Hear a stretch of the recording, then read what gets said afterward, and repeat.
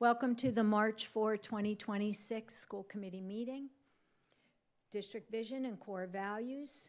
District Vision: the Barnstable Public Schools educates the whole child by creating a student-centered school culture that addresses students' physical, social, emotional, and academic needs by creating a safe and healthy learning environment in which students are challenged, supported, and engaged. Core Values: in Barnstable Public Schools, we value commitment, collaboration, and community. Commitment: we are dedicated to the continuous learning for all and growth for all. Collaboration: we work together while keeping student needs at the center of all decision-making. Community: we build strong, respectful partnerships that support student success. Item 1.2, statement by the chair: audio or video recording of meeting. This school committee meeting is being recorded and broadcast on the Town of Barnstable's Government Access Channel.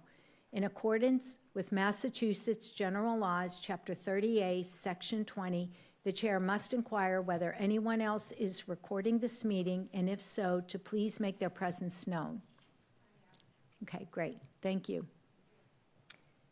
Item 1.3, Pledge of Allegiance by our Barnstable Community Innovation School student envoys: Lexi Allen, Thomas Mack Field, Eliza Bueno, Alid Samedi.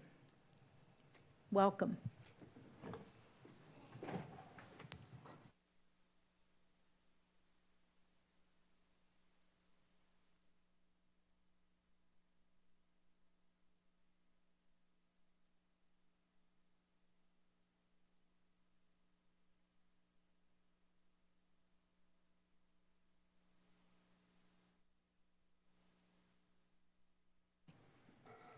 Thank you. Item 1.4, Envoy Report from Barnstable Community Innovation School students. Okay, who's first? Mac? Is that Mac? Well.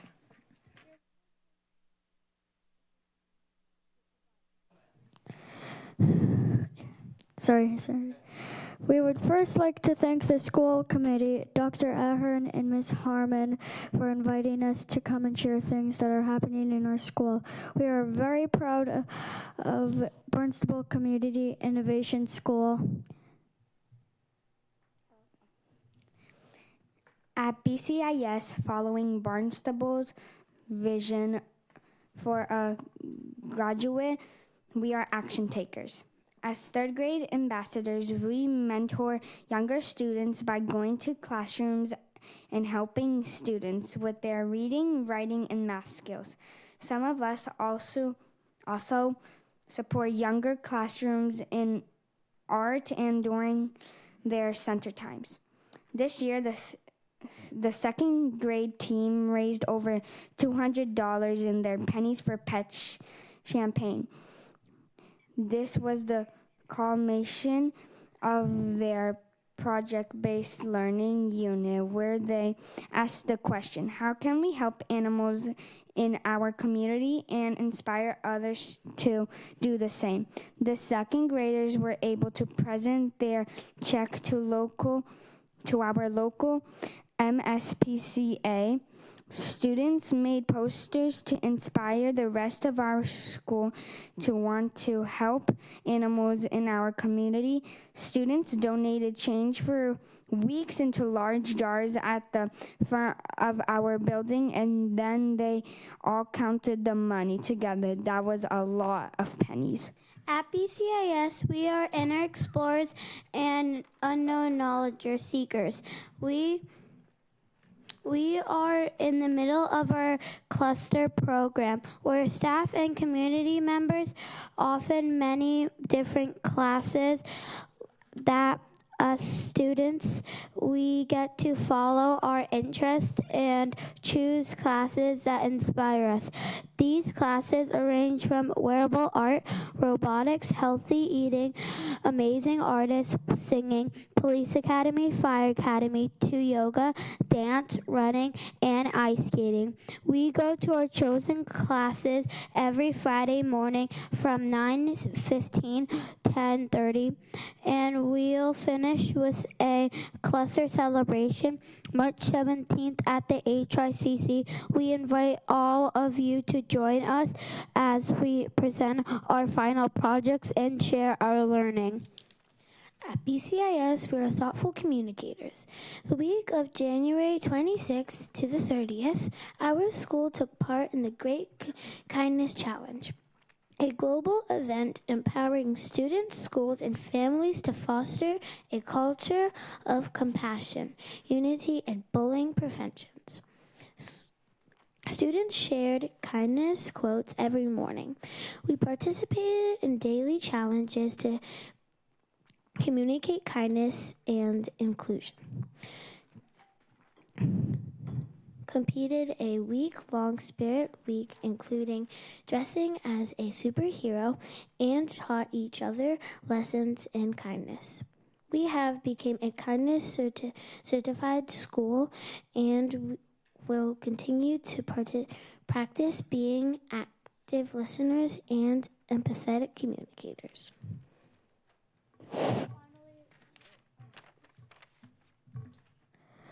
Finally, we would like to invite you to the BCIS first annual talent show. It will be held tomorrow night at 5:30 p.m. in the night auditorium at the high school. We have almost 30 acts and that are a mix of students, siblings, and students' families. We are a talented bunch of BCIS owls and would love for you to come and enjoy the show.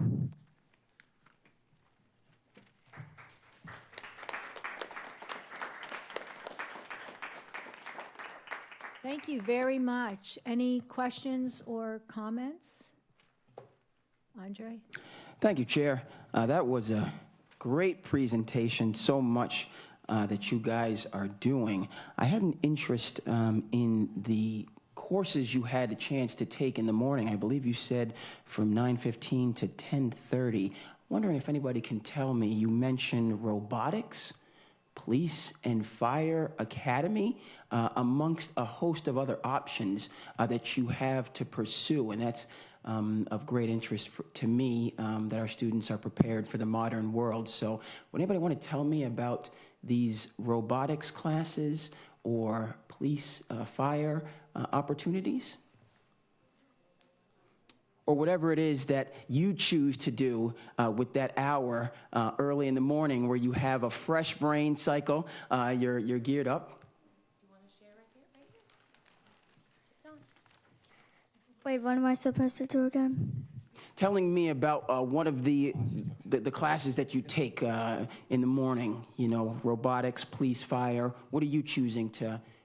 Well, I'm following in robotics, and we've made catapults and a Lego any surface rover, and that's basically all we've done in the past month or so. Wait, 2 months. How about you? And I'm doing ice skating in clusters for an hour every Friday. And we've learned how to ice skate really well, and if we need help, we ask the teachers for. Did you have a further contribution?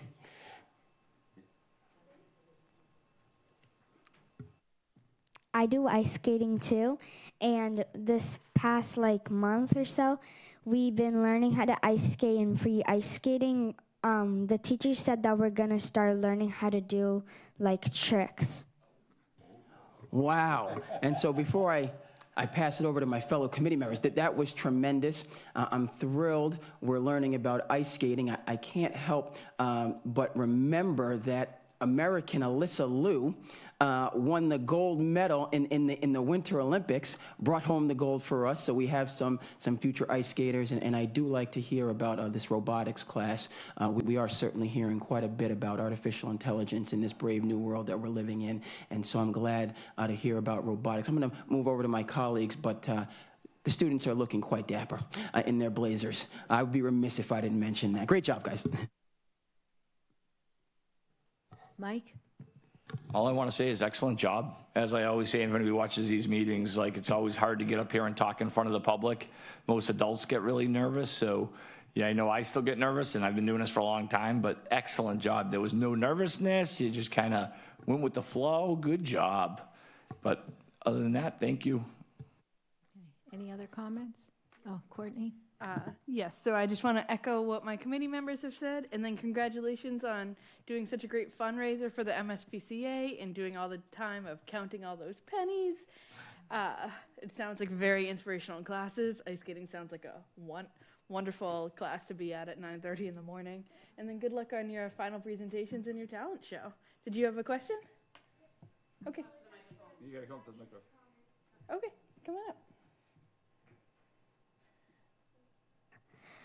My mom was actually an ice skater, and she won like many medals, all the way Wonderful. from bronze all the way to gold. Congratulations, that's so exciting.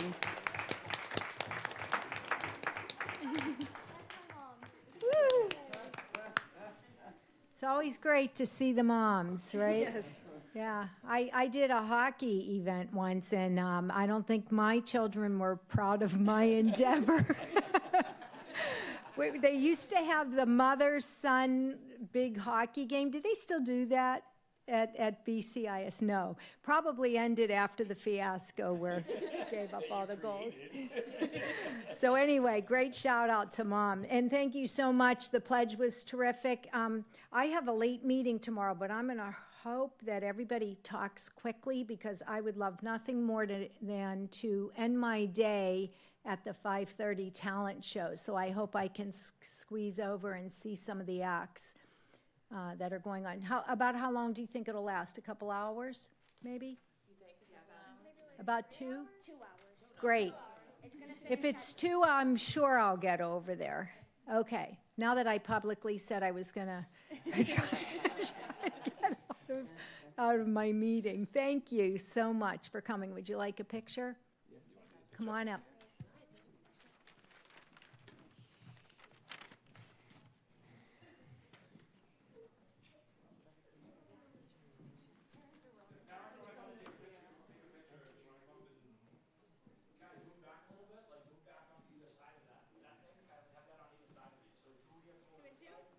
Oh, there he goes. You can see the perfect. Thank you. Go.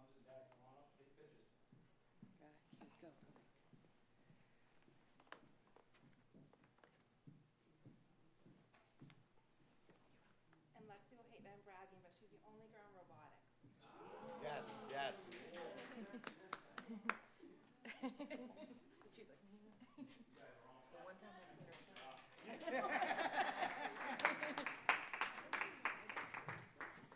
I was gonna say that too. Have like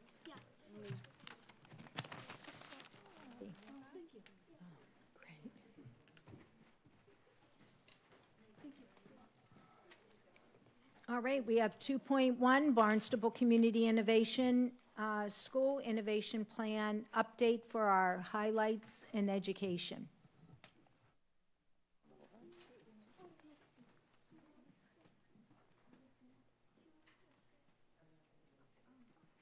Right now. And it's not as exciting. But what I figured I'd do, because the last time I came to speak was the innovation plan renewal, is I would give you an update on what's going on. If you look in the link, there is a copy of, I gave everybody our measurable goals. So what we have our goals for and how we're going to meet them. The things that we're working on are our Barnstable Community Education Fund. We have our 501c3 established. We actually have our first fundraising event that will be the last Saturday, April 27th, after the April break, and we're going to do an Oyster Fest. We're partnering with Cape Cod Oyster. It's going to be at Neptune's. We'll be sending you formal invitations, and we're very excited. The other thing we're doing is we're working on our dual language. We have established monthly dual language meetings with a team with Karina De Silva, Maura Shanahan, faculty from our building, and Cody from the high school. And we're going to be working on setting a strategic plan to open the dual language program. Karina and I took a week-long summer seminar or course through MABE, which is Massachusetts Association for Bilingual Education, and we learned a tremendous amount. We also learned that it's a tremendous task and now know what we need to do. The other thing we worked on and we're establishing is our partnerships with Stonehill, Bridgewater. We're working with John French and Cape Cod Community College. And with Stonehill, we actually worked with Stonehill this summer to write a grant for creating a bilingual educational hub within Barnstable Community Innovation School that's open to the district and actually the rest of the Cape. We didn't get the grant, but I now know after attending the summer-long conference that if we're looking for monies from 181 through Massachusetts, we have to go at it a different way. That's really all allocated to dual language. So now we know more, we figured a lot out. We're going to apply again through some different grant opportunities as well. With the partnership with Stonehill, some of my faculty attended a conference sponsored by Stonehill, and we created a partnership with a nonprofit organization called Exceptional Lives. This is a group that works with families, students, and educators to help in the special education field. It helps bridge that gap between education and how special education can be overwhelming and daunting, and with families. So we've created a partnership, and we're going to pilot their IEP Welcome Kit program. And what it does, it makes everything extremely understandable, approachable, and much more translatable when we're doing it into multiple languages. So really excited to start with that. Our school, our final thing is we've reinstituted our cadres. So our cadres are instructional leadership teams. We meet once a week. We went through an entire vetting program to choose the subjects that meant most to us and went with our school improvement plans.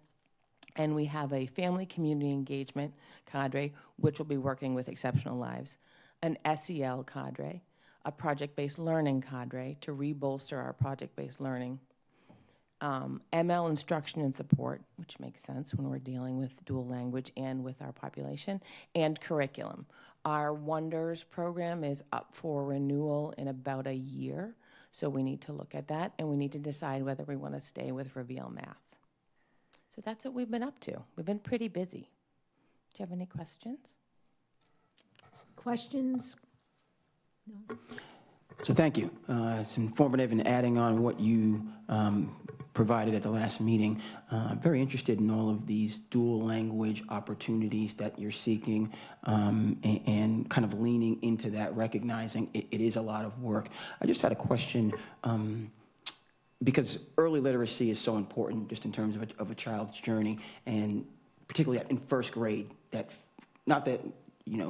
getting off to a good start and just building that momentum, so to speak. So how does dual language parallel with early literacy? How are they in terms of our students? Like if a student, obviously if a student is learning a new language, it's going to take some time, but that proficiency in the foremost language, and getting the students off to a good start. How are those working together? They actually work, all research has shown that they work in tandem. And when you're learning a new language and foundational early literacy, it works concurrently. So in the past, very often you would have, I'm going to flip it and say you would have a non-English language learning student, and they come and they were told only learn to read in English. That's not how it works. It actually works better if they learn to read and write in their own native language and English. So it seems to, as a grown-up, probably daunting. It actually embeds foundational literacy in a stronger connection. Thank you. That's quite helpful. Any other questions? Questions? All right, thank you. Thank you so much. I look forward to watching the dual language program emerge. And I'm very familiar with the Exceptional Lives, so that was a nice good. partnership too. Oh, so excited, so excited. Yeah, great. Thank you Thank for you. all your work, and extend our thanks to your staff. Absolutely. Thank you. Thanks. Have a good night. Thank you.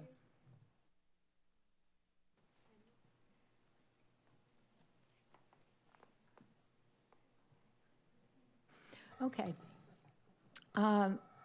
Routine business, item 3.1, student envoy report.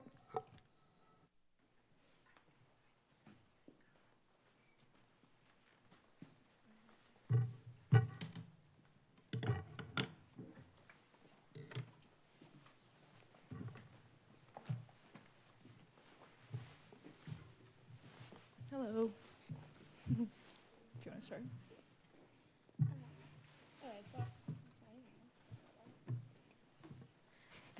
Sorry we couldn't make it to last meeting, but thankfully Leah was here. She couldn't make it tonight, but we have a lot to talk about. Do you just start with the winter break with the week one? I mean, well, to like address the biggest situation, we had 1 week off of school, which was a blessing for some students, but I guess in the end, it's kind of just like a little bit of a conflict, of course. And of course, that's nothing we can control because it's a natural disaster. But I think it's worth highlighting that we'll be missing, we did miss a week of school, which is a little bit difficult for a lot of our classes just to get teachers back on track because they messed up maybe their lesson plan, especially for AP classes, as that follows a strict schedule, just because we have like testing in May. So I think it was worth mentioning just that with that missing 1 week of school, it made schedules a little bit more tighter and is going to affect like lesson plans in the future. And since it like skipped over week one, a lot of we had to come up with stable time, and like some teachers who thought we were going to have week one now had to adjust for week two. Yeah. Winter sports. Also, winter sports, hockey as well as basketball, made it made it far in their playoffs, but unfortunately, with very good last games, they're no longer like in the playoffs. But it was very good, I think, end to the season for both basketball and hockey specifically. I was at the last hockey game. I think she was at the last basketball game. And it was just such a great way to end the season, such a great like community, and just being at the game, it was such a great, I felt like a great connection to like just our student section, everyone who was at the game. It was an amazing place to be. And we're also having a rolling rally during our stable time this Friday to celebrate all of the winter sport athletes. So we're going to, every team will meet and have a sign with what their sport is, and everyone's going to do like a walk around the school where everyone watches and cheers them on, which is, I think that's a really great way to like spread just like school spirit, since it's kind of been lacking every year, just decreased a little bit, but I think this is a really great way to bring that back. Yeah, and I think that we've had rolling rallies throughout this year, and I think it's been such a great way to get more students involved, because not every student really keeps up to date with like the sports and whatever's happening in that kind of area. So being able to recognize our athletes at the school, as well as like maybe introduce new students, like maybe 8th graders, freshmen, to sports that they could potentially be a part of, is just a great way to bring attention to that. So yeah. Another thing about the stable time is that it's kind of been confusing for everyone, teachers, students. Sometimes it's planned really well and like announced how it's going to run very well, but other times it's not, and then you don't know where you're going or what times you're going at, or if you have to sign up for something, or if your class is going, if you're going by yourself. So that has been very confusing in the past. But this time we're going to have a very specific schedule, which is good. And they have been doing a good job at having different activities for people. So, like, if you want to do a study hall, you can go to that. If you want to do, like, ceramics, yeah, you can go to the ceramics room and do ceramics. You can play sports. So there's kind of something for everyone to do, which is really nice. Along with that, with clubs, I've noticed every year there has been a decrease in participation throughout the year. So in the beginning of the year, there's always a ton of people that come to the clubs. They show up, first meeting, join the Google Classroom, like, want to help, want to make changes, want to do all this stuff. And then next week, a few less people come. And then by the middle of the year, we have, like, every other meeting is canceled because no one can go, or it's just no one goes. And then it's harder for the club advisors, too, because they're trying to help. They're trying to do stuff, and they need the help of the students because we're the ones that are wanting to be a part of it, and that we really are the ones that run it. But they are just left on their own, which is really difficult for them. Yeah. And something that I think has been, like, beneficial to increasing club involvement has been the club fair. I don't remember if we did it. I'm pretty sure we did it this year, but I think maybe making that a little bit more frequent, we could use that during the stable time just to like engage activity, like push engagement for our clubs would be very important. Also, another thing that I think is really important has been, like, we had a meeting with the commissioner and our meeting with with the superintendent. Those are helpful because there's definitely a lot of positives and negatives, like, that we share here that other people have, and they have different perspectives that it's kind of hard to know who to tell to make that change. And so it's definitely beneficial to be able to be like, okay, sit down and just, like, talk about your experience to someone that you know, like, is wanting to hear your feedback. Mm-hmm. March Madness. We'll also be hosting our annual March Madness next week, so we'll have a bunch of spirit days, stuff like, I forget off the top of my head, but we have, like, meme day, pajama day, and a bunch of other different themes throughout the week. And we'll also, as a senior class, we'll be hosting the dodgeball tournament, and we'll also have other sports like volleyball, soccer, and dodgeball. Dodgeball, and yeah. And then the week after, on the 16th, spring sports start. So that's really exciting. There has been a lot of coaches that have left this year, which obviously that could just be timing. Like, coaches are going to quit. It's going to happen. But there's definitely been a, like, mass lot of quitting. I know for track we lost 3 coaches, 2 volunteer coaches. For tennis, they lost theirs. Softball lost theirs. So, and luckily, like, I know tennis was able to find a coach, maybe softball. But it's definitely hard, especially right up to the deadline. Like, I know for track, I don't know if we even have hired an actual coach, at least for girls. So, and that starts in 2 weeks. So that's definitely, like, a challenge that the sports are facing at our school. Yeah. And also, I think this is worth mentioning, I'm not too sure. I have friends who are on the tennis team, and they've just, with that issue of, like, not knowing the coach, there's also an issue of, like, the tennis courts. Of course, it's amazing that the tennis courts are being remodeled, which is obviously going to be beneficial in the future. I just don't know if there's been, like, an issue with finding, like, a place for them to practice right now.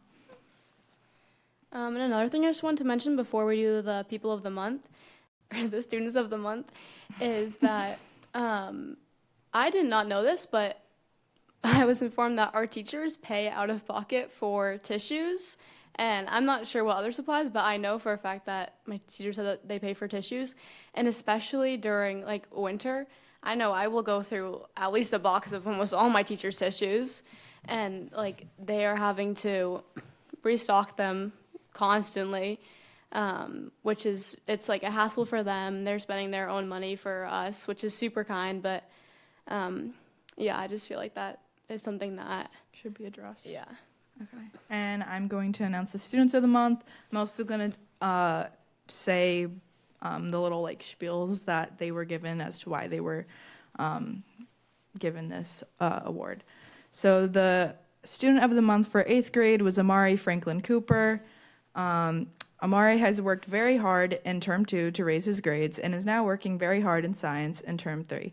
He shows his teachers that he wants to do well and will try hard no matter what.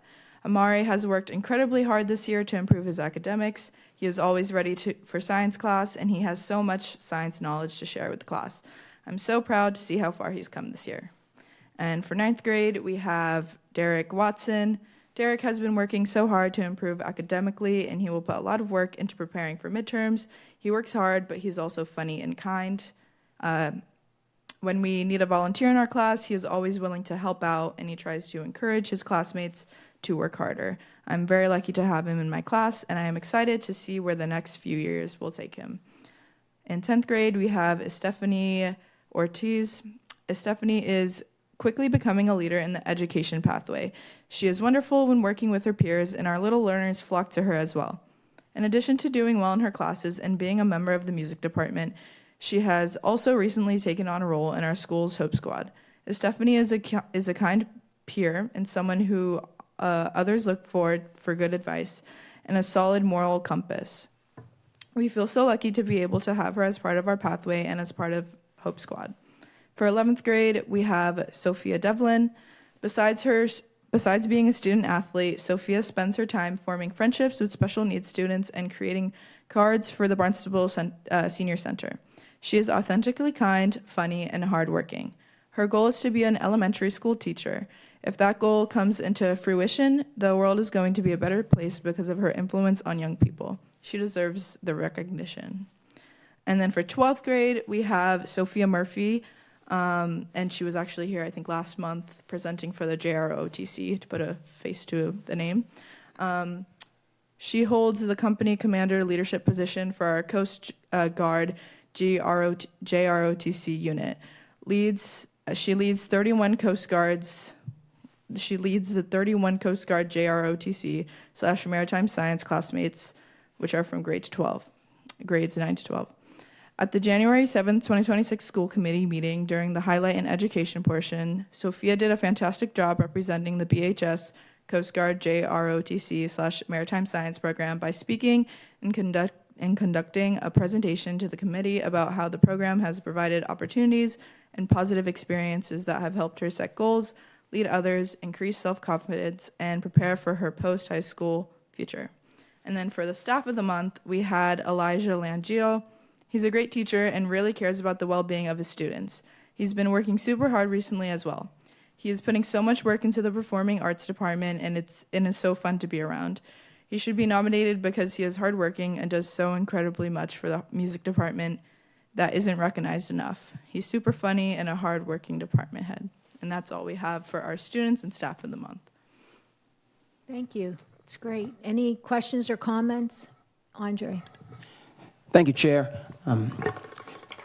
Very informative. A lot that you provided that I just want to look at.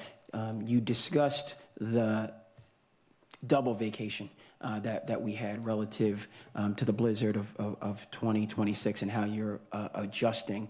I'm interested in how our students across the board, but our seniors who have AP testing, our students have MCAS testing. There's certain deadlines that are not sensitive to the fact that the South Coast missed an additional week. And so we're navigating a number of things, but I want to make sure that our students have the resources and the confidence, right? Because it's difficult to study for your AP exams if you don't have power and heat for half of a week. It wasn't a vacation for a lot of us. It was trying times. But thank you for bringing that up. And then, it's a sprint, right? We come back. It's good to be back. It's good to be inside with heat and power. But we're sprinting to make sure that we check off these important indicators. It's great to hear about the rolling rally. going on in this school. Takes me back, went to Barnstable, played sports at Barnstable, Red Raiders in those days, Red Hawks today, but rich history in athletics going back decades. And I'm glad that we're leaning into that. And you noted how that's affecting some of the other students. Love to hear about engagement and increasing engagement. And the students recognizing the importance of that in-house and then community-wide. Again, it's just an absolute no-brainer, keeping people engaged, enthusiastic, and I'm glad to hear about that. We'll look into this tissue circumstance, and I'm glad that you bring that up because those are right. We're here, school committee, looking at the macro, but the macros also has to look at the micro, right? The day-to-day, and those of us, yourself would remember, I was a teacher during the pandemic. So we certainly found masks for everybody because that was a big deal if you didn't have your mask on. Making sure that the teachers have tissues in the classroom, particularly during cold season, flu season, all of that. I'm glad that you talked about the Students of the Month. I'm looking forward to hearing about that going forward, that we have these, right? I'm for celebrating success. I'm for acknowledging hard work and achievement, right? I know there's a discussion about honor roll too, but because when you're not doing what you're supposed to be doing, people are certainly going to tell you. All right, so we need it on the other side. And I just wanted to note, and you talked about all the students across the grades, as well as a teacher, but Stephanie Ortiz with the Hope Squad, amongst the other outstanding in terms of what they're doing, checking in on people, mental health, as you're going through these things. Sophia, a student athlete that wants to be a teacher. Well, we certainly want to grow our own here in Barnstable. All right, and so I know other of our outstanding student athletes are interested in careers and education, and that's wonderful to hear. And then our senior winner, Sophia, who was outstanding in terms of JRRTC. So that's great. And so we're doing the rolling rally.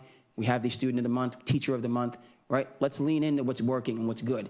Okay, there's certainly plenty of conversation when things go wrong, and we will address that head on. We're not going to run away from anything. But when things are going right, just people to know to get that enthusiasm and the confidence. So if you could just talk to me a little bit, I said a lot because you provided a lot, just about how you're feeling going into some of the testing that we have coming up, even though we've been out. Yeah, I feel like it's definitely a lot of pressure gets put on the teachers to fit in that curriculum into their lesson plans, and probably will end up just having more homework further on down the road. So I know for some of my AP classes, they're trying to make it so that we won't have homework over April break, but now we'll probably take that week and push it to the homework for April break, or just adding on a little bit every day until we're back at the same pace that we're supposed to be at. Yeah, and I would just say what she said, that we're just going to be at a faster pace for now, and I guess teacher and students are just going to have to adjust to that, even with the added pressure of trying to finish the curriculum up until the testing in May. Any other comments? Courtney? Just a couple things. I appreciate you guys bringing us to the attention of all the things that the teachers do too, because that was something we didn't know, and I think it says a lot that you care about that. And for any teachers listening, thank you for all the dedication you have for your kids. And then in terms of your AP stuff, I know it doesn't seem fun, but if you do have to study over April break, I promise it is worth it to get that college credit. That April break's fun, but having college credit for free is definitely worth it. So push through, and you could do it, and you have our sympathy. Good luck. Thank you. Thank you so much. I think you covered a lot, covered everything. And good luck with getting ready for those. Thank you. Have a good night. Thank you. Item 3.2, public comment. Public comment will be limited to 3 minutes per individual and 30 minutes total. Public comment at a Barnstable School Committee meeting is limited to Town of Barnstable residents and taxpayers and Barnstable Public Schools employees, students, or family members. Speakers will be allowed up to 3 minutes to present their material and must begin their comments by stating their name and town. An extension of the speaker's time may be granted at the discretion of the chair. There will be no debate or action taken on public comment items. The committee will take items under advisement, or the individual will request an item to be placed on a future agenda. The chair will also allow public comment at her discretion during the meeting. Welcome.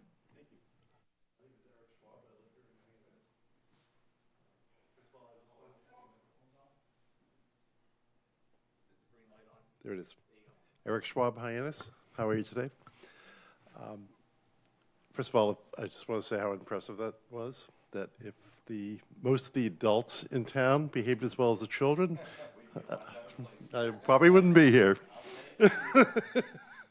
So I'm here to speak about the shelter. I live right behind High West, just a few blocks down. And the entire neighborhood is very concerned about the move of the emergency shelter from downtown area, close to the hospital, close to the services, to West Main. And I understand from speaking to Kathy that you're feeling information deprived, as many of us are as well. So I just want to call to your attention a couple things about the shelter, so that when you do speak to the Housing Assistance Corp, you have some context to deal with. First of all, they don't own the shelter, they own the building, right? The shelter itself is operated by the Catholic Charities, so it's very important to distinguish that because Housing Assistance Corp has been soliciting funds from around the Cape from other towns to finance the renovation of the shelter on West Main Street. And there's been a blurring of the line between the property owner and the operator of the shelter. Second of all, I want to say that there are no educational programs currently at that shelter. They simply don't exist. And I've confirmed this several times. So the notion that the Housing Assistance Corp is exempt from local zoning by virtue of the Dover Amendment simply is not true. And you need to challenge them about why they're coming before you and why they feel they can disregard your concerns, because they will disregard your concerns. They fully intend to move that shelter. We've done just some small calculations, informal calculations. That shelter will be less than 400 feet from High West. And my understanding is that they need to be further away. I mean, we can argue about how far, but some people have said to me 1,500 feet.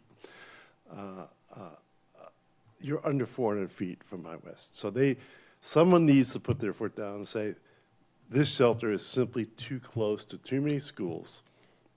And if you've ever been, I spend time on West Main Street, I live there, and you might notice that most of the people walking on West Main Street are kids, walking between schools, going to get a piece of pizza.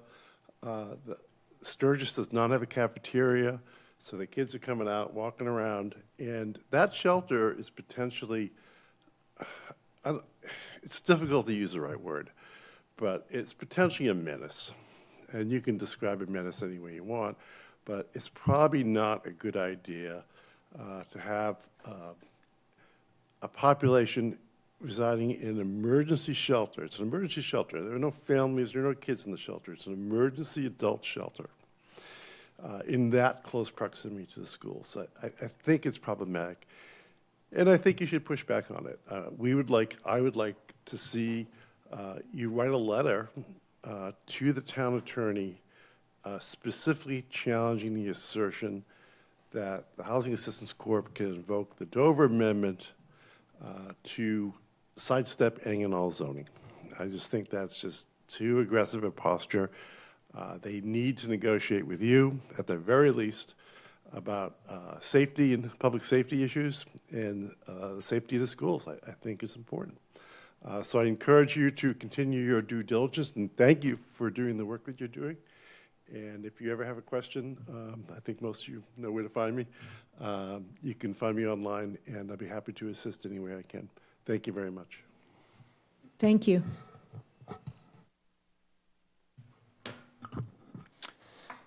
Good evening, friends. And I will echo a lot of what Eric said. I won't bore you with the details regarding the can you Dover. just state Oh, your I'm na- sorry. yeah, Sorry your about name that. and Yep, my time. name is John Julius. I live in Hyannis. I've been there since, I don't know, 1997. So I do have standing, as they say. I don't have children in the schools, but I do pay a lot of money to the town in various taxes, and I care about the children in the town. And that's my main concern for being here tonight. Housing Assistance Corporation has no business whatsoever moving a homeless shelter from over on Winter Street to 460 West Main Street, which is directly across the street from a brewery. That makes a lot of sense, right? It's less than, as Eric said, I've been saying, 1/8 of a mile to High West. It's in between Sturgis and Barnstable High School, and I'm sure all of you know, I drive up and down West Main Street probably 7, 8, 10 times a day. And the children are all up and down, all over the place. And Housing Assistance Corporation wants to move a homeless shelter over there in the midst of all that. That is insanity to even remotely think of this. You know, and I've asked around town. I have a lot of friends in this town. I have asked for some of my friends in Centerville, Cotuit. I have a friend in Osterville, 2 friends in the Mills. You know something? I asked 12 people that I know, and not one knows about this idiotic, stupid move of a homeless shelter. So I'm hoping that you, and thank you very much for all that you guys do, but I'm hoping you can jump on the train and be vehemently opposed. Housing Assistance Corporation needs to go find another location. In fact, I got a great one for them, the old Cape Cod Potato Chips building. That's a great place. And you know what? I've been in this town. I come to this podium, town council meetings. I speak.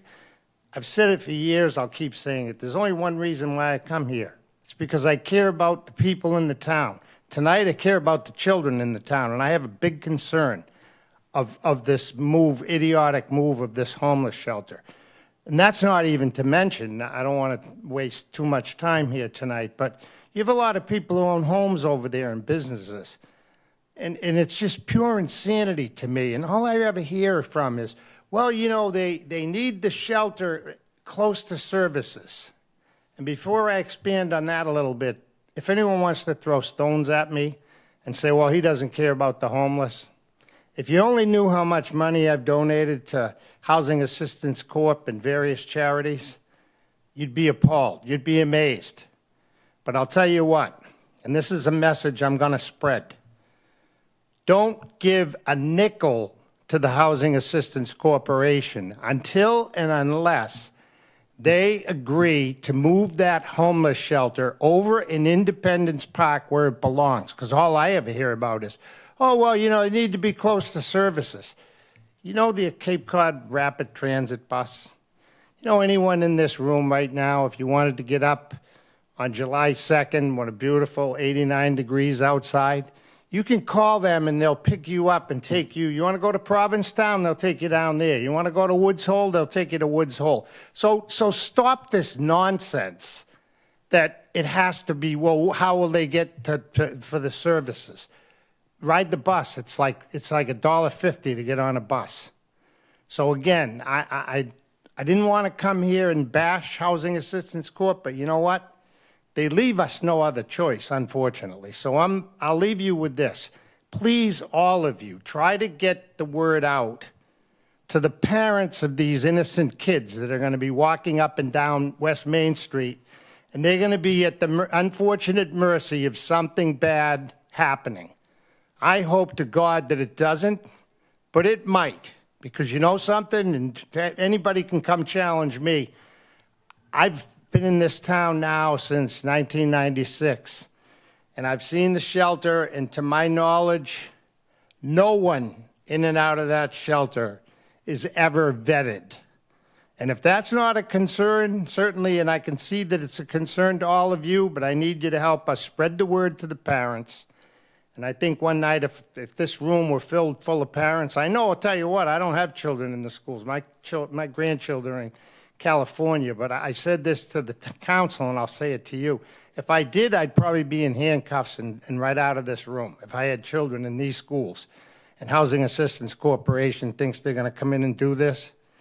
It's ludicrous. So again, thank you so much for all you do. Thank you for allowing me the opportunity to speak.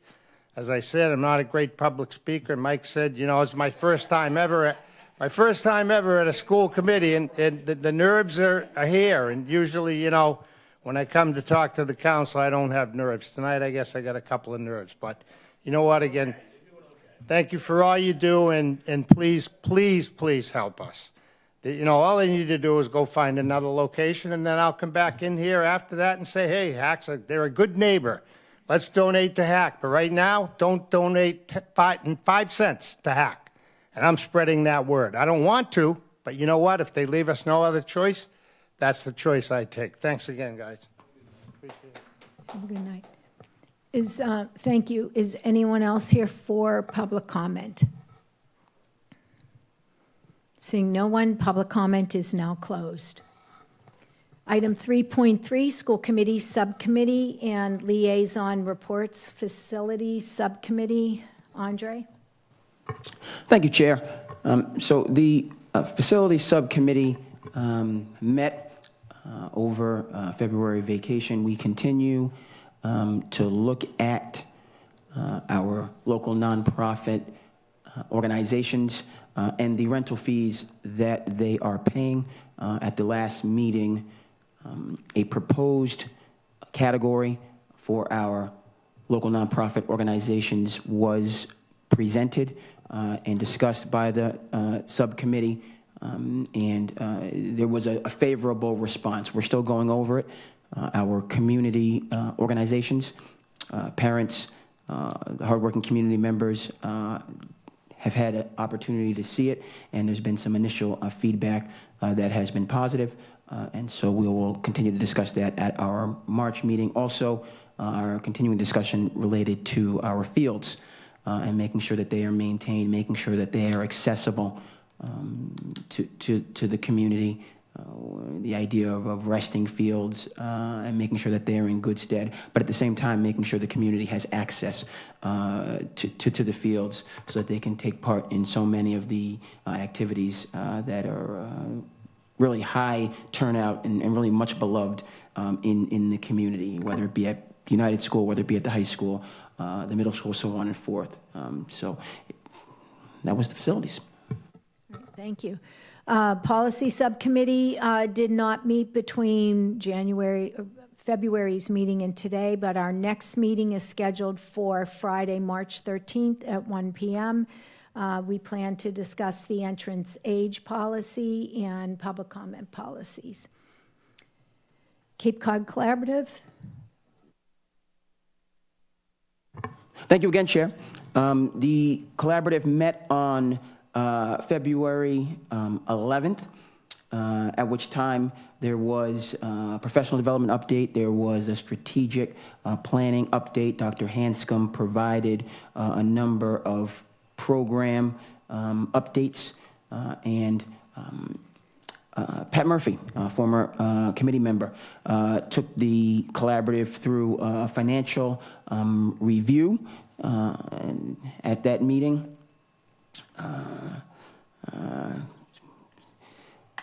Regular business. And so those were the primary items on the agenda during the February meeting. Again, just to clarify, there was an executive director's report, professional development update, strategic planning update, program updates, and Pat Murphy took the collaborative through a financial review. Thank you. The Wellness Committee? So we have a meeting. We didn't have any meetings in the last month. We'll have one in the next month. So I'll give an update next month. And I'm going to just do the CPPI. Go ahead. CPPI, just remind people that's about early childhood preschools in Barnstable and a grant. They have a meeting tomorrow that I can't make, but I'm going to be meeting with the chairman of that committee separately at the beginning of next week. So I'll have an update on that at next month's meeting too. Thank you. Item 3.4, school committee comments. Andre? Thank you, Chair. I want to thank those community members that came out to speak to the shelter. I'm going to start there. Just helpful commentary and making sure that this information gap, doing more and more to close it and to get the information in the hands of the community, in the hands of myself as a committee member, us as a committee writ large. That has been something I've heard from many community members, and I just want to address some of the things that I've heard, that you've heard right here relative to the shelter and its placement. West Main Street, there is just a tremendous amount of foot traffic on that road. And the community members that reached out to me directly, took time out of their schedule to reach out to me directly, that live in that area, spoke to the fact that, you know, their kids that are in the school or were in the school are up and down West Main Street just on a regular basis. You know, and so that, to start with, just jumps off the page for me. It's just clear. You know, when you're in this community, it's a major thoroughfare. I know that it's been cold outside and we haven't, but, you know, when it's nice outside, you just see, it's great. The kids are walking home from school, they're walking to school, and I'm speaking about Barnstable students first and foremost, the high school, the intermediate school, Hyannis West, but Sturgis West as much. Those students are up and down that road, and it just does not, I'm not seeing how that is going to work should the shelter go there. Quite familiar where the shelter is on Winter Street. And again, what community members are saying to me, what I see on a day-to-day basis, you just see a number of, you know, our neighbors in need on Winter Street just sitting outside, you know, for parts of the day, so on and forth.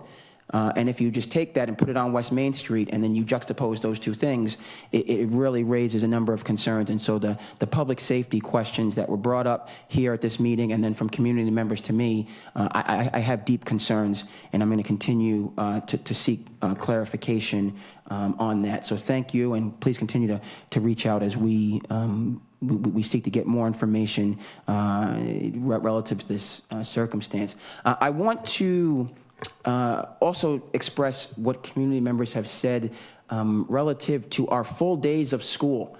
I received feedback that, you know, obviously we missed an entire week. All the districts on the Cape missed an extra a week of school, and how far that's going to take out the school year. And if there's the opportunity to look at our calendar and kind of come up with some creative solutions in terms of the days that we have off, do we actually need those days off? So I appreciate that feedback. There is a recent parallel for this. A school district, Newton, had a prolonged labor dispute. Almost positive, but I will come back. I believe it's Newton amongst the districts. But their February vacation, they just said, you know, we've missed so many days of school going up to February vacation, we're just not going to have February vacation because we need to get all these days in. Is that what I'm proposing? No, it's not what I'm proposing. But I'm simply saying that there have been creative solutions when districts have found themselves pushing up into July to just make sure the kids are in school and in school for full days, and that we can get the school year done in a reasonable time frame. So thank you for that feedback, and I look forward to hopefully learning more about this, some options that we have in the calendar. I'd be remiss, and our student envoys noted, just our student athletes and our families, and I'm going to talk about it within my my comments, but just specifically our sports teams really navigated, not specifically because everybody was navigating, but our sports teams that qualified for the tournament didn't have a place to practice for some days. And so they had to find venues to practice, and then around Wednesday, power was restored on West Main Street that I understand. We had power on West Main Street on Wednesday. Those businesses were open. But the hockey team, and I was at the game against Walpole, it was a tremendous game, but they had to practice in Dennis on Thursday, and then they were able to get over to HYCC back on their home ice on Friday for a game that they won, moving on to the second round. It was a great game against Walpole on Monday, 4-3 loss, but they played tremendously. But I'd be remiss if I didn't note our boys basketball team. that was one of 7 teams that qualified for the playoffs and the only team that had to play at an offsite. So our boys basketball team really, in the midst of all this, we had school that was out across the Cape. So all the Cape districts, but of the 6 other districts that were out, all of those districts that earned home games were able to play those games at home. And so our boys basketball team, having to play at an off-site, they navigated it. The game was at HYCC. Thank you so much to HYCC for allowing this to take place. So they didn't have to go far, but it wasn't a home game, but they didn't have to go far. The student, they're familiar with playing there. And it was a tremendous game against Shrewsbury. They came back and were able to get the victory. And so just note our sports teams, and I'll be speaking about the tremendous work that was done at our emergency shelter and just across the district in my further school committee comments, my slides, but I just wanted to note those. Any other comments? Mike? Thank you for the 2 gentlemen that came out for public comment. I guess I'll save it for the end when as I asked last month, I would ask that we have that be put on a future agenda, and I know that's coming up in the future agenda part, but I would like to have a public conversation about that, and I guess I would also like to get an update as to kind of what's happening behind the scenes as far as talking to the attorney, stuff like that. Where do we stand, stuff like that. So I don't know if that. I would think Kathy, you may want like just make it an agenda item because I think there's a lot of comments and I have a lot of questions. Not even about the situation. I have my own opinions about that. But more about where do we stand legally? Can we, I'm hearing things that we can't get involved, and I've also now been told that we can get involved. And as a school committee member who represents the people of the town of Barnstable, I don't even know where we stand at this point. So I think, and I don't really care, Kathy, like if it's an agenda item or like if you just want to talk about it, because I'm sure you as the chair and Sarah are doing stuff behind the scenes and I know it's, having been the chair for a long time, there's sometimes you just got to wait until you can bring it out, and I get that. But if you could even just kind of give us an update, even if it's not in public, about where we kind of stand. Well, you can't because that's violating the open meeting law. But I just kind of have a lot of questions because even the information, because I've had, like Andre, I've had, and I'm sure we all have had a bunch of people reach out to us. And it seems like every person I talk to kind of, some of them are completely saying different things than other people are saying. So I'm not even sure where I stand as a committee member or we stand as a school district. So that's kind of my confusion at this point. So I don't know if it's an agenda item or if it's just a clarification. I don't know. That's kind of what I'm asking for as a school committee member. Other than that, that's all I have. Thank you. Thanks, Mike. Courtney? Yes, I just wanted to say part of my other job gig, I just participated in the Barnstable Youth Commission job fair this afternoon, and it was a tremendous event with a lot of Barnstable students there. It happened from about 2:30 to 4:30 today, so I just wanted to thank Peter Bertling and the entire Barnstable Youth Commission for putting that on. I think it's a great resource for our Barnstable students from other schools, and as an employer, it's very helpful to be able to meet all the great students in Barnstable in that capacity. So I just wanted to thank the Barnstable Youth Commission for that event. All right. So I'd like to start off by expressing my appreciation to Superintendent Ahern during last week's blizzard and for the school closures.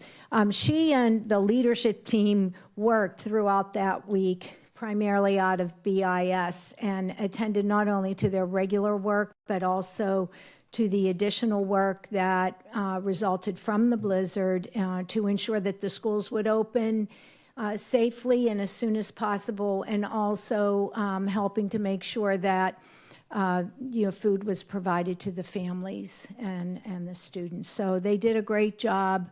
I think we're all done with the blizzard right now. Superintendent Ahern and I did have an initial phone call with HAC. We have a follow-up meeting scheduled later this month to address your specific concern. I do hear that you want this on the agenda. until we can have a conversation and get some facts and information, and see if they will accept an invitation, It's not only them. They're only part of the puzzle. I also would probably invite, personally, I would also like to talk to our school attorney about what are our legal options. Is it like we can't do anything? Is it we do have, I mean, this gentleman's saying it doesn't, and the only opinion I care about is our attorney. So more that, you know what I mean? Just kind of, and I understand, and I'm not saying do it next month. That's not what I'm saying. I agree. You have to wait till all the pieces of the puzzle are together, but I also don't want to wait for so many puzzle pieces to get together that we do nothing and like, oh man, we could have, but it took forever. More partial information is better than no information. And that, you know what I mean? And as we get information, I certainly will, make sure that we have it on the agenda. We just don't have anything to put on at this point. And we have our school committee roadmap, which is basically school committee goals looking towards the future. Sarah and I met on February 18th, and we reviewed the roadmap for our action items. There's an update report posted on diligence. We have made progress, and we are addressing some of these items, and we do have some additional action items for each of the 5 areas. So that's in diligence for you to review. And that's it for, Yes, thanks, Chair. I did. One second. Courtney, did you have one other thing? Sorry, I think we also wanted to make sure that we thank Sarah for all of her hard work. Sorry. We forgot about that, but we really appreciate your leadership during such a crazy time that I'm sure you might have been out of power to, and your leadership was very much appreciated. And I just wanted to shout out, I know we have someone in the audience, I believe it's the head of DPW. Kelly, your Facebook updates were very entertaining to watch, and I appreciate what you put out there. All right, Andre? Yes, I echo that sentiment for the superintendent and the leadership team and what they did. And I did see those updates. I did not have power, but I enjoyed them. I'm just going to get the clicker.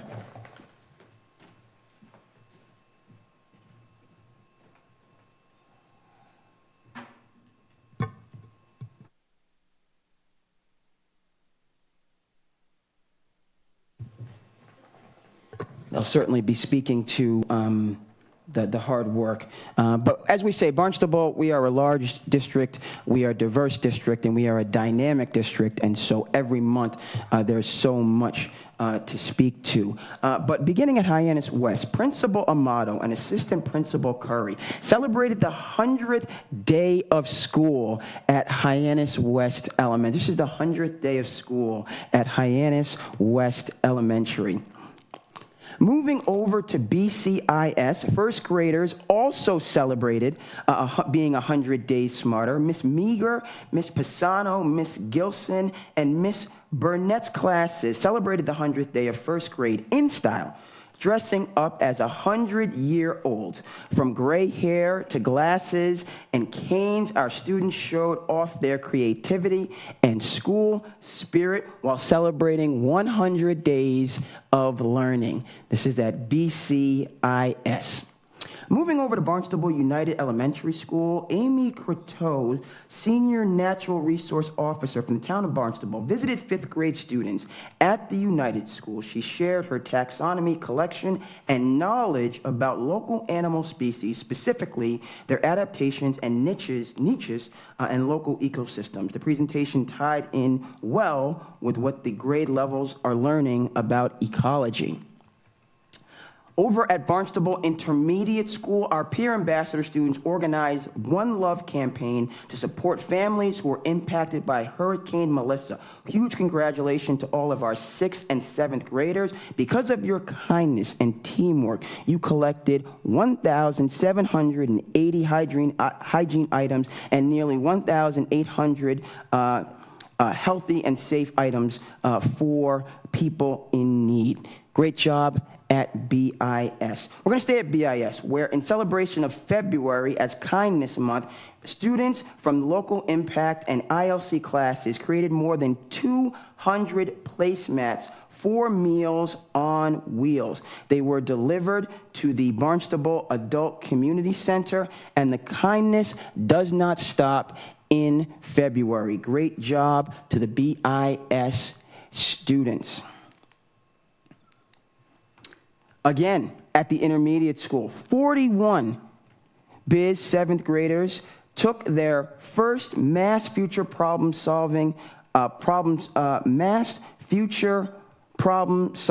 qualifying problem and absolutely crushed it. I was informed that these students went from nervous to nailed it. They most certainly did a great job. Now we're going to move over to Barnstable High School, where 92 Barnstable High School students, 22 teams, and 4 individuals competed in the Massachusetts Future Problem-Solving Qualifying Problem. They're especially proud of our seniors who participated in the FPS since 6th grade. Up next, 41 students, and our 7th graders will compete for the first time. This year's topics will explore the future of video games, VR, AR, artificial intelligence, and gamification. Great job, problem solvers. Staying at the high school, rehearsal day saw our music students gearing up for the Cape and Islands Music Educators All Cape and Islands Festival that took place. They'll represent Barnstable High School along with 200 students, musicians from across the Cape and Islands, working with renowned New England conductors. We're so proud of their dedication. The concert took place in February, and these are the students participating in the Cape and Islands All Cape Festival. Great job.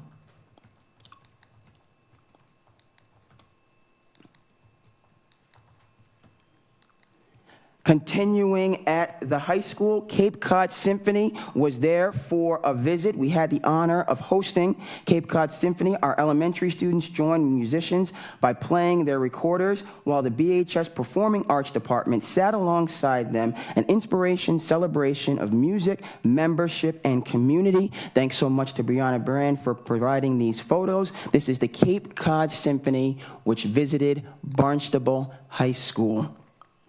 Outstanding. A couple things from the governor, but first of all, I'm glad to note that we're all smiles in Massachusetts as we're once again #1 in the nation.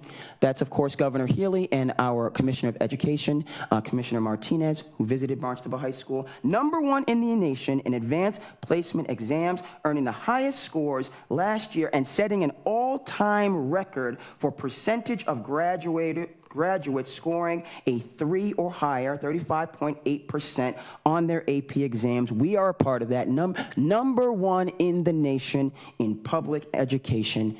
Outstanding. Courtney, as you noted, this took place today, the job fair, right at HYCC, and so a great opportunity to start getting ready for the spring and summer months. Skate on Over is going to be taking place at HYCC coming up for some of our students from Centerville Elementary. This will be later on this week. And next week, the Encore Night is going to take place at Barnstable High School. Just speak a little bit to this tremendous event featuring contemporary ensemble bands, alumni bands. Love to hear that.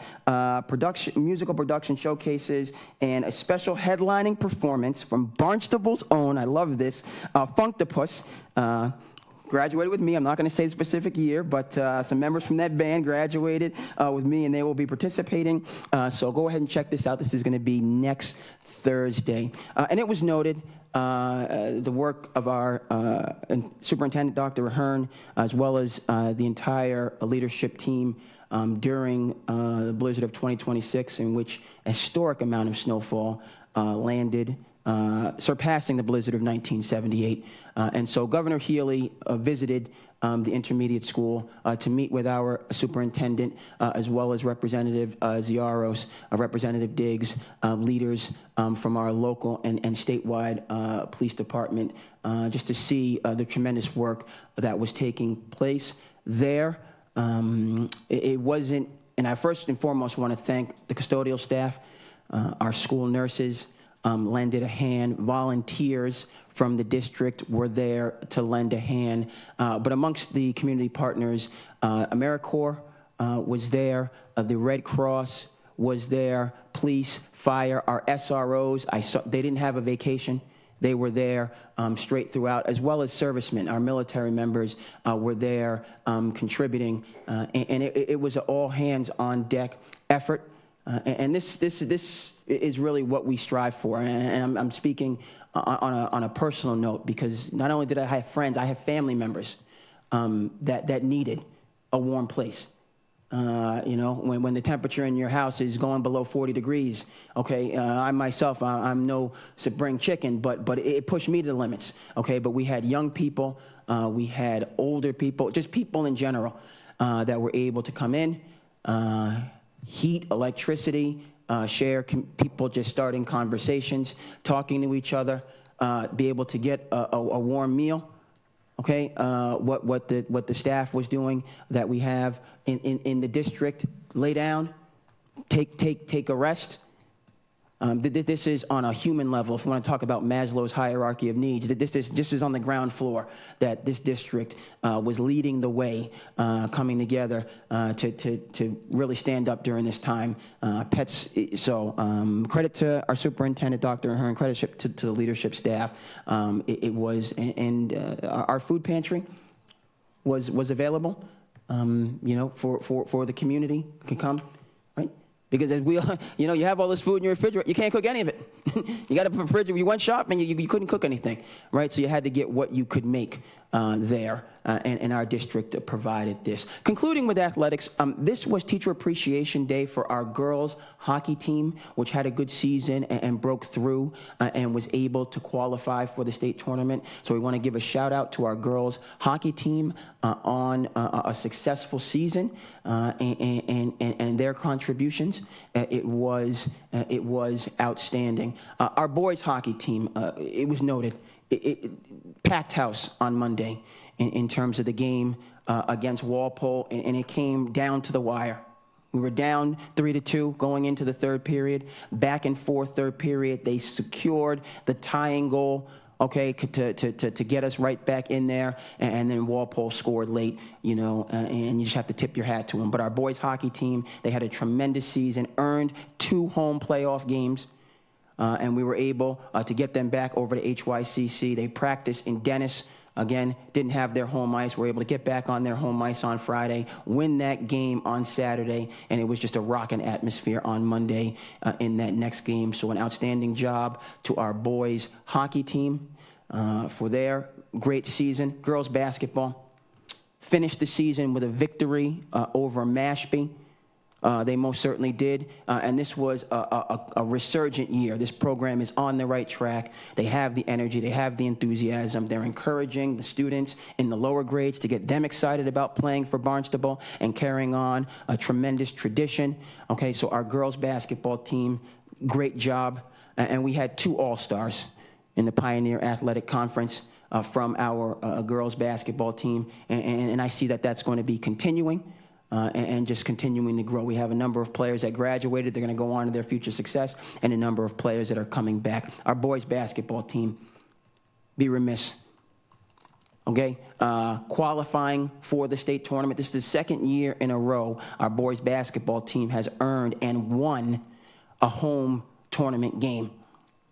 All right, and are building this program up into a force in Division I. They're competing at the Division I level. All right, some of these pictures from the Falmouth game, I'm hearing reports, packed house, just like we're bringing back some of the old days. I know it's a new, but we're bringing, we don't forget where we come from. Packed house against Falmouth. And these guys showed out and earned a double-digit victory after losing at their place. And this team came together. We had students from different schools. It was challenging, but our boys basketball team shining bright. Okay, Will Johnson.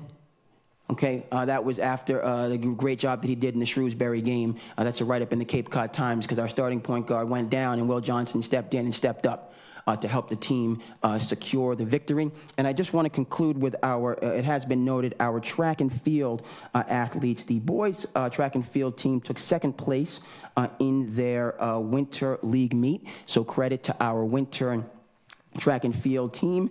And faster feet, a great job for our 4x400 team who took first place in their winter meet, just doing a tremendous job. Thank you.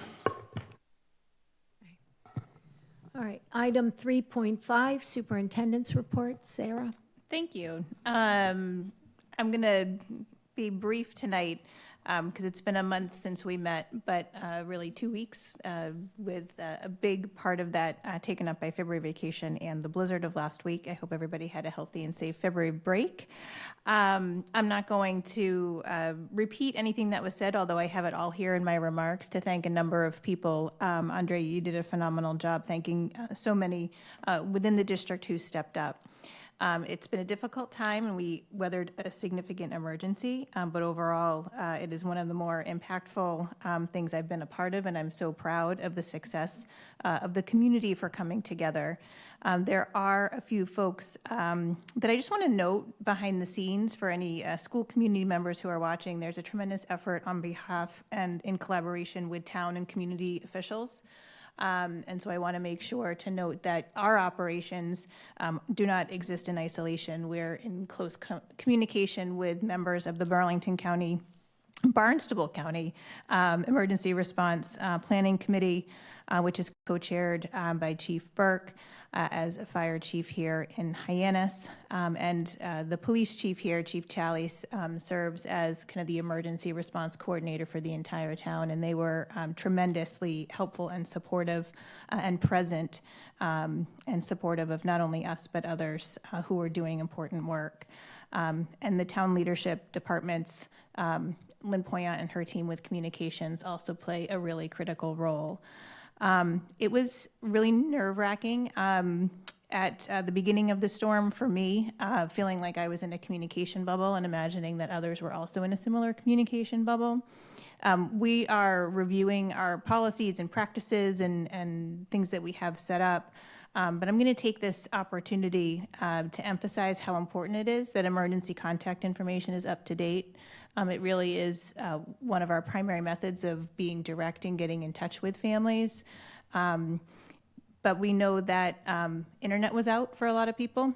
For me personally, I didn't have my hotspot working, but because my cell phone signal was very limited and texts were very spotty and very inconsistent. And so creating redundant methods of communication is really important. So if families are relying on one avenue to receive messages from us, I think that puts you in a really vulnerable position. And the example I have is that we have a lot of email addresses, but only about 20% of our contacts have signed up for text messaging. And I get everything that comes through our system. I don't get a lot of texts. There aren't a lot of texts that go out. We are very judicious in terms of how we set up phone calls and texts, and we really try to be thinking thoughtfully so as to not spam people. And I think there's a misunderstanding too that if you opt out of our communications, you're opting out once, and it actually opts you out of everything that comes forward after that. And so it is a little bit labor intensive to update your emergency contact information, but our admin assistants and school offices and principals want to make sure that we have it right. So I really want to urge people to update their contact information and to do it in multiple ways, because your internet might be out, but we can get to you by cell or text. That also being said, we do communicate with media stations, radio stations, TV stations. We post on social media. We post on our website. So we do this kind of purposefully because we were all in a bit of a communication bubble, and we want to make sure that people are receiving our messages. And we started to amplify each other's messages between the town and the schools, so as to get messages out. And I see Kelly in the audience who worked to put the DPW messages out. But it's really important that we have that updated contact info. You mentioned our custodial staff, food services, health services, American Red Cross and AmeriCorps, who are all here in addition to volunteers. I do also want to make mention of Cape Kids Meals. Cape Kids Meals is providing meals to a number of families through our schools every week. And Kristen Harmon in particular coordinated with them and the principals in order to conduct the weekly drop-off on Thursday and then have families pick up meals through Cape Kids Meals on Friday. So there were a lot of people who were trying to provide resources to our families at a really critical time. There has been a little bit of talk about the last day of school. Your school calendar automatically builds out 5 snow days to the 25th. We have had 6 snow days. So I think the wonder that I would have is adding the 6th day on Friday, June 26th. There could be other options, Good Friday or April vacation being kind of the obvious ones, but we are required to have 180 days of school. My answer so far has been June 26th, that we would bump out to June 26th, not having a precedent for this, as I understand it in talking with Kristen. The commissioner did announce today, we had a webinar call, one of our quarterly webinar calls with the commissioner. He did announce a waiver process. My understanding of the waiver process would be if we were to need to go into the 29th and 30th. But there are some additional requirements that we would need to meet for that. So right now, I think the expectation is that districts are going through the June 26th and subsequent days might be eligible for a waiver under certain conditions. Good news for our seniors. It is official. There is no need to make up the days for our senior class. So I guess that's the silver lining. I know that they're anxious, and I appreciate their anxiety that they have on missing instruction as it relates to some of their standardized testing. But their last day will not change, and graduation remains the first Saturday in June. I wanted to elaborate a little bit on what Caitlin talked about. Mr. Canetta and I we do this every year. We met with a cohort of students to understand what went well for them at the high school, but also through if they were in Barnstable K-12 or pre-K to 12, what went well for them and what suggestions they would have for improvements. And that happened a couple of weeks ago. Just jotting down a few highlights.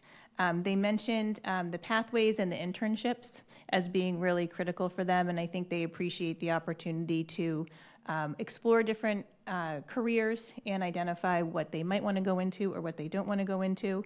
And a number of them pointed to sports and their participation in athletic teams as being really impactful. 2 things that they, I think, lamented and would suggest some areas for improvement. One is earlier involvement for students with respect to athletics. I think they're seeing a waning of teams and a shrinking of teams. In part, we are going down in enrollment, but they see an opportunity for kind of feeder programs to keep their sport healthy and strong, and then building more awareness for younger students about what options and pathways exist and are available. So those are consistent with some themes in the past, and I think the high school is working really hard in particular on that marketing and communication around what pathways are available.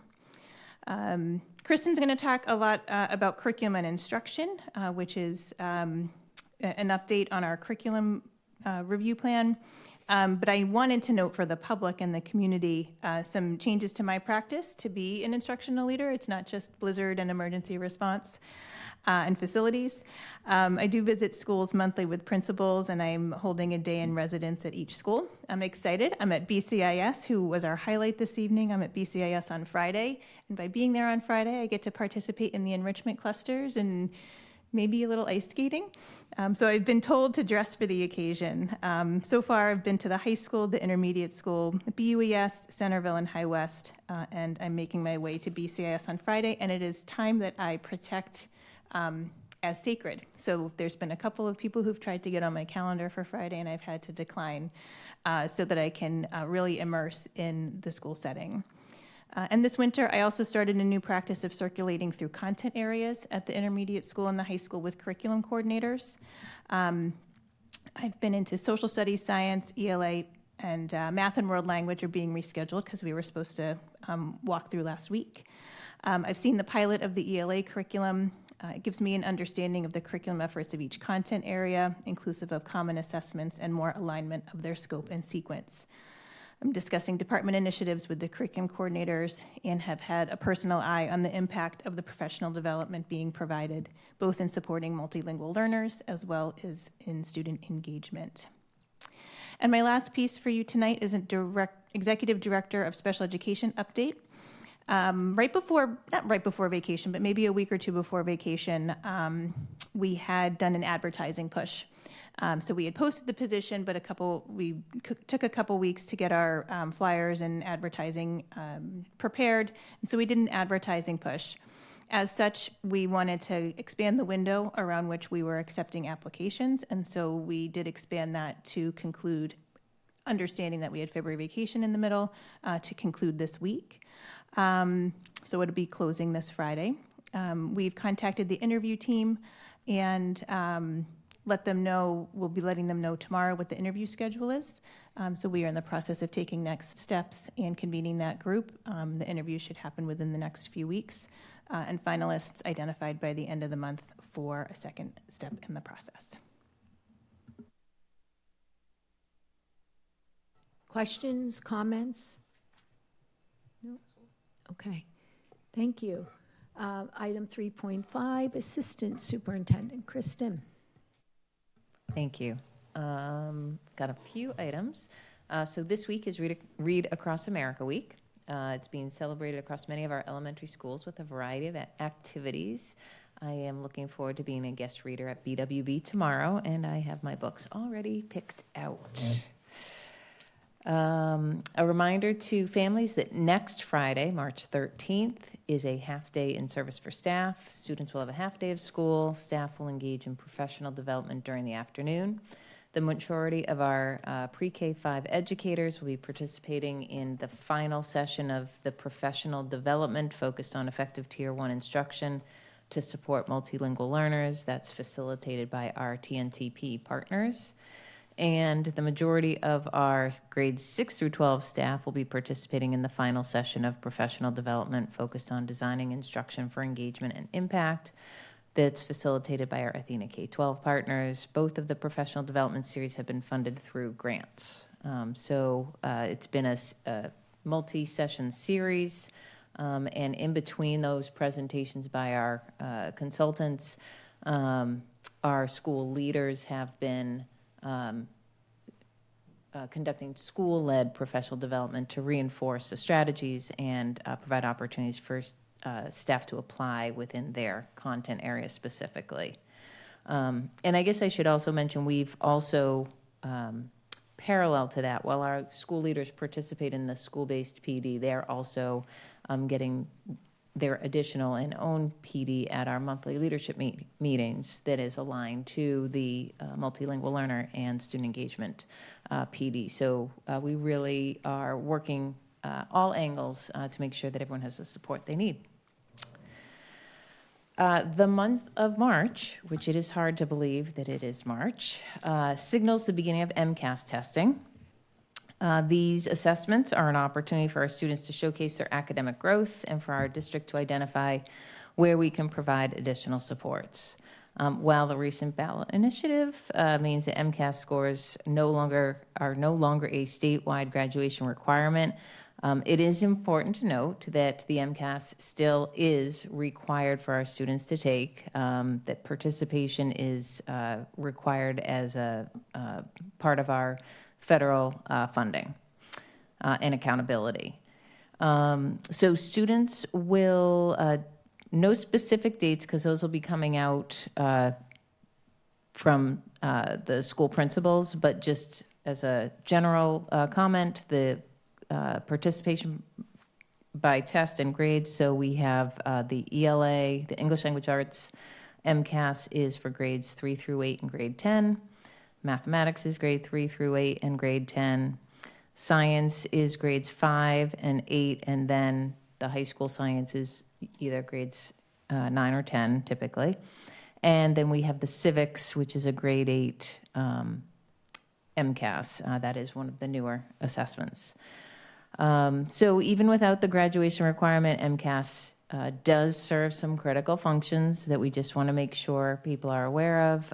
There is, as I mentioned, the federal accountability. It provides the district and schools a lot of information of how our students are performing. It's a barometer for us, and it helps us to look at our curriculum and our instruction. It certainly provides the opportunity or eligibility for scholarships. The John and Abigail Adams Scholarship is still alive and well. And it's also one of the primary ways for students to satisfy English proficiency as part of the Seal of Biliteracy. So I do think that there is a misnomer out there that MCAS is gone. It is still here, and it is very important. And so just want to make sure that that is on everyone's radar. And then finally, as I shared at the last meeting, and as Sarah referenced, both of our curriculum reviews are currently in the piloting stage. School and district leaders will be and are currently participating in learning walks to see the pilot programs in action.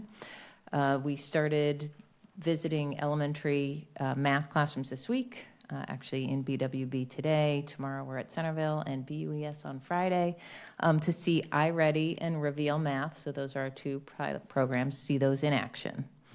For the PRISM grant, so now shifting to our secondary ELA, teachers are wrapping up the pilot of the first program into literature.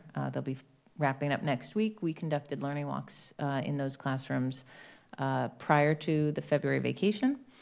And then pilot teachers will be transitioning to the second pilot program, which is called Think Circa. So they'll be starting that in a few weeks. And so we'll be coming back in for a round of learning walks at that time. But it is, this is just such an important piece of data for us, and it contributes to the overall data picture that the curriculum councils will review as they make their recommendation for the superintendent. But the learning walks give us an opportunity to see a snapshot of the implementation of the pilot materials. How are teachers using the materials? How are students interacting with the materials? What tasks are students engaging with? What level of student engagement and discourse? What texts are they reading? And then are the materials accessible to all learners?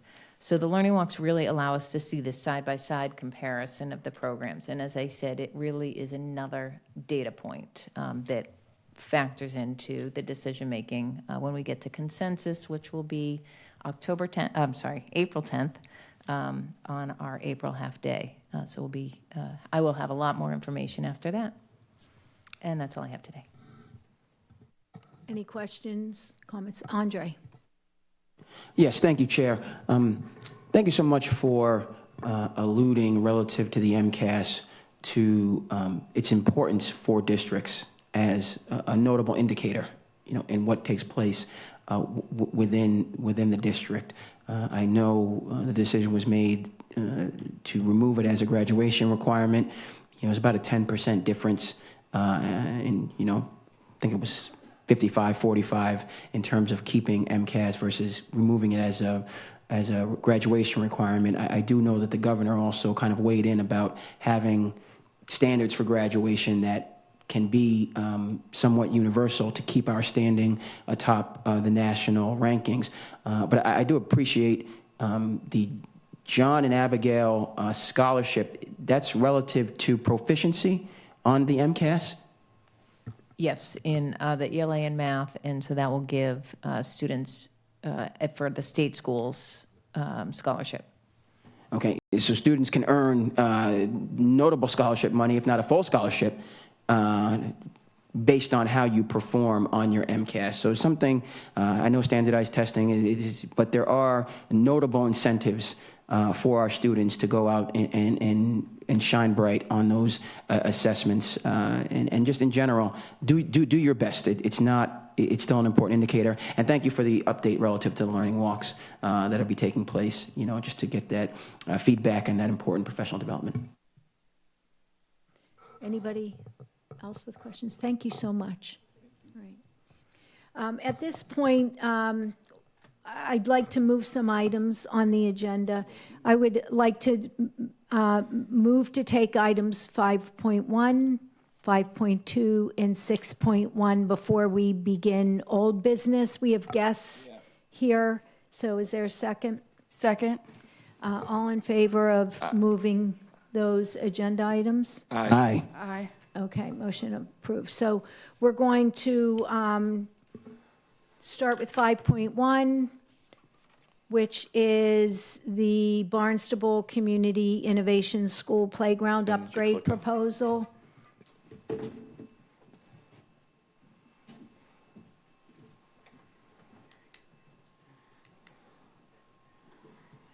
Thank you for that, Ms. Bent. That was a pleasant surprise. Okay, so I think I did my slides backwards. What BCIS is proposing, I'm going to do a little bit of history. When I came to the school, there was a playground committee already established with funds raised, and the goal was to revamp the entire playground. This actually started pre-COVID, and there was a program where if there was monies raised, which were through the aftercare budget, then it would be matched. So the proposal that we had was quite extensive. We lost the funding. We were ineligible to do it. So we went round and round when I came on last year to think about the best way to enhance the playground. We have a $380,000 budget. What we're proposing is the first layer of this, which is for about $50,000. And here's our playground right now.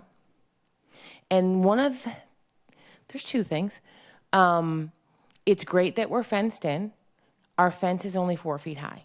So I don't know, their favorite activity is soccer. If you know, our soccer, it is continually over the fence. So that poses an issue. And then the other is because if you look at the playground, you can see that there's like a wood chipped area where there's equipment. There's a gaga pit, another favorite. And then the soccer field. Well, it becomes right around October a dirt field because whatever grass attempts to grow over the summer gets pummeled by little feet. So what we did is we talked with the playground committee. We looked, sought feedback from the PTO, from the rest of the school council, from staff, and from students. What would you like to see? What's the most important thing to you? And they need a place to run. So what we decided was, what if we did this? What if we enlarged the fenced-in area and took it from a 4 foot to a 6 foot? So that's our proposition. This way, it makes it large enough so that we can do that good old like farming technique where we're soccer on the left side one year, soccer on the right side the other year, and hopefully, build a little walking path around the outside. Future goals using that money is to create an outdoor classroom, a gazebo, and we're working right now with Green Hyannis. They're putting flowering trees in around our community garden to provide some shade, and they're all excited to do that here as well. So once we get the new fence, they'll put in a nice row of shade trees to provide some shade because it can get really hot in the summer. So this is my first time coming to propose something like this. I'm not sure what I do now, but that's our plan. Any questions? Can I just jump in and maybe add, there was Sure. a little bit more on your slides related to, you've gone out to bid, you've gotten some quotes. I'll do that. Yep. So Okay, so the this- general scope of this is about $50,000, and you Correct. have money in the aftercare budget. Already to- yep. That would be able to be used. Mhm. Because it's a large change to a facility, it's coming to the school committee for approval. Okay, so we'll do the motion, and then we can ask more questions. Move to approve Barnstable Community Innovation School Playground upgrade proposal as presented in tonight's materials. Second. Having a motion made and seconded, discussion. Mike? So so my only question is like, have you all got to the point of like, is the equipment, and this isn't like, I'm 100% in favor of it. I'm just kind of curious, like, Right. Are you gonna like, I know like soccer field left, soccer field right, is the playground gonna kind of stay in the same spot, like where everything is, and just gonna kind of work around it? Is that Gonna kind of the stay in the plan? middle, yeah. Yeah, just kind of keep that in the middle and just Yep. kind of a field on each side type of thing? Yeah. Cool, excellent. Yeah. Sounds good, thank you. Good job on the presentation. Oh, thank you. Any other questions, Andre? Yes, thank you, Chair. Just to concur briefly, I agree in spirit and then in principle. You know, we know the young people, they need to move around. They need, it's central to their learning, so expanding that space when they can go out and get those energies out, it's only going to add to better outcomes in the classroom and then for the social emotional development. And I do keep those soccer balls in the field so we can continue to play the game. I agree. Right. Any other questions, discussion? Okay, hearing none, all in favor? Aye. Aye. And motion approved unanimously. Thank you. Thank you. Who do All I right, now hand we're the now- clicker to? You can leave it. Oh, okay. Item 5.2, approve letters of intent for solar lease for BUES, BIS, and BHS. Thank you, Sean. This thing on. Hi, greetings, school committee. It's so nice to be here with you today. I guess I'm the one here advocating for the letters of intent. The idea here is to put solar on the roof of BUES, the parking lot, a canopy in the parking lot between the intermediate school and the Falmouth Road, and in the back right parking lot of the high school. The goal is obviously to save you money. We have a little opportunity, a little window here right now where the tax credits, the federal ones, are still active, and we can stack those on top of Smart 3.0 benefits to really bring down the cost. What we're proposing is a power purchase agreement, which means we're not buying the canopies or the solar outright. We're just going to be paying the developer for the electricity and benefiting from the differential in the cost between what we pay the utility versus what we pay the developer, and it could be quite substantial depending on how the design shakes out. My back of the envelope so far shows that if we go like kind of on the low end for each of these projects total, we could save the schools maybe $150K a year starting out, and that would grow with time because electricity prices are going up, but the PPA would be fixed. It would be much more substantial if we were buying the solar panels outright, but we don't really have time to do that, I don't think. Because we would have to negotiate the tax implications and get the tax benefit ourselves, and that's not something the town or the school has experience with. But with the power purchase agreement, that responsibility is on the developers. That's kind of a them problem. On top of the money saved, we'd save about 10,000 tons of CO2 over the lifetime of the project, which I think is like non-trivial. If we went really nuts with this, the sums could be as close as much as like $300,000, $500,000 a year, but that's kind of the optimistic projection. So I want to leave you with the more like modest 150K, which is not nothing. So anyway, I'm open to questions, criticisms. Like, Can I jump in and just add a few details? So just in terms of the details of each site, Barnstable United Elementary would be rooftop panels, Barnstable Intermediate School and Barnstable High School would be canopies over the parking lot. Doug has reviewed these letters of intent and is supportive, as is Chris Dwelly. The letters do say the town of Barnstable. Sean worked with the town's legal department initially, and it has received the green light from town legal, but they are deferring to us for signatures. Yeah. So I wanted to. Yeah, these are, because the town is doing a separate project at the youth center, and I wanted to run, I made it so that the letters of intent are basically carbon copies of what we're doing at the youth center, and the town supported that. And we went out of our way to make sure that they were non-binding, so if for some reason during the design this turns out to be a terrible idea, we can just be like, pass. So. So it, go ahead. Okay. Move to authorize the superintendent to sign the letter of intent for solar power purchase agreement and lease agreement at the Barnstable United Elementary School as presented in tonight's material. Move to authorize the superintendent to sign the letter. Sorry. Okay. Thank you. Is there a second? Second. Having a Yeah, discussion. I just got a question, not for you, more for Sarah, I think, probably.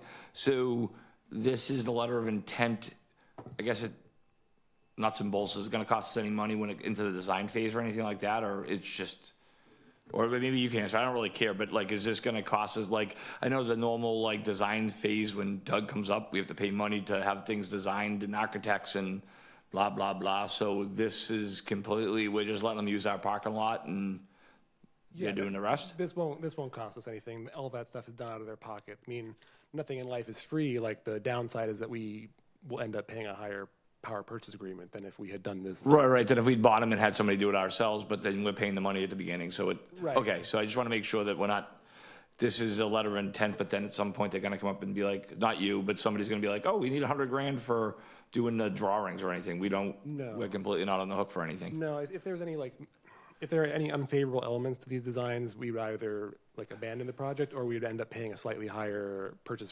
power purchase agreement. Okay. Instead of paying 12 cents a kilowatt hour. Yeah, now we're like, paying no. 14 cents, right, okay. Right. Okay, cool. But the electricity we still pay is very high. It's like 22 cents a kilowatt hour at best, and it's moving to 24 pretty quickly. Okay, sounds good, thank So you. it's Thank you for your presentation. Yeah, no problem. Any other questions? Andre?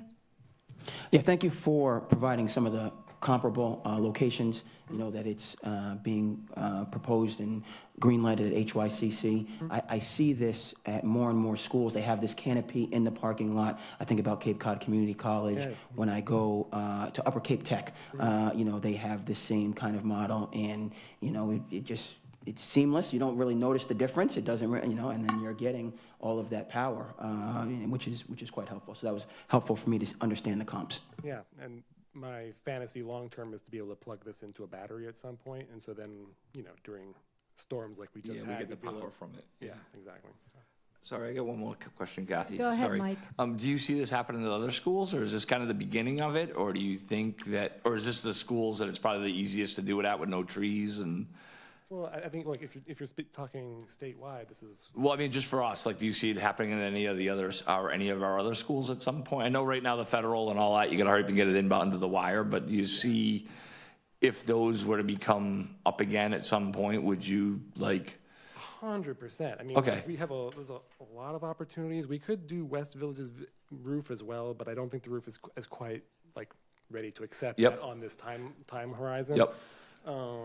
The high school has a lot of space that we could do. Right now we're proposing mostly just the back right of the parking lot, so it'd be like a 700 kW. At least that's the initial proposal. But that parking lot could support almost between 2 and 3 megawatts, and so that whole campus really could be self-supporting at some point if we decide to do that. Yeah, sorry. No, but so this is just kind of getting it going just because of all the federal stuff and the state stuff running out. It's like, these are the 3 easiest to do it, so let's just do it while we're kind of. A little bit. It's kind of embarrassing. Like if this was like a stable policy, we could build out something more thorough and comprehensive, and probably buy it ourselves and really reap the benefits of it. But because we're so time constrained, we're kind of second best. Yeah, it's something. It's better than nothing. Right. Okay, exactly. cool. Thank you. Yeah. Any other questions?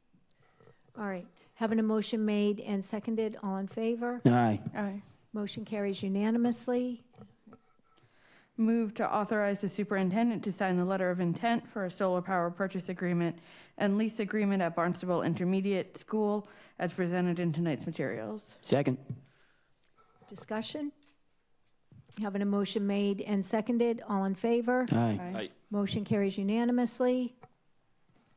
Move to authorize the superintendent to sign the letter of intent for a solar power purchase agreement and lease agreement at Barnstable High School as presented in tonight's materials. Second. Discussion? Having a motion made and seconded, all in favor? Aye. Motion carries unanimously. All right, thank you very much. All right, now we will move to item 6.1, comprehensive wastewater management project presentation.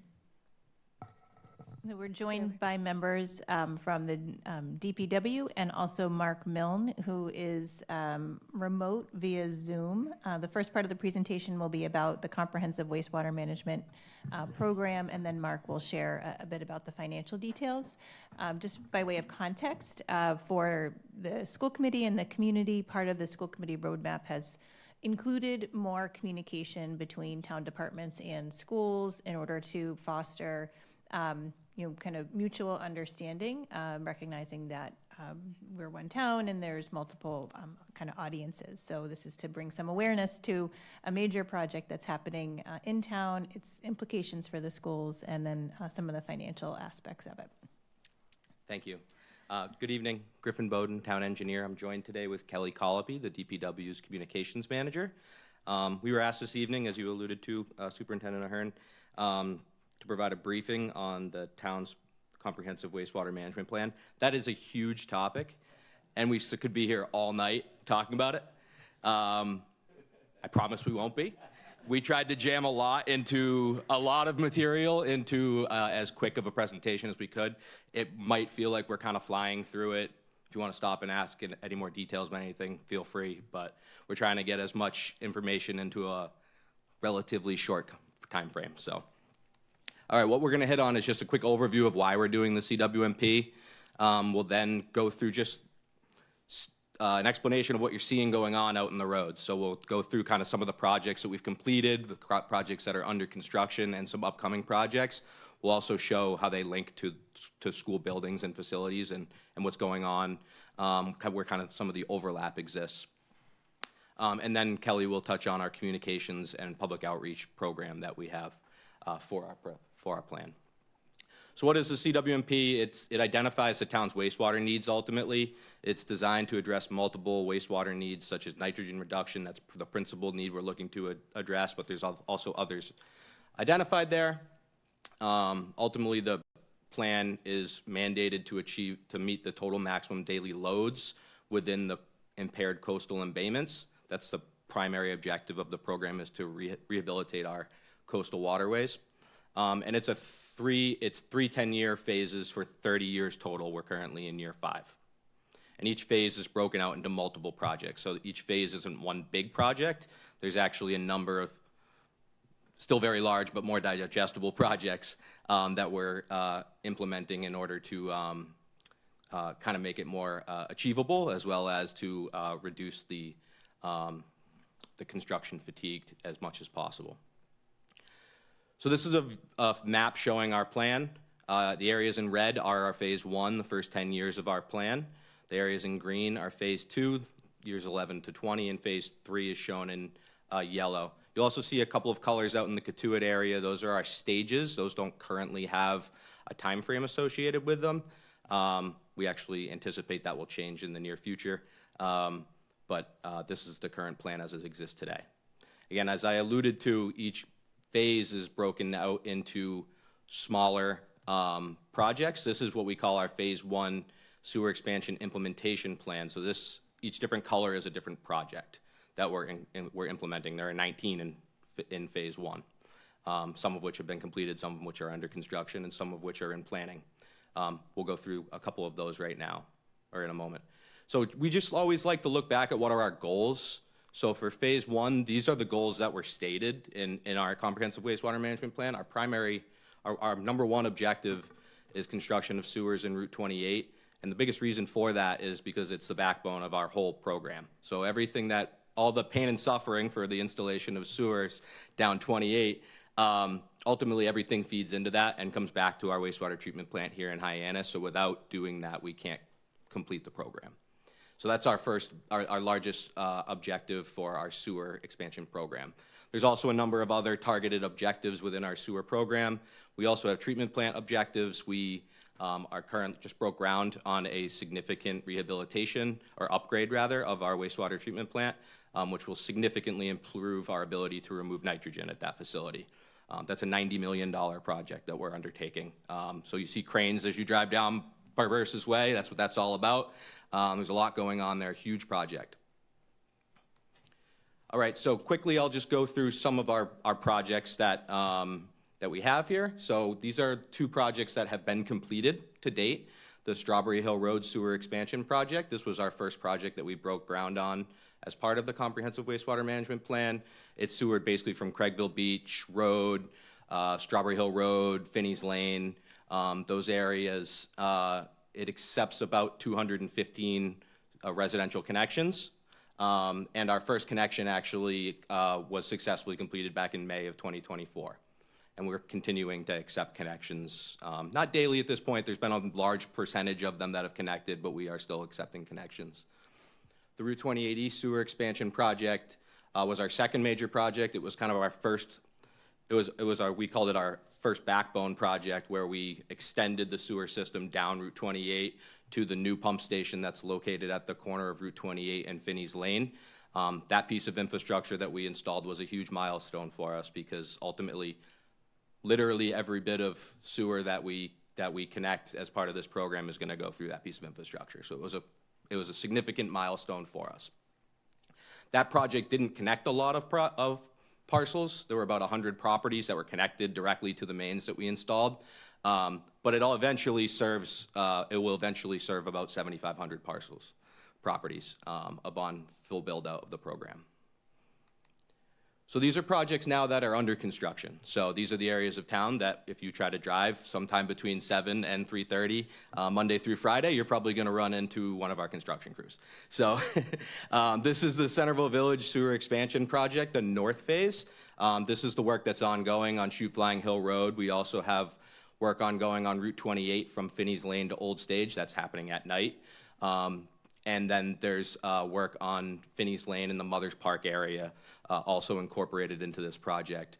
This project has 3 sewer pump stations as part of it, which are necessary in order to convey the wastewater as part of our system. We also are doing an improvement at Mothers Park, which is notable, where we're realigning the intersection to address a safety issue that's long since been there, and it actually presented the opportunity for us to use what was formerly Mothers Park Road as our site for our sewer pump station, which resolved a need in the area for our program. So, and this project will also connect about 220 properties when it's completed. We're anticipating completion in the spring of '27. The Route 28 West Sewer Expansion Project is our next big bite at our 28 corridor, right?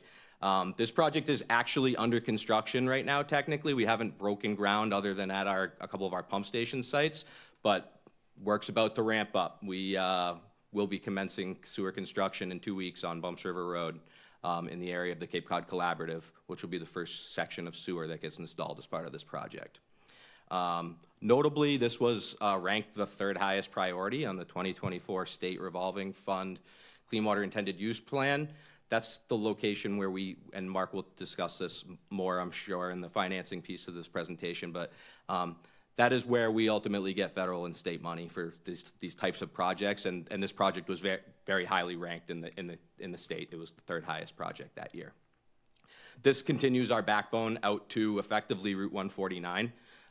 The end of the project will be at the old Marston's Mills Elementary School, and it will also connect about 230 properties. I have some more details on this project, and only because it does actually link up with 2 school department properties, so I want to just kind of emphasize that a little bit. So there's about 5 miles of sewer in this project. Again, the first section of sewer we're going to install is going to start in a couple weeks here on Bumps River Road in the area of the Cape Cod Collaborative site. It also involves the decommissioning of the Marston's Mills wastewater treatment plant, which is located at the school property at Barnstable United Elementary School in West Villages, and serves those 2 schools as well as the adjacent residential development. So that facility is ultimately going to be decommissioned, and I'll explain how that's going to happen in a moment. I was, before this body, a couple years ago, providing a briefing on this, and now it's getting close to real. There are 4 new pump stations as part of this project. That's what the little squares are. We actually have a blow up here that kind of show where they are. Number 1's at the old Marston's Mills Elementary School, kind of adjacent to the developed part. If you've driven down this area, we have since cleared the area. It's kind of down almost near as you're approaching Route 149. The second one is at the Cape Cod Collaborative property at the southwestern corner. of the property in the existing wooded area away from the school. I'll have a picture of that in a moment. And then there's 2 other pump stations as part of the project that are notable, but they're not necessarily linked to the schools. We have this figure that shows the Marston's, what we call the Marston's Mills pump station. That's at the old elementary school property.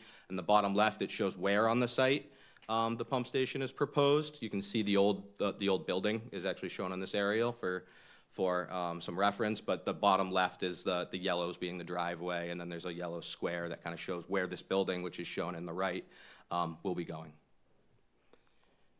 And then this is at the Cape Cod Collaborative School.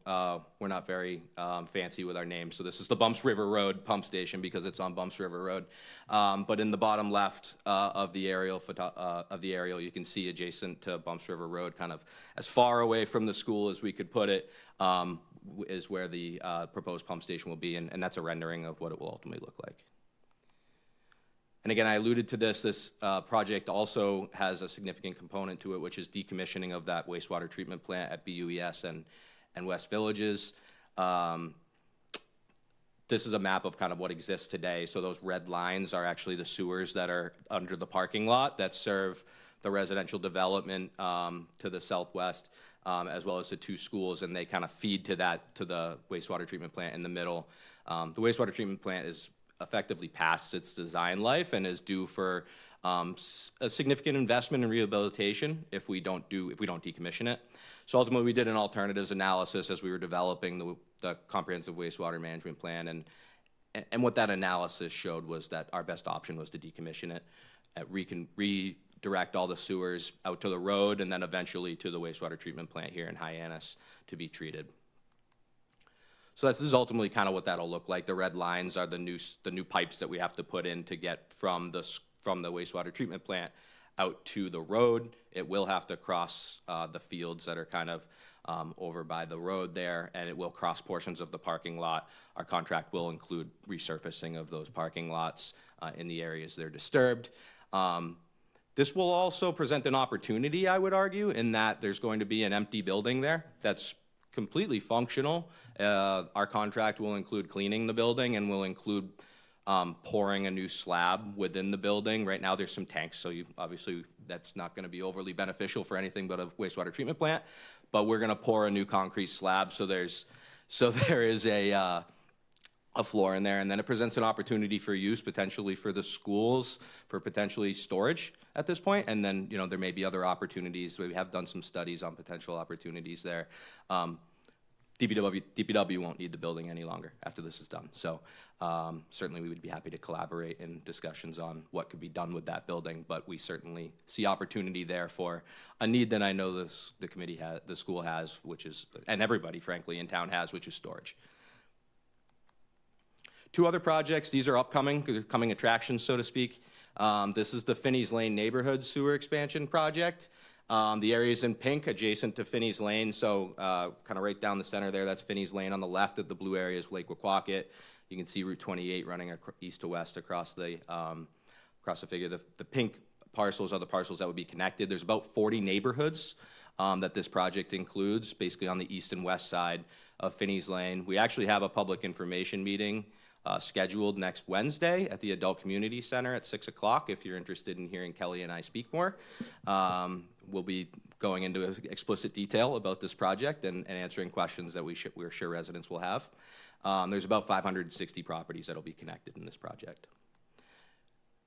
Another coming attraction is our extension of our Centerville Village sewer expansion project. We call this our southern phase, which moves down into kind of the Main Street Centerville, down the historical area there. This goes basically from the Centerville River Bridge up to Route 28 along Main Street. We're completing this design now. We anticipate bidding this later this spring and commencing construction in the upcoming fall. Same with the last project. I failed to note the last project is also a similar timeline. We're in the process of going out to bid on this project in the next month. Both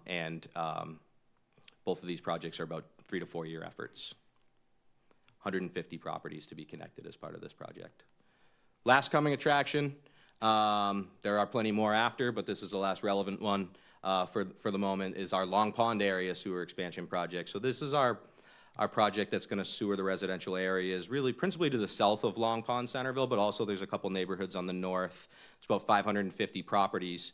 Originally, this project was just supposed to be around the pond, but over the years, we've had some discussions with staff at the schools about the status of the septic system at Centerville Elementary, and we've heard that there's a need to kind of get there sooner, and so we ultimately expanded this project to basically have, you'll see in the star, the Centerville Elementary be the limits of the project so that we can have a sewer pipe there that can be connected into upon the end of the useful life of that septic system. So there's about 550 properties in that project, but the most notable being that it does bring sewer to Centerville Elementary, which we're excited about. This will be a next year project that we'll be bidding this. So the spring of 2027 is when we'll be bidding this project. It was recently listed on the State Revolving Fund intended use plan, the draft intended use plan for this upcoming year. So that's great. That means we have financing for the project, assuming the draft moves to final. And this is about a 3 to 4 year project again as well. Most of these projects are about that time frame to implement. So that's what I have. I'm going to turn this over to Kelly for a moment to discuss public outreach, and then be Director Milne's turn. Thanks, Griffin. So I'll just breeze through this pretty quickly, but I wanted to share a couple of resources for everyone. The first being the Barnstable Water Resources website. So we obviously leverage the Town of Barnstable website for communications and Director Poyant's staff, but we also have a standalone website that's dedicated specifically to the Comprehensive Wastewater Management Plan. We've recently expanded it to include other water resources related projects. So we have drinking water projects on there, as well as information about all of our water quality monitoring, both our ponds and lakes, as well as our embayment water quality monitoring program. And then most notably, we've recently added a translations page. So we know that as we're getting into neighborhoods especially, we have a need for translated materials. So we are very lucky to have a native Portuguese and Spanish speaker who works on the engineering team, as well as resources through UMass for translation services. So we've been able to translate a number of key documents, and most notably some of our more recent public outreach and public notices into both Spanish and Portuguese. So we now have a standalone translations page, and then we make those materials available at our various public outreach meetings as well. So this really is your one-stop shop. Everything you could possibly need to know about the CWMP, including downloading the hundreds of pages worth of the document, are available on the website. We have a reports and documents page as well that lists all of our annual reports, any of our regulatory filings and certificates. And then we have a dedicated section specific to sewer connection. So for those property owners who are going to be connecting to the municipal sewer, we have a pretty robust platform for them to learn not just about the process, but also what financial resources are available through programs like the county's Aqua Fund. So really a wealth of information. I really like to tell people that this is your single source of truth, truly, for everything you need to know about sewer expansion and the broader CWMP. With that, I won't go through all of these, but we have a really robust communications and outreach program specifically for our sewer expansion projects. We know that we have a diverse community and that one size doesn't fit all, especially when it comes to communications. And Dr. Ahern also noted this, that when you're in a communications bubble, especially in storm operations, having multiple forms of communication is critical. So we really leverage everything from your traditional USPS snail mail and certified mail all the way to a multitude of digital platforms and resources, and then in person as well. And so we have a program that we start our outreach program essentially while the project is nearing final design. We'll start with your standard mailings, reaching out to property owners, letting them know of things like survey efforts. We recently coordinated with facilities for survey efforts that needed to take place at Centerville Elementary as well. So we do a lot of that coordination through sort of face-to-face, in-person meetings and standard mail. And then as the project moves along and we're preparing for truly breaking ground, that's when we'll start more robust efforts, including certified mailings and then all of the digital channels you see there. We have our own dedicated Barnstable Water Resources newsletter, but we also leverage the town's Barnstable e-news as well. We leverage the town's social media as well as standalone Barnstable Water Resources social media. And then, of course, I mentioned our standalone website. Griffin alluded to project meetings. We have these at various intervals throughout construction projects, as well as informational meetings just to help the public generally understand what the problem is and also how to work through sewer connection. We have a ongoing continuing education program through the Barnstable Adult Community Center, where we host sewer connection workshops for folks, and those meetings are also recorded. And we do that pretty much on a quarterly basis at this point. And then throughout construction, we do a multitude of different in-person outreach efforts, including door-to-door outreach, where we'll physically go knock on doors, hang door hangers so that folks are aware of construction impacts as we're sort of making our trek down a roadway. So certainly a lot going on here, and we're always looking for additional ways to engage with our community and make sure that everyone's aware of not just what's happening in the roadway, but what happens after as you're moving forward to connect and help us achieve our goals through the CWMP. And then I'd be remiss to not add that we also leverage the town's mobile app, which has been really successful for us as well. We do have a homeowner sewer connection guide. I joke that this is like my third child. I worked on this for probably the entire first year that I was in my role at the Department of Public Works, and it's grown. We've already released our second version of the document this past fall, and it's now also translated into Portuguese and Spanish. So we have print copies available at various town offices, including in the public information booth just downstairs, as well as our offices at the DPW, HYCC, Centerville Library, Osterville Library, a number of other locations. And then we also have it available digitally for download. And then lastly, I did note that we leverage town resources as well. So we do include traffic updates and project information relevant to construction impacting roadways in the Barnstable e-news newsletter that goes out on Fridays. And then we leverage all of the town's social media platforms, as well as our standalone Barnstable water resources, social media platforms, and the My Barnstable mobile app. And I think we got through that pretty quickly. That's about as fast as we can do it. We can take any questions before turning over to Director Milne, if you'd like. Any questions? Mike? You didn't miss anything. That's pretty incredible. I came to the the 28 expansion west. I'm in two houses that are going to be in the next part. And you did a really good job tonight. You did a really good job that night, and you didn't miss anything. I can't say enough about the work that you folks are doing. I've been following this. This is my personal note, not as a school committee member, but as a resident. You folks have done an unbelievable job with the amount. I mean, if people don't know about it or don't know where they stand in it, it's their own fault. I'm going to be completely honest with you. You can send the hate emails to me, whatever, because I'll be honest, like I live right off of 28, so I kind of have been following it since the very beginning. And I've gotten my certified mail, and I'm old school, so I like the certified mail. I'm old. But no, honestly, like you folks have, not just you two, but everybody involved in this has done an unbelievable job keeping. I knew where we were kind of involved in it, and I kind of knew when it was coming, and I went to the meetings, and so you folks are doing an unbelievable job. And I remember talking to somebody that night, and they were like, well, we didn't know about it. I'm like, I'll be honest with you, it's your own fault. Like, you must live in a basement, because there's so many different ways that you have reached out to me as a homeowner, and kept me up to date and questions and going to and I'm kind of a geek, so I go to all the different web pages you've talked about, I've been on, and all of that. So I can't say it enough. Thank you very much for everything you're doing. Thank you very much. Any other comments? Andre? Yes, thank you, Chair. Very informative, and it gives you that kind of 35,000-foot view, and then as well as what's going on in the project. So I certainly appreciate that. And then laying out the scope of the 30-year project, right? I'm late to, or behind to get someplace. We see oh my goodness, and that's the first thing that you see and what hits you. But, that this is a massive project over many years that's going to benefit this community, and just understanding that as we go through some of the hiccups. But I appreciate your look at BUES and what's being proposed there and what's to come.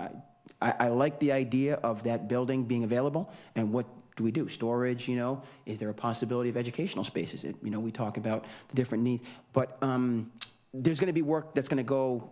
I was just wondering, when would that take place? When would the project at BUES take place? Yeah, thank you for asking that question. I actually had a bullet point on there and failed to mention it. So right now our contractor is anticipating the summer of 2027 for the preponderance of the construction to occur. We have specified in our contracts that the work can only occur during the summer on the school's properties for obvious reasons. So we're anticipating the preponderance of the work will occur summer of 2027. They will be back in summer of 2028 to actually decommission the facility, because we have to install all the pipes and get everything functional before we can decommission the facility and then connect it to the sewer. So they'll be back in the summer of 2028. So we think 27, 28, those 2 summers is when we'll be seeing activity there. I appreciate that clarification. Just kind of mark those down. Thank you. Yes, thank you. Anybody else? Oh, go ahead, Courtney. Just thank you for the great presentation. I'm pretty late in the phase, so I haven't gotten all the certified letters, so it's good to see some of the future planning of what that's going to be. Thank you. Thank you so much. We're phase 2, so I'm reluctantly looking forward to it, but it sounds like you're trying to make it as painless as possible. Even the construction areas are they're pretty easily navigated. So we spend a lot of time and resources trying to make it as painless as possible. It's certainly not painless, but we try to make it as pain-free as possible. I did get stuck at Mother's Park when they removed the roadblock, and I'm like, oh, I can still go now. And then I went.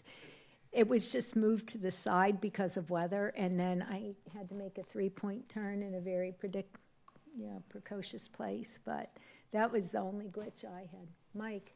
And I got to compliment you on that. I know none of us like the traffic, and I get it. Like, we all are in the same boat. But my job, I travel around other towns of Cape Cod, and I can tell you that it's way better than some of the other towns. Unbelievably much, much better. It's kind of one section in one area, so just stay away from, and there's other ways around.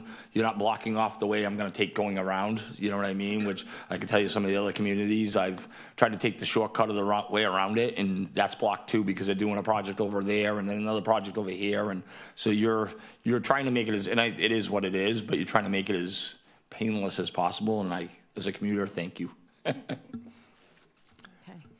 So I think we're ready for Mark, if he's available. Yeah, we'll stay if you have any other questions for us through his presentation. Oh, okay.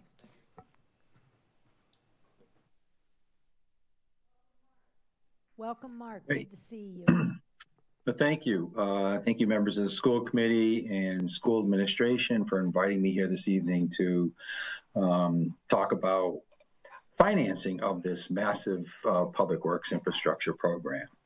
Can everybody see my screen okay, and can you hear me okay? Yes, we're good. Okay, great. Thank you. We're very fortunate to have Kelly and Griffin on our team to put this project in play. As you can imagine, and from their presentation, it is a massive undertaking, necessary, and it's going to be going on for a number of years. And so the next challenging part of the program is figuring out how to pay for all of this. And so I just wanted to provide you an update as to where that stands today. And so this program, as you can imagine, has several different cost components associated with it. We have several positions that have been filled, including project managers and project engineers, construction inspectors, connection inspectors, and our communication team led by Kelly.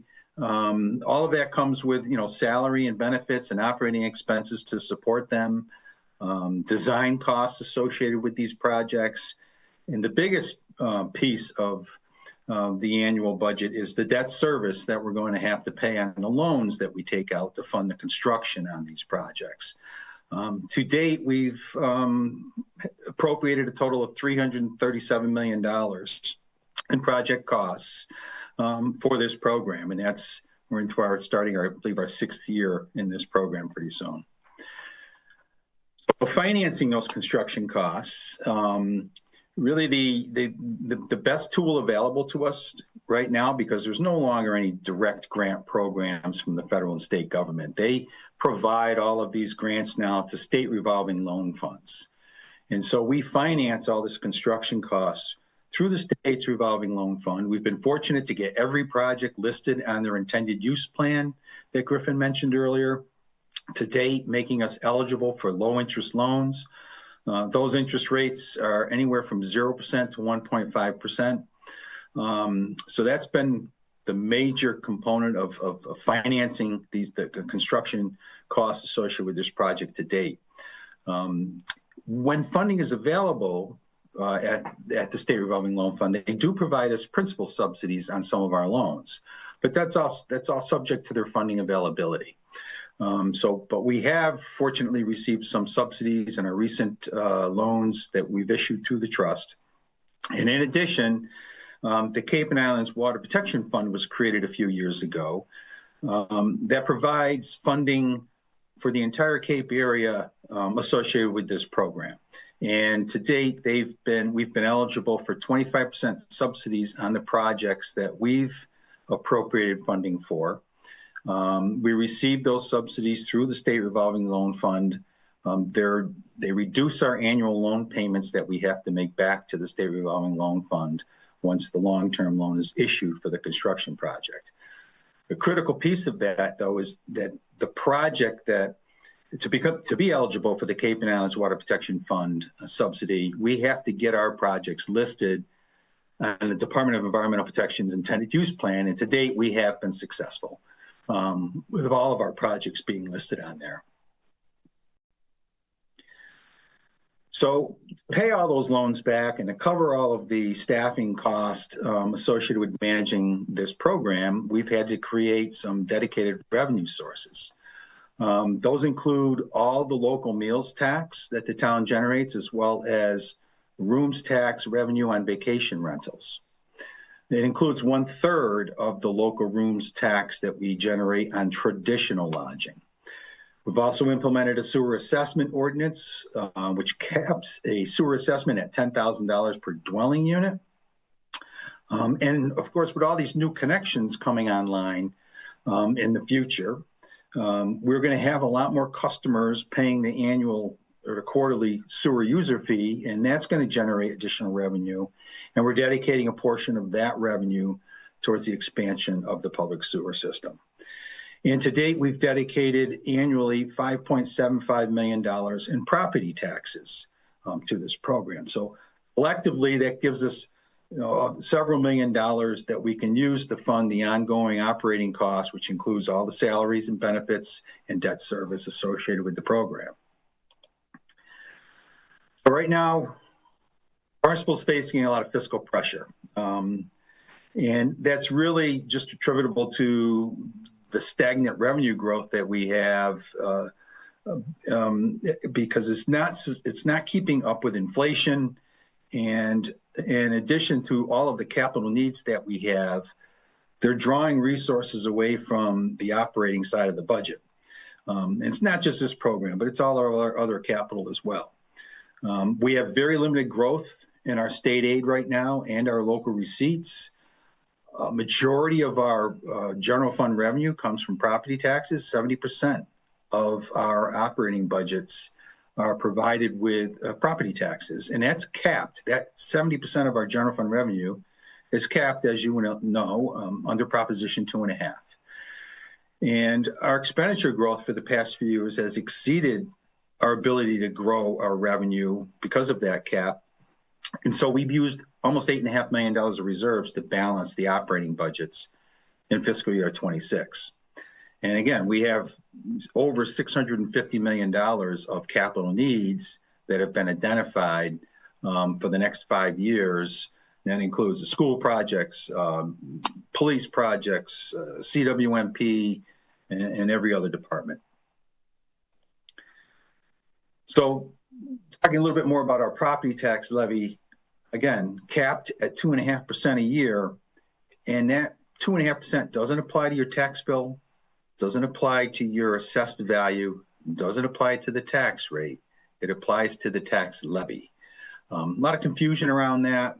Sometimes we get inquiries from people about their tax bill going up more than 2.5%. Could have been due to their assessed value change. Most likely, that's really what it comes down to, is usually a change in the assessed value. But Proposition 2.5 doesn't apply to those. It applies to the base tax levy. In addition to increasing the base tax levy 2.5%, we can increase it by a factor for new property tax growth. And a chart on the right here illustrates what that property tax growth has been. Since fiscal year 22, we've seen some growth in our new property tax development, or new property development, increasing property tax growth. But more recently, fiscal year 26, we saw a drop from about 1.7 million to 1.3 million. And we anticipate it to continue on a downward trajectory, but not that significant. In addition, we can add to the tax levy any voter-approved exclusions from Proposition 2.5. And Barnstable has one right now, and that's for our share of the cost of the debt service that was for the loans that were taken out to build the Cape Cod Tech Regional High School. So here's a 10-year history of our property tax levy versus what our total tax levy ceiling is. And the difference is what's known as override capacity.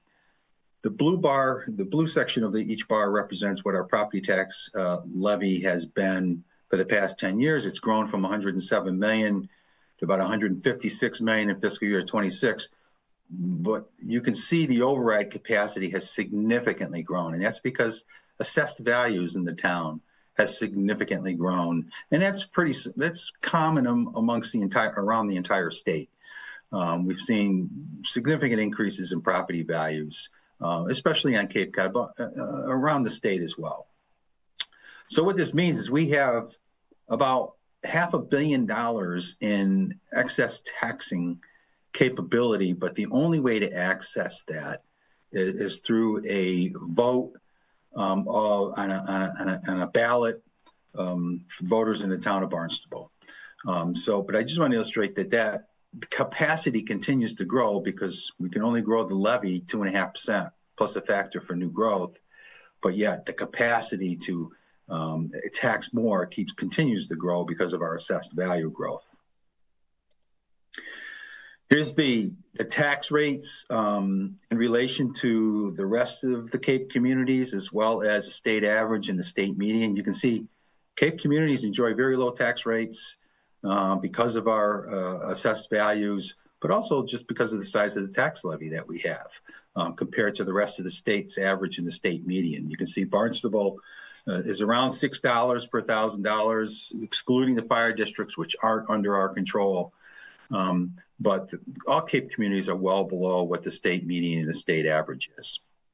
And that's an illustration of the override capacity that this area in particular has, which many other communities don't have.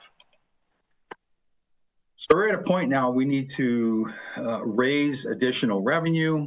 That's one way to continue with the implementation of this program, specifically the CWMP, is to try to raise some additional revenue to fund more projects going forward. And so we could do so by placing a ballot question before the voters in Barnstable for a debt exclusion, similar to what was done for the Cape Cod Tech High School. We could exempt that debt service from Proposition 2.5, but it would take a vote of the residents, of the voters in the town of Barnstable to approve that. Alternatively, for a debt exclusion, it's also what's known as a water infrastructure investment fund. This would also require a vote on a ballot for Barnstable voters to implement a 3% surcharge on real estate tax bills. It works very similar to the Community Preservation Fund. It would be a 3% surcharge on your real estate taxes only, not personal property taxes. So your main utilities like Eversource, Vineyard Wind, NSTAR, they wouldn't be subject to this surtax because they only pay personal property taxes. But that could raise some funding for the continued implementation of this program. There's also out there right now some pending legislation known as the Municipal Empowerment Act. It's going through 3 different committees right now at the state legislature, and we anticipate some action on this by the end of this fiscal year. But that would allow us to generate some additional local revenue if the town council, if this were to pass and the town council were to adopt these additional local revenue raising options, which include an increase in the local meals tax, an increase in the local rooms tax, and a surcharge on motor vehicle excise tax bills. That could generate some revenue as well. Illustrate what we're currently committing in property taxes to this program. I present to you what this is how we determine what it is.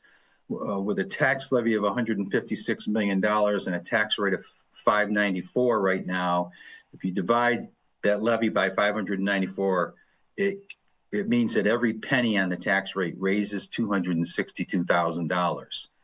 If we're dedicating $5.7 million to this program right now, that's about 22 cents on the tax rate, or $79 for the median residential taxpayer. So everybody in Barnstable right now is contributing towards funding this program through your property tax bill. And if we were to go forward with a debt exclusion to generate additional taxing capabilities to pay for future projects over the next 5 years, this is what the anticipated impact would be on our tax rate and a tax bill. The thing about a debt exclusion is you don't add all of that additional taxing capacity on the levy in 1 year. It gets added to the levy gradually as you take out the loans and you start paying them back. And so we would anticipate the first impact on tax bills, if we were to go down this road, would be at around fiscal year 32, and it would have about a 2-cent impact on the rate and a $7 impact on a tax bill for somebody who qualifies for the residential exemption, and about twice that for somebody who doesn't qualify for the residential exemption. And it would gradually grow until fiscal year 39, when we anticipate all the loans would be issued for the projects that are in the queue for the next 5 years. If we were to go forward with the request for a water investment infrastructure fund, that 3% surcharge would come on as soon as the fiscal year that the town council would authorize it to come on to the tax levy. So let's say that, that's fiscal year 28, it would immediately have a $73 tax bill impact right away. It's not gradual like a debt exclusion. It would all come on at once, and then that tax bill impact would change correspondingly with each individual taxpayer's change in their tax bill. So our conclusion was that we should either, when we presented this to the town council on January 8th, would be to place a whiff or a debt exclusion on a future ballot, and it would provide us the resources that we can continue with the implementation of the CWMP through fiscal year 31. Again, that debt exclusion option offers a gradual tax bill impact over an 8-year period, as opposed to a whiff where it comes on at once. And if the state were to pass the Municipal Empowerment Act, it's my recommendation that additional local taxing revenue would be directed towards operations and not this program, especially if we had a whiff or a debt exclusion were to be approved. And we project that we would still need some reductions to operating budgets going forward. It would be much less severe if we were to solidify some funding sources for this program. Some of the benefits of increasing resources for the CWMP, it again solidifies the funding for the program for the next 5 years, preserves most of our services and our budget flexibility, because we're not tying up a greater percentage of our annual property tax dollars into fixed loan payments. So we preserve some of that budget flexibility. That support is viewed very favorably by bond rating agencies. When they see a community willing to provide the resources necessary to fund its programs and services, that's viewed as very favorable. And again, a more gradual increase in the tax levy as loans are issued over several years with a debt exclusion. And there are tools available to us that where we can mitigate some of these tax bill increases. Some of these tools include adopting a split tax rate where you would have a higher tax rate for the commercial, industrial, and personal property classes of taxpayers. Provides a little bit of relief on the residential class, but because we're 90% residential property, it's about a 9-to-1 exchange with commercial, industrial, and personal property taxpayer seats paying significantly more for every dollar that a residential taxpayer saves. It's about a 9-to-1 ratio. We could also gradually increase the residential exemption. We have the option to go as high as 35%. Right now we're at 30, which the town council just increased from 25 to 30 for fiscal year 26, but there's another 5% that we could go.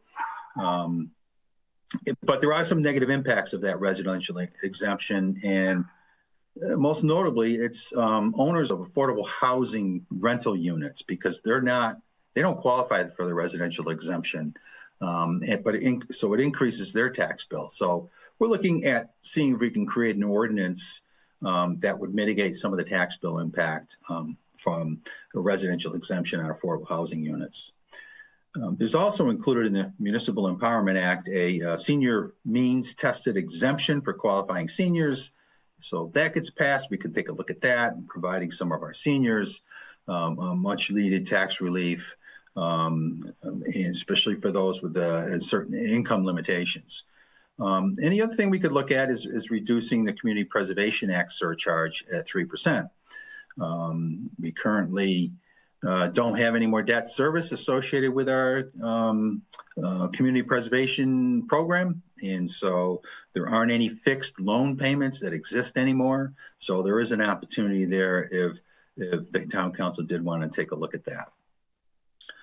So ballot timing, if we were to put something on a ballot, the next available dates, we could do this either on a state or a local election ballot. The next available dates are November 3rd, 2026 or November 2nd, 2027.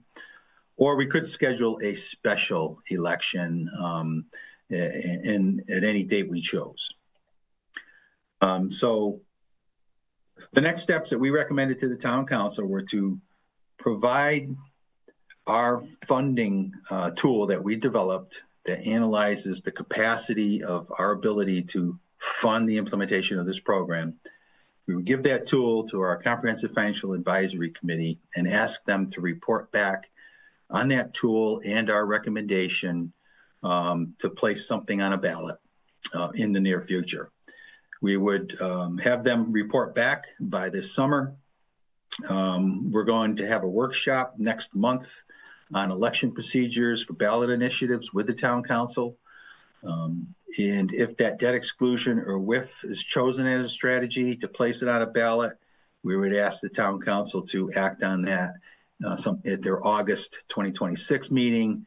And it would be our recommendation to have a special election because this issue is so important that it should be, I wouldn't want to convolute it with state and local elections.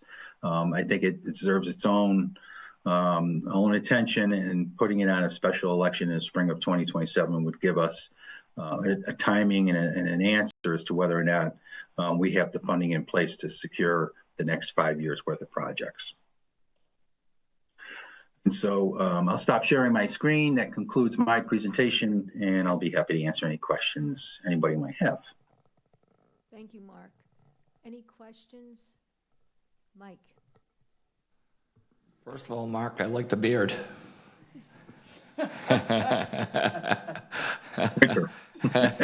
My question is your timeline went out through, don't correct me if I'm wrong, but it went out through 2039, I believe. Is that correct? Yeah, so yeah, it would take, because from the time you have an appropriation, then you've got to put together a bid, you got to bid the project out, and then there's mobilization. And by the time we get 0% financing from the state revolving loan fund on interim loans, and it takes 2 to 3 years after you get the interim loan before you get permanent financing. And so Yeah, it would take several years after the last appropriation is made before we have all these loans on the books. But that isn't for the entire 30-year project. That's only for the first group of them, say, correct? Yeah, we're talking, because this is such a massive program and we don't know what it's going to cost over 30 years. Right. We break it down to 5-year increments. Griffin and his team have a good sense as to what the next 5-year projects are going to be, and we get cost estimates on those, and then we try to build a funding mechanism around that 5-year period to provide the financing needed for that 5-year period. And so this isn't the only time or the last time we'll be talking about creating additional funding sources for this program. If we were to be successful in creating these resources for this next 5-year period, which is 27 to 31, come 2032 to 2036, we got another 5 years that we have to deal with, and we have to figure out a way to pay for that next round of projects. That was what I was kind of getting at. That's kind of what was my question was about. So this is just for this 5-year thing, Yes. and then we would have to come back and do a debt exclusion or something. Figure out another way after the next 5 years how you're going to pay for that, and we'll do it every 5 years until 30-year mark. Yeah. And so, the reason why we break it down to those increments too is, technologies change. Maybe there'll be some alternative on-site technologies that get developed that are more cost effective, less expensive to implement, and we can take advantage of those, but they currently don't exist. And so, yeah, if you don't want to commit yourself to trying to create resources to fund a 30-year program when you don't know what the true cost of it is over 30 years. So we break it down to manageable components. Oh, that makes sense. Okay, sounds good. Thank you. Any other questions? Andre. Thank you, Chair. Mark, very informative and comprehensive, a lot of information. I just wanted to, you gave a couple dates for when the issue would go on to the ballot, one in 26, one in 27, and then you noted a possible March meeting to kind of discuss, what it would look like for the community. And with the storm happen, we're already, we're in March 2026, and I just think these dates are going to come up faster than people realize. It's March now, it'll be spring, it'll be summer, and then you'll be, you're going to be in election season in the summer and right through November. I just wanted to ask about a potential meeting in March or in the spring to have the discussion about what would need to take place, the groundwork that would need to take place should this go on the ballot this year. I don't know if you heard that question, if that made sense.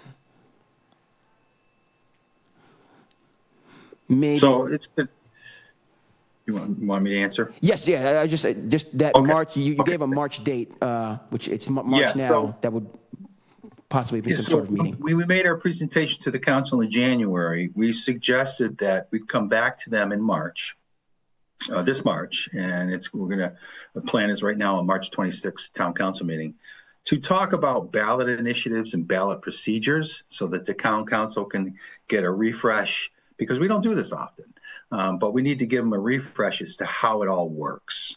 And because when you place a ballot initiative out there, there are certain things that you can say, depending upon if your staff or versus your elected official. There are restrictions on resources that can be used and so forth. So we just want to go over what those initiatives are, and then give them time to think about that. And then when the Finance Committee comes back with their review of our proposal this summer, we think that'll give them a sense as to whether or not they want to proceed forward with a ballot initiative. And our recommendation is to put, if they do want to proceed forward with the ballot initiative, is to put it on a spring 2027 ballot, so that there's at least a 6 to 7 month time frame to do the legwork that's necessary to inform the public about what the ballot initiative is all about. Thank you. Those dates are helpful. You're welcome. Any other questions? No. Mark, thank you so much. As always, very thorough, very informative, and easy to understand the way you've presented it. So I appreciate that. Thank you. Have a great night. You too.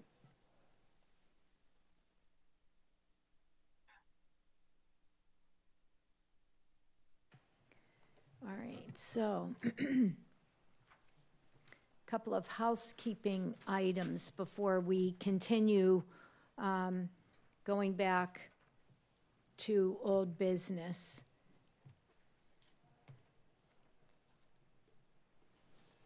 I would like to move to postpone items 5.2, 5.3, and 5.4, and then under old business, or 5.3, 5.4, 5.5, sorry. 5.3, 5.4, and 5.5, which are the technology position descriptions, and 6.7, which is the financial piece that's tied to those position descriptions. I would like to move to postpone those to the March 18th school committee meeting. Second. Having a motion made and seconded. Any questions? Discussion? Hearing none. All in favor? Aye. One vote? Aye. All in favor? We also. Oh, okay. Sorry, I didn't hear. Yeah, we all lied. I think Andre said it so loud, he motion Really? carries Somebody's actually unanimously. louder than And me? that's my good here.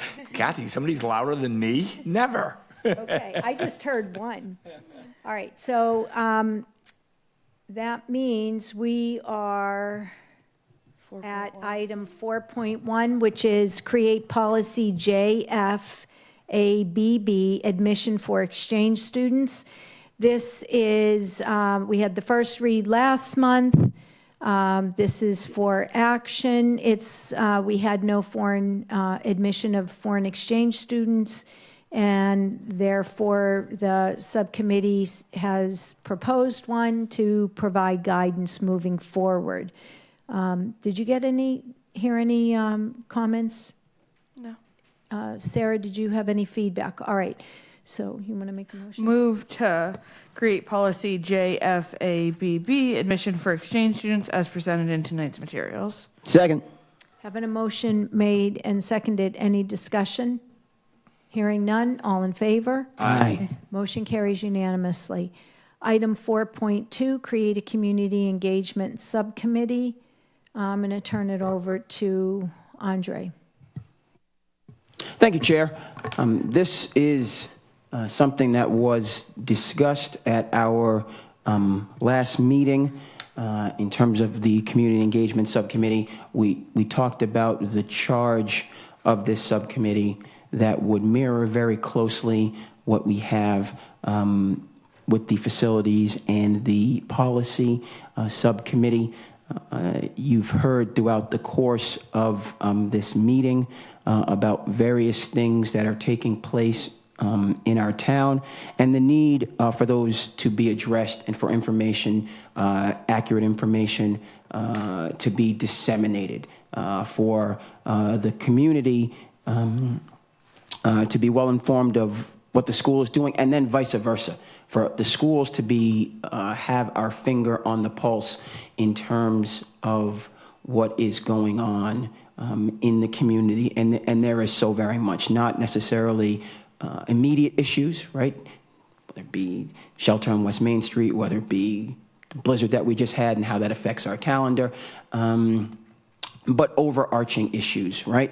When we talk about student achievement, when we talk about student retention, when we talk about issues that are important in the district, legacy issues that are important in the district. So that was discussed at the last meeting, and I will again kind of reiterate the importance of this particular activity, being aware of what's going on, being receptive to what's going on, being responsive to what's going on, and then utilizing all of that information to provide the school committee with things that they can act upon effectively. A little bit of background, again, had you not been at the last meeting, Barnstable has had a community engagement subcommittee. This is not a new idea.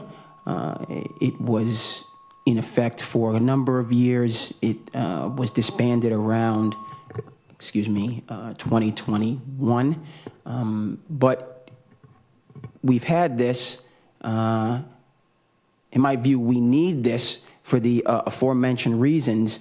And before, I want to let other people in. But just to note, this is something that's pro forma in many communities.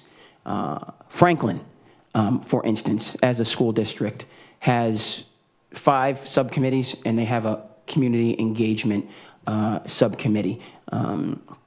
Falmouth has 4 or 5, let me just double check, subcommittees presently, and what they have is a student advisory subcommittee. Other districts, Fall River, having this subcommittee.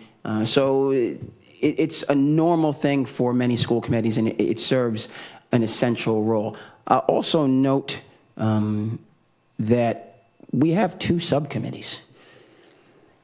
That's a little bit on the light end when you look around. Most districts have a minimum of 3 subcommittees that are operating. And just to be clear, this is work that's necessary in the community. It's work that you have people in the community that step up to want to do. It seems appropriate if you have a need and you have the labor power for that need, that you would go ahead and have this functioning group. To conclude, before I did have a meeting with the chair over vacation to discuss the subcommittee, the charge therein. Also, looking at membership of the subcommittee, which should it be approved, we will discuss what committee members and what community members and what staff members could serve on this subcommittee. But thank you, Chair, for the opportunity to reframe. We've discussed at the last meeting. I'm just restating a number of points. But there's certainly a need to bring back the community engagement subcommittee, and I'm ready and willing to take the lead. Any discussion, or should we do a motion and then discussion? Yeah, okay. Go ahead. Move to create a community engagement subcommittee tasked with evaluating the Barnstable Public Schools community partnerships and making budgetary and policy-related recommendations to the school committee as presented in tonight's materials. Second. Well, we don't have any materials. Do you want me to re-motion it? I would change that to discussion because we received no materials. Point of information. What materials are you referring to, Chair? I'm just sorry, saying that we have. I just made a typo. It wasn't in Yeah. there. I just misspoke. No. Understood. Okay, I'm just clarifying that I didn't see anything in diligence. But, okay, is there a second? Completely my misspeaking. Is there a second? Second.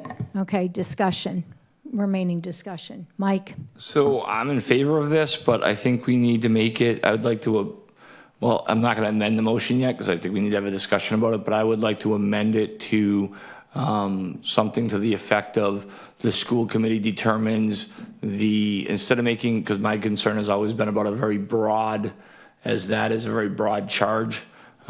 So my recommendation is, I don't have a problem with this, but some sort of amendment to the fact of the school committee determines the charge at every monthly school committee meeting.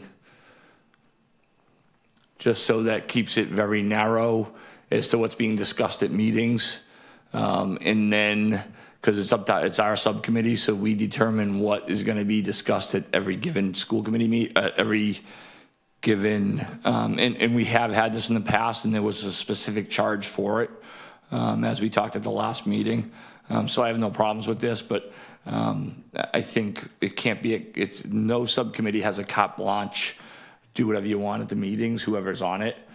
So I think if we're going to do that, then the charge has to be that at the previous school committee meeting, the monthly school committee meeting, the school committee has a standing agenda item that determines what the charge is, and we determine if it's on student enrollment or retention or anything, then we as a school committee determine how many meetings we are going to give that charge for. Like for the next 3 meetings, we're going to give you that opportunity to have that conversation. And then if the chair or the people, the school committee members on that subcommittee can come back and be like, listen, we've talked about it for the last 3 meetings and we think we're going to need like another 2 meetings.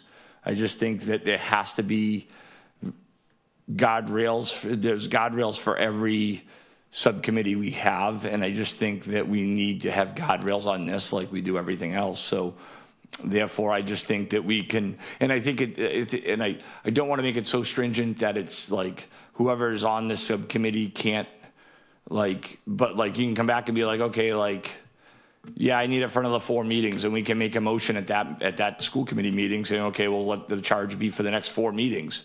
And then after that, when the people from the school committee come back, from the subcommittee come back and report to us, and they're like, okay, this is what we come up for a conclusion, then we make another charge for the next thing they want to talk about. And that's my input on this. I'm in favor of it. I just think that we need to make the charge, and we've had other ones of these, and the charge was something that was for months, but once that charge ran its course, we changed it to something else. And we've done that in the past. That's exactly how we ran this community engagement. It was bigger issues. So it was like 6 months they were on an issue, and maybe some of these issues are going to be like that. I mean, who knows? You don't know where it's going to go, but I just think that there needs to be, and I know, and Andre, this is yours, so I was kind of hoping that you were going to come up kind of saying, listen, this is what I kind of want the first topic we talk about to be, but maybe you can't do that. Maybe you want to meet with maybe you or whoever else is on it wants to meet with the subcommittee and kind of come up with ideas of what you want the charge to be. I'm very skeptical whenever you're going to give any subcommittee a huge thing. That's where it kind of runs amok. So that's my 2 cents on this.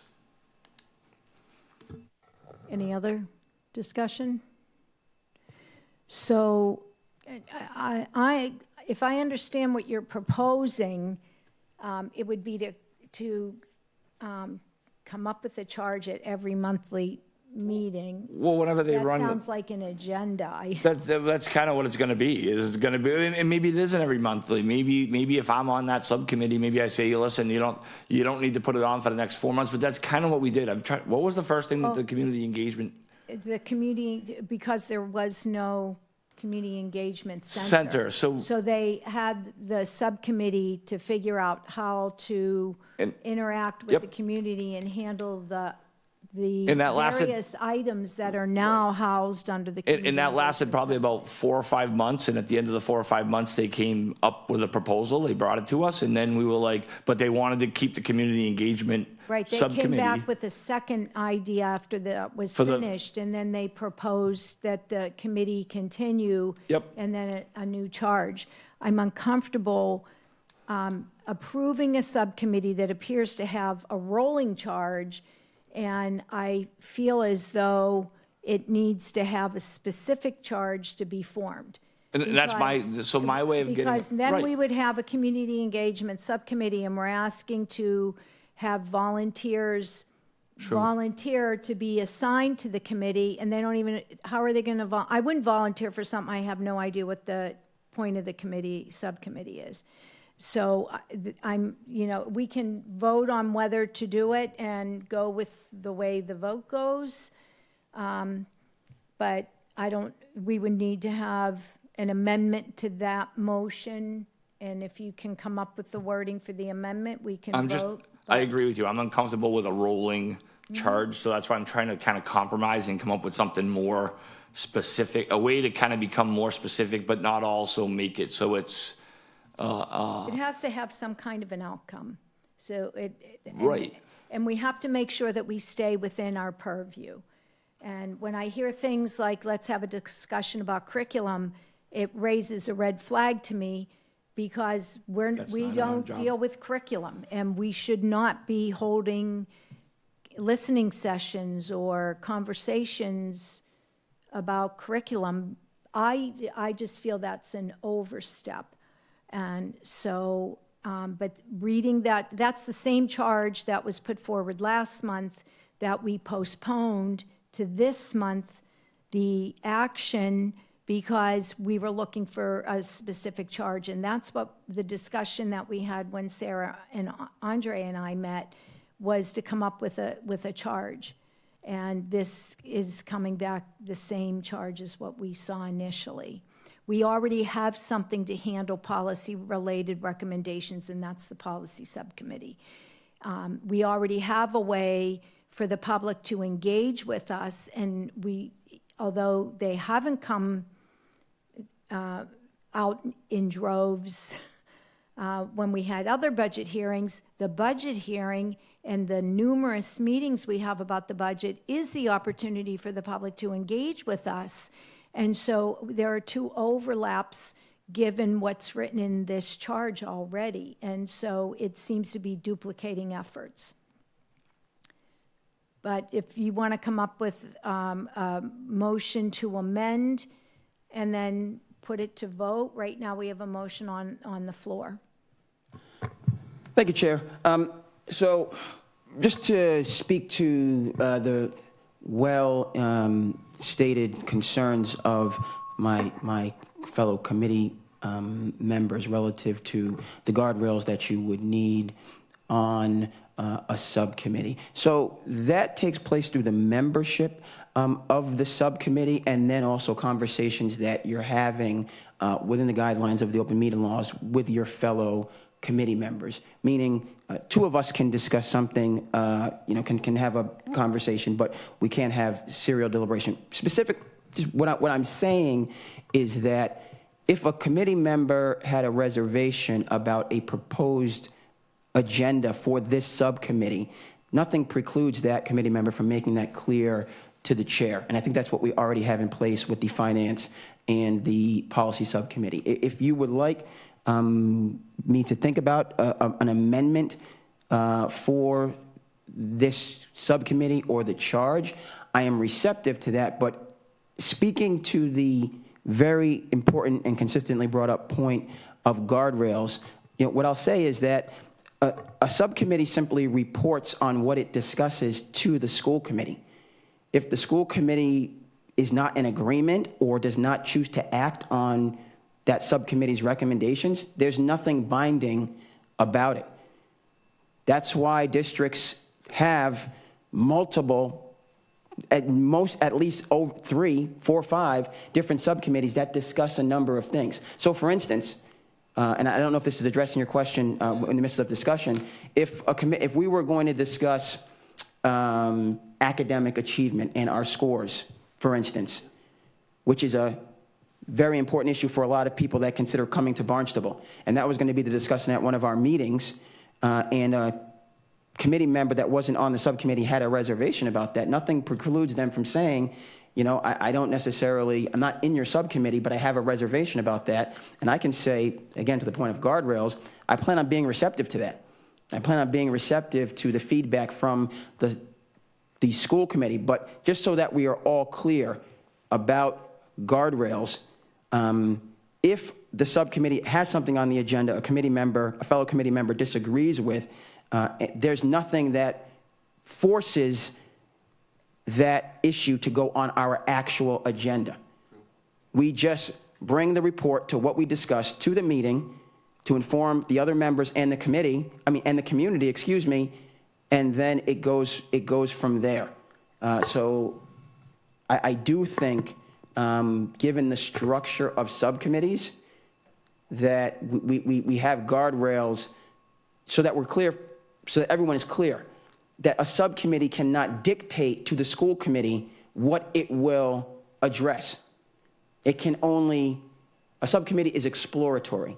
It provides information, which for the reasons, that I just noted, I do think that there's a very important need for information relative to the pressing needs in the community. So that's my response. I want us to be I want us to be on good parliamentary footing.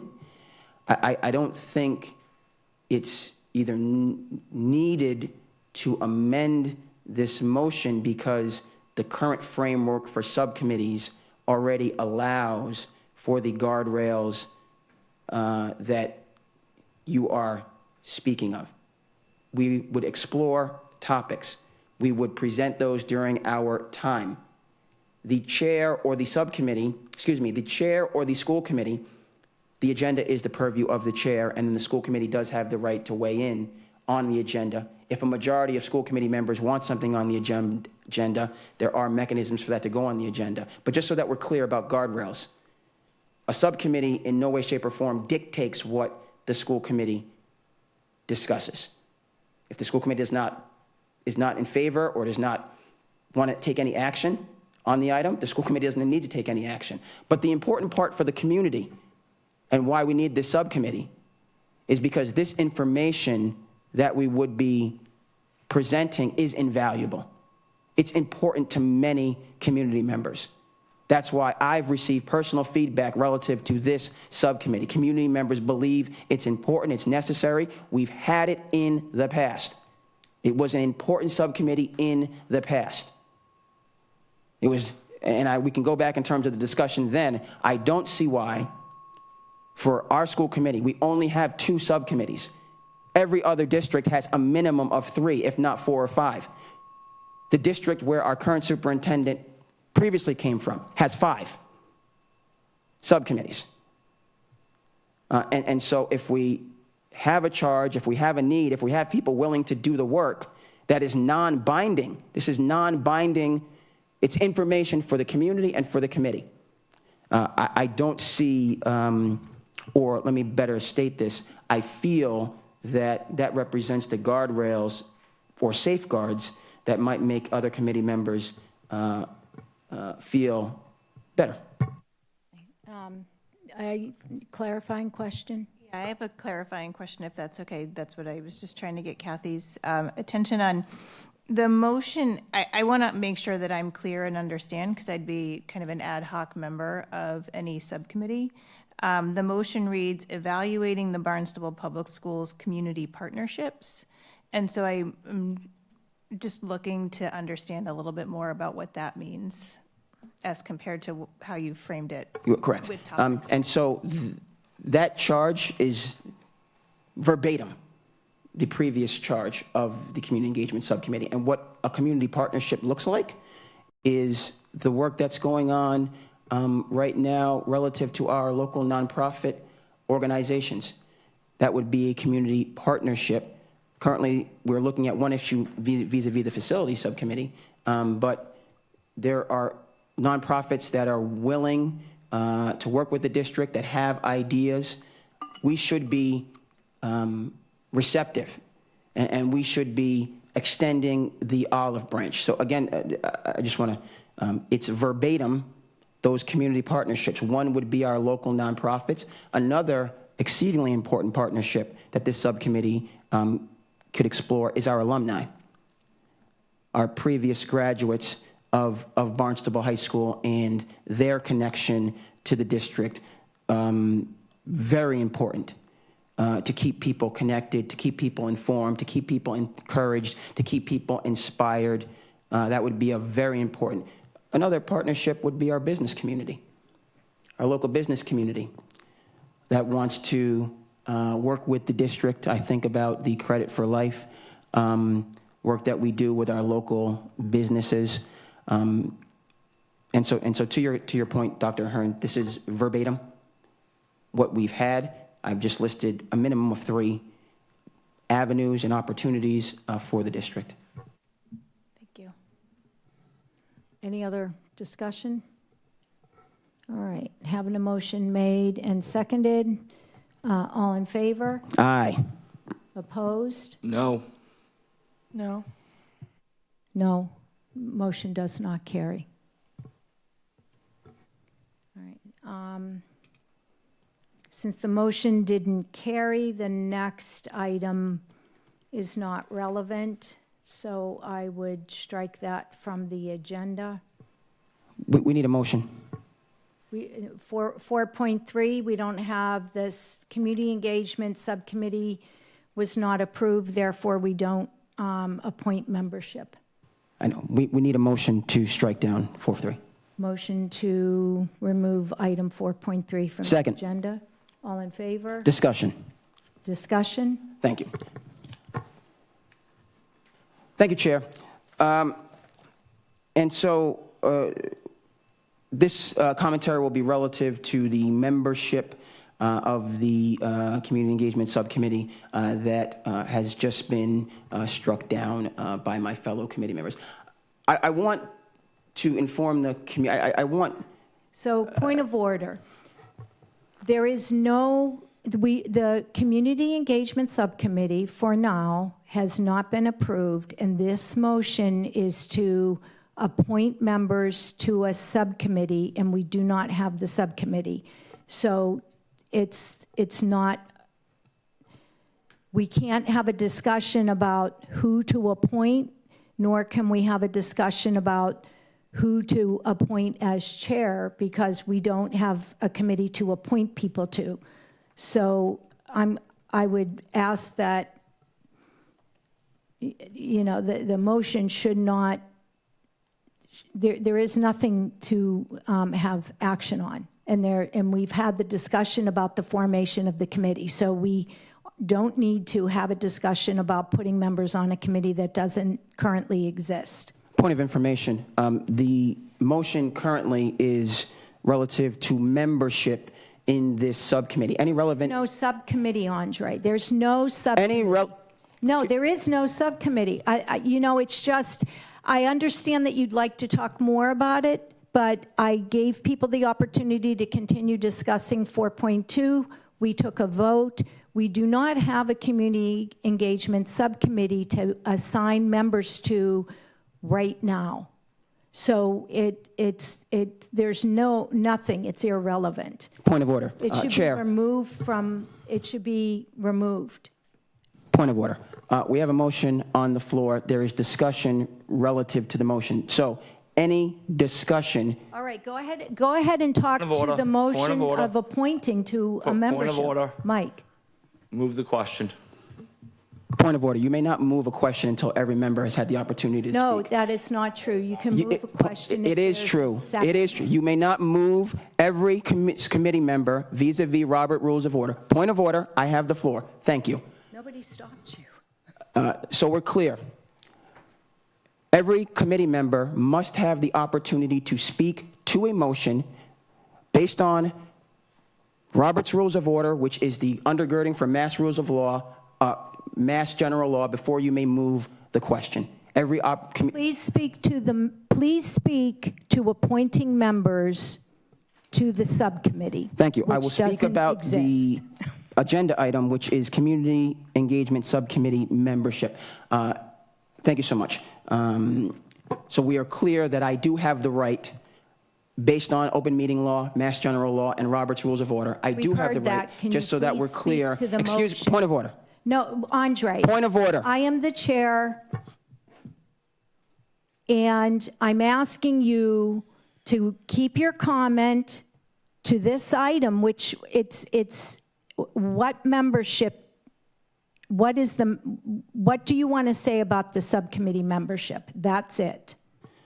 Point of order. I've been interrupted multiple times, as the community can see. It's unfortunate that we are not allowing individuals to speak within the confines of Mass General Law and Robert's Rules of Order. As I've clarified, I have every right to speak to this motion given those things. I've been interrupted multiple times. I'm going to reclaim my time now to speak to this, but just so that we're clear, okay? I have every right. I don't understand why I've been interrupted multiple times to speak to the current motion on the floor. We will possibly discuss that, but so we're clear. Now that I reclaim my time. Membership in this subcommittee is important to the community. That's why I have advocated for this. I'm well aware of the decision, but I simply want to reiterate the importance of this subcommittee and the good work that it would do. Furthermore, the community can see that there is quite a bit of energy related to this item. Why is that the case?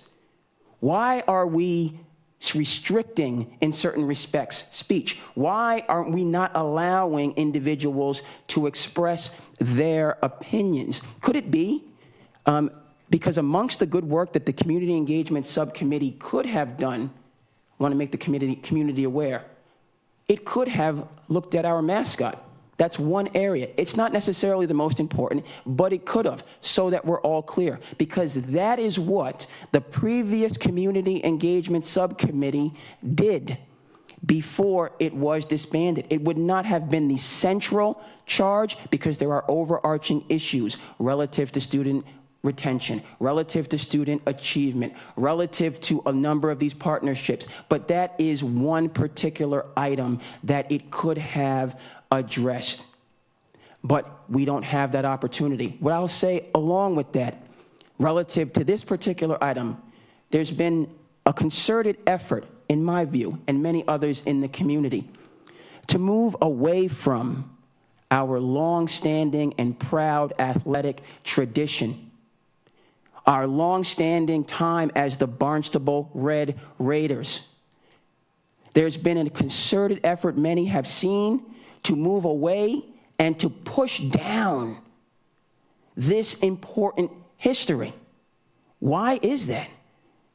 Why don't we want to have a conversation, at least a conversation, and then to look at some of the spending in the hundreds of thousands of dollars, current spending that we have, to push away the Red Raiders and to lift up the Red Hawks? I have no problem with the Red Hawks. I don't have an issue with our new mascot and the new ways that things are taking place. But we haven't received answers to fundamental questions about that change. And it appears now we won't even address, why are the Dartmouth Indians still the Dartmouth Indians? Why are the Braintree Womps still the Braintree Womps? Why are 3 other districts the Red Raiders and we can't be the Red Raiders? Why are all of these monies being spent on the Red Hawk where not a mention of the Red Raider takes place? Point of These order. are... I'm just saying you're not speaking about the membership. I am speaking about the No, you're not. membership. You're speaking about, you could have put forward a charge about a specific item, and I don't know what would have happened if there was a specific item put forward, but the charge and the subcommittee motion did not pass tonight, and so this agenda item is about membership. Point of order. I'm going to reclaim my time. Thank you. Another interruption. By the way, people, each committee member has 10 minutes to speak on an item, just so that we're clear under Robert's Rules of Order. And then we did have an opportunity to move the question. After everyone has spoken first, then you can move the question. So we're clear. So that we're clear. That really isn't true, but it's not. It isn't, and so. Why do you continue to interrupt me? Because I'm waiting for somebody to either move the question or I don't even. Who made the second on the motion? Was there a second on? I made the second on the motion. Who made the motion? You made the motion. I didn't make the motion. I asked about it. Well, then, all right. I apologize for that. So. No, I want to move the question, but who made the original motion to get rid of this? Kathy made the motion. Andre seconded. No, I made a motion to remove it. I made a motion to remove it from the agenda. So the discussion should really be around the motion, which was to remove that agenda item from the discussion. And I was speaking to the importance of membership on a community engagement subcommittee before I was interrupted for the umpteenth time. May I finish? Will you keep in, Andre? May I finish? No. Because the motion is to remove the item from the agenda. That's the motion I made. and then you seconded that motion according to the secretary. And so now you're talking, but your talking is veering off into other topics. And If I could finish, then we would connect it back to the topic. You keep interrupting me. If I might be able to and then finish. Mike moved the question, but there hasn't been a second. Second. That's out of order. There's a Everyone hasn't been given the opportunity to speak. We've discussed this.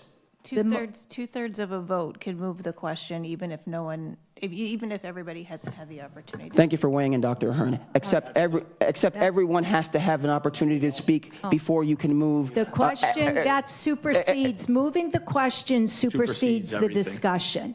So we have a motion to move the question. We had a second. Let's You're out of do order. a roll call vote. You're out of order. You cannot move a question until everyone has had the opportunity to speak. You're out of order. Well, then keep going. Keep going, Kathy. We can keep going. Again, it would have been better just to allow the discussion in 10 minutes and then to move on. But we seem consistently to want to restrict that discussion, and we run into problems that are not consistent with Robert's Rules of Order or Mass General Law or our open meeting laws. But I've said what I need to say. The community can clearly see where we are on this, which is fine. It didn't have to be this way if we could have let people speak and been respectful. But here we are. I've said my piece. Thank you. So do you have a vote to move the question? No. Mike? Yes. Courtney? Yes. I vote yes. Question is finished. So now you have to move the question. Now you have to go back to the original amendment. So now we're moving back to the motion that was initially on the floor, which was to remove item 4.3 from the agenda. Second. Having well, it's already been made. So motion made and seconded. All in favor of removing 4.3? No. Aye. Three remove and the affirmative and one negative. So we took care of new business, item 5.1 and 2. We postponed already by action 5.3, 5.4, and 5.5. And we're down now, and we took care of 6.1. So now we're on item 6.2, the superintendent's recommended budget presentation. Chris and Sarah, thank you.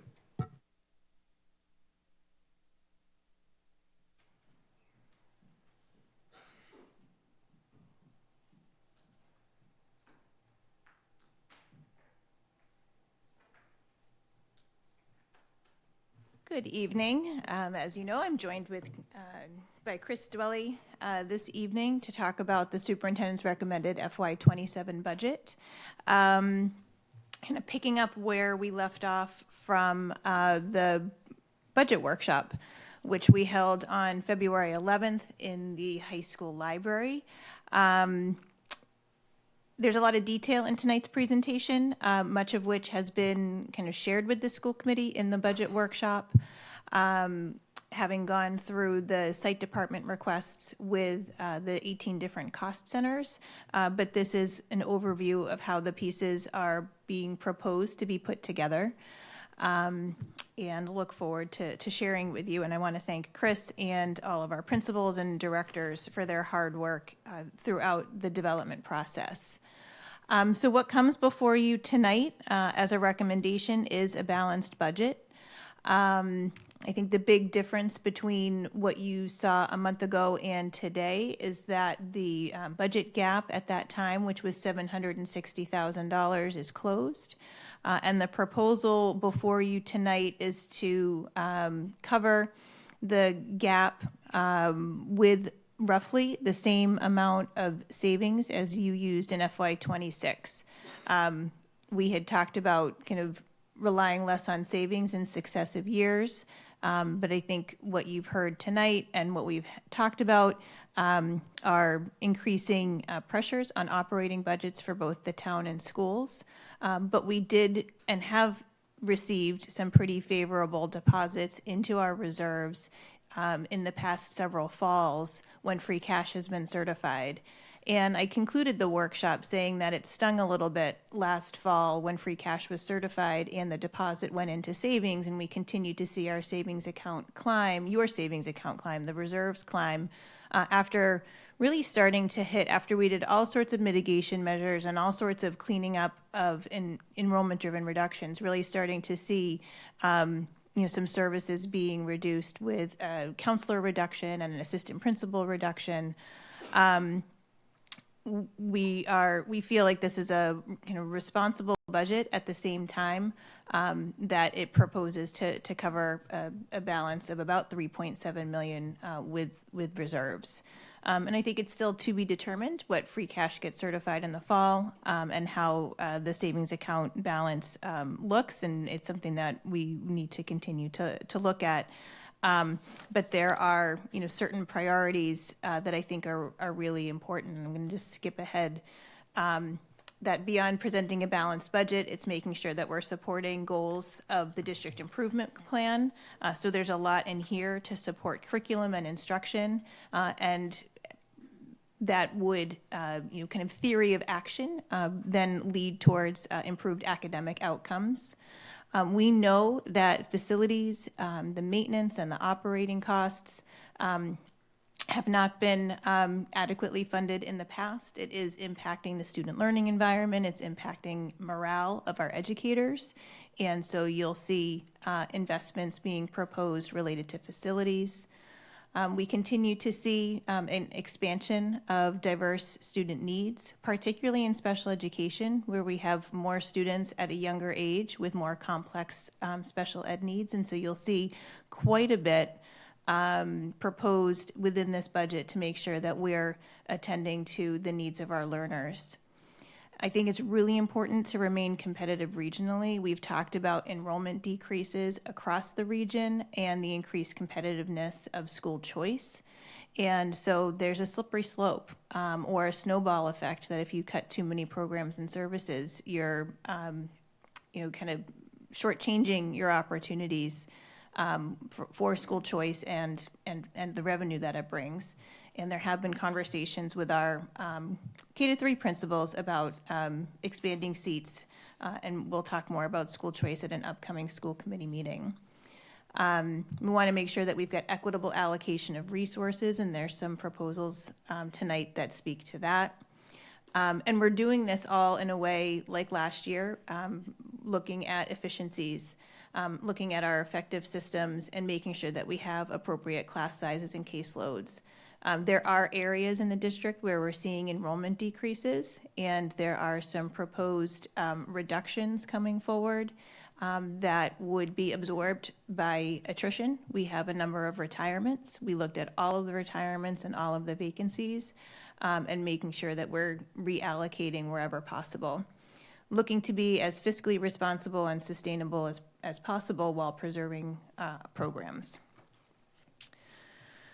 Going back one slide, just to sort of situate this in terms of enrollment, we have seen a decrease in enrollment, much like other Cape towns. We're about average in terms of that decrease of about 4% within the past year. Some are higher and some are a little bit lower. But that is relevant, I think, when it comes to our budget, Chapter 70, as well as how we're looking at our resources. What was shared with you at the workshop is that we had 59 submissions from 18 sites for cost requests of $1.8 million and nearly 22 positions, with major submission themes around special education teachers, interventionists and coaches, counselors and social workers, contracted services and inflationary increases, and a number of supplies and equipment. And many of you, I'll just go back for 1 second, many of you had shared with me either in private conversations or the sentiments that I got from the workshop was really your desire to support the students and to support the needs in the district, recognizing what some of the constraints we face are.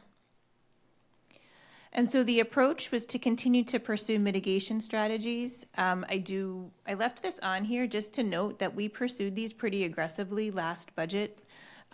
For example, we looked at all of our vacancies. We shifted costs from the operating budget to revolving accounts.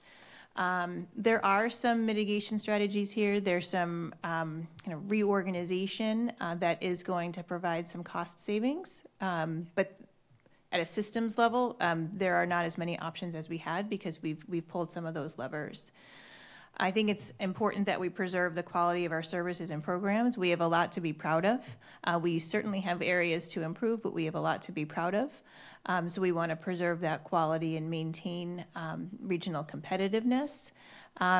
We reviewed numbers carefully to appropriately predict class size and caseloads, and are proposing a budget that adjusts staff appropriately. Although there are some areas that we're watching, again, with that enrollment decrease and forecasting a decrease going forward, there were some requests that were made that we did not include in the budget because I think we just need to see where the numbers shake out, and that happens every year. We did review, as I mentioned, reviewed our enrollment decrease and want to make sure we are looking to maintain appropriate class size and caseload. So I want to reassure you in the community, but we reviewed vacancies and reviewed attrition against our anticipated retirements and proposed some positions to not continue forward. We have considered budget restorations and the additions of new positions, but we've done so conservatively. Talked a little bit about user fees. You'll see initial proposal for user fees the evening of the budget hearing, but we anticipate the ability to charge four-year-old peers pre-K tuition at a more competitive rate than they might pay outside of the school system on a sliding scale based on income. We anticipate a recommendation from the facility subcommittee of a modified structure of fee tiers that may not lead to an increase in revenue, but it is something just to forecast for you. And then an incremental fee for athletics will be proposed to help offset some of the increased costs there. And we're looking to offset creatively wherever possible, and I think there's a bunch of that. These are the budget assumptions that you saw February 4th. We did not update this slide, but it was kind of what we were proposing at that time, which included $2.2 million in savings, and there's more being proposed tonight. And Chris, do you mind just chatting about these changes? Sure, yeah. So the last slide really illustrates kind of our starting point, what was presented at the last meeting, and then all of these subsequent slides kind of are, all the changes that have been made since. And this slide highlights that at a very high level. So overall, we're looking at $1.4 million in additions. That makes up a little over $1 million in positions. These included positions that are being offset by another funding source or by another position, really. So reducing, one full-time down to half-time and then reallocating that half-time elsewhere to new positions. And then we've got just under $400,000 in inflationary increases. This is primarily around our contracted services and some of our supply lines as well. And the supply line is increasing because, as costs go up, you can purchase fewer supplies, so we've got to increase that. So, facilities, for instance, can be able to continue to stock up on the supplies that they need. To offset those additions, we've identified $1.2 million in reallocations or cuts, areas where we were able to kind of pare the budget down and reallocate it elsewhere. And then separate from that, or in addition to that, I should say, we've got $800,000 approximately in one-time projects that'll appear in this FY27 budget, and with the school committee's guidance and our practice of allocating or using savings to fund those one-time projects. Okay, so we'll go through in detail the proposed changes based on the site requests and how the different pieces are coming together. So the first thing that I would like to recommend are some selective budget restorations from reductions in the past.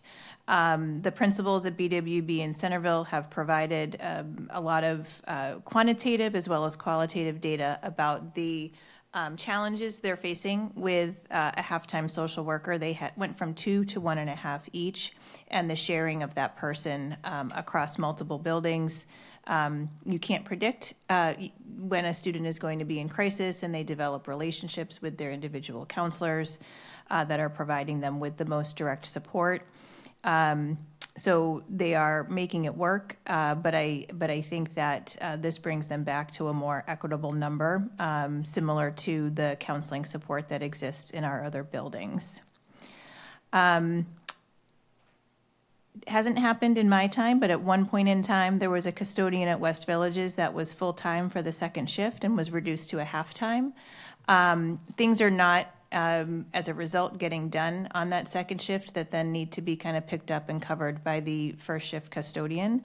But that is not a sustainable model and not a sustainable situation. So the proposal here is to restore that second shift custodian from half-time to full-time. It's a big school, and they need the support. BCIS is currently the only school without an assistant principal. There was a reluctant reduction at the sort of 11th hour last year as we were faced with a steeper need to reduce our budget.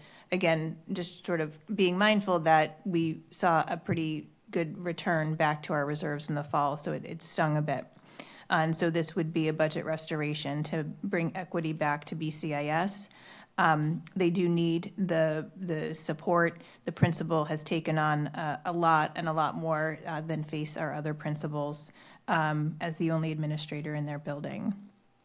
We did also reduce an administrative assistant at the FCEC.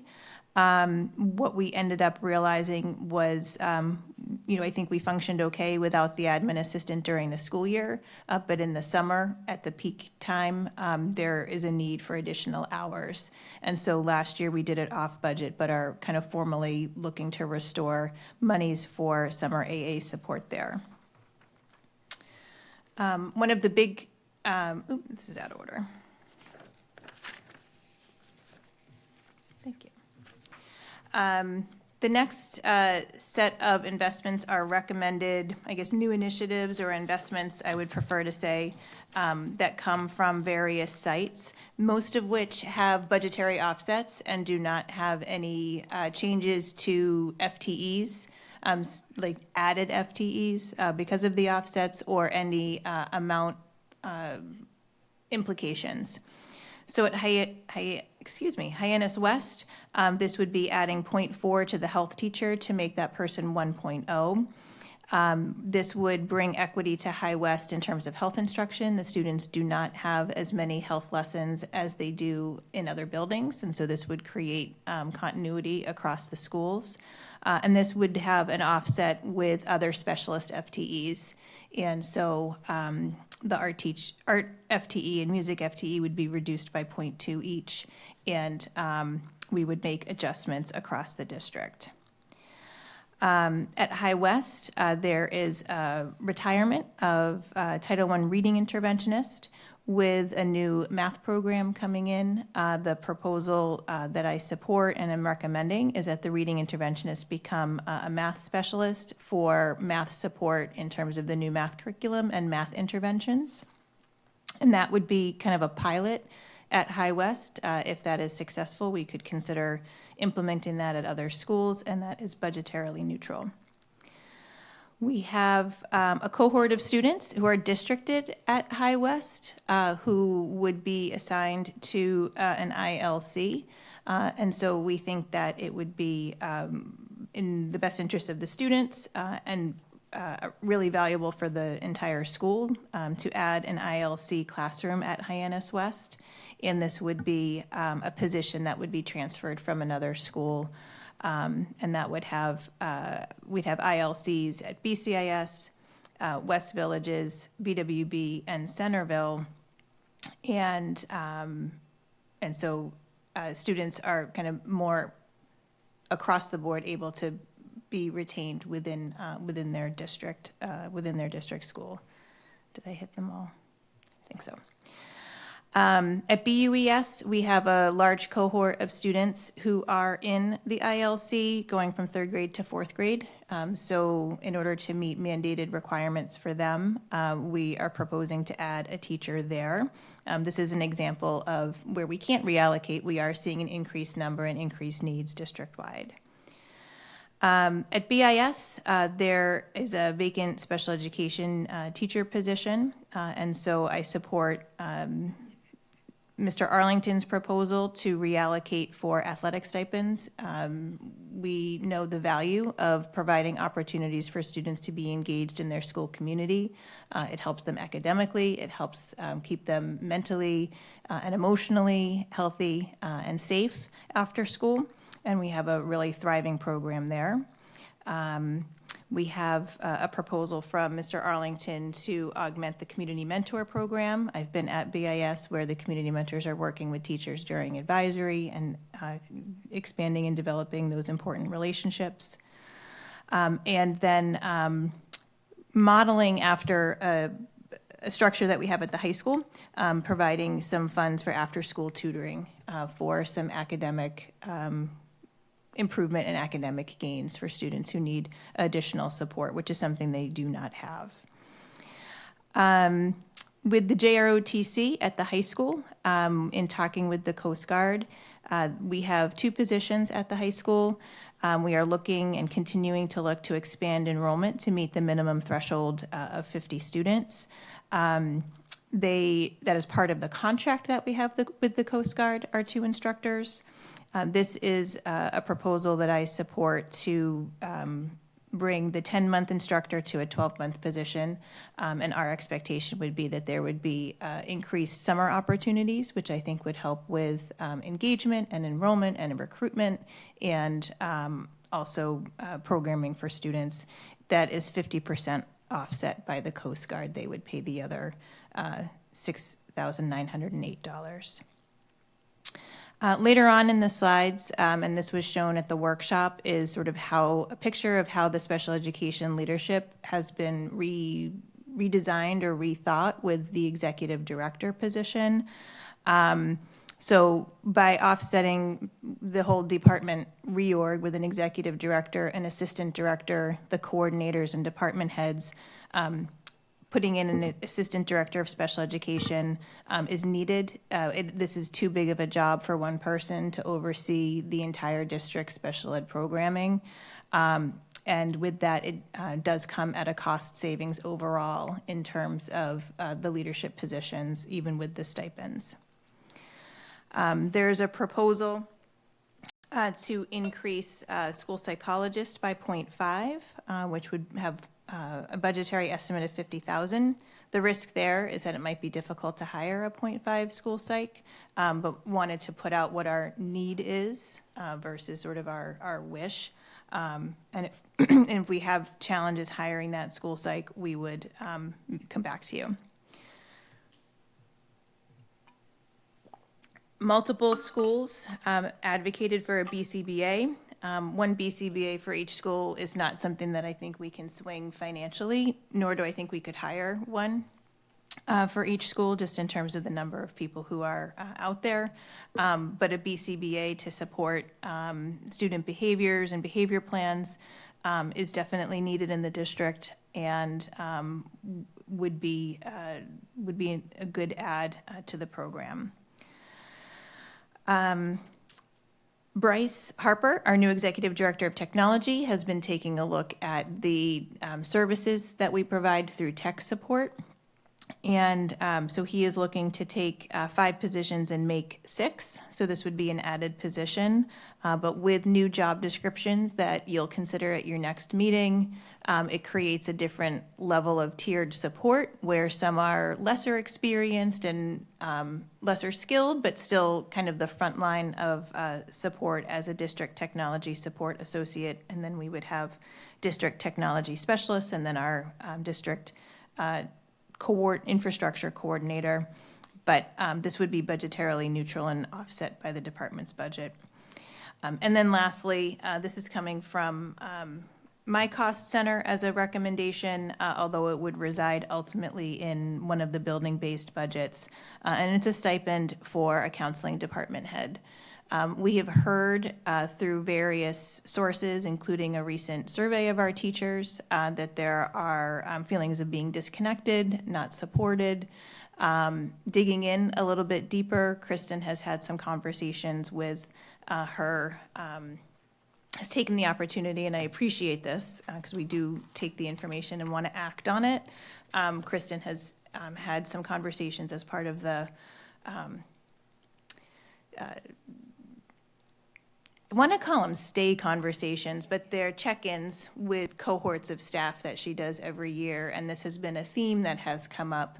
And so we think that it's an opportunity in a way to show support for our counseling department, because I do think there's only a few of them in each building. They're relatively siloed. And at the central office, we're not really able to attend to the depth of need that they have for professional development, for supervision and evaluation, and for programmatic growth.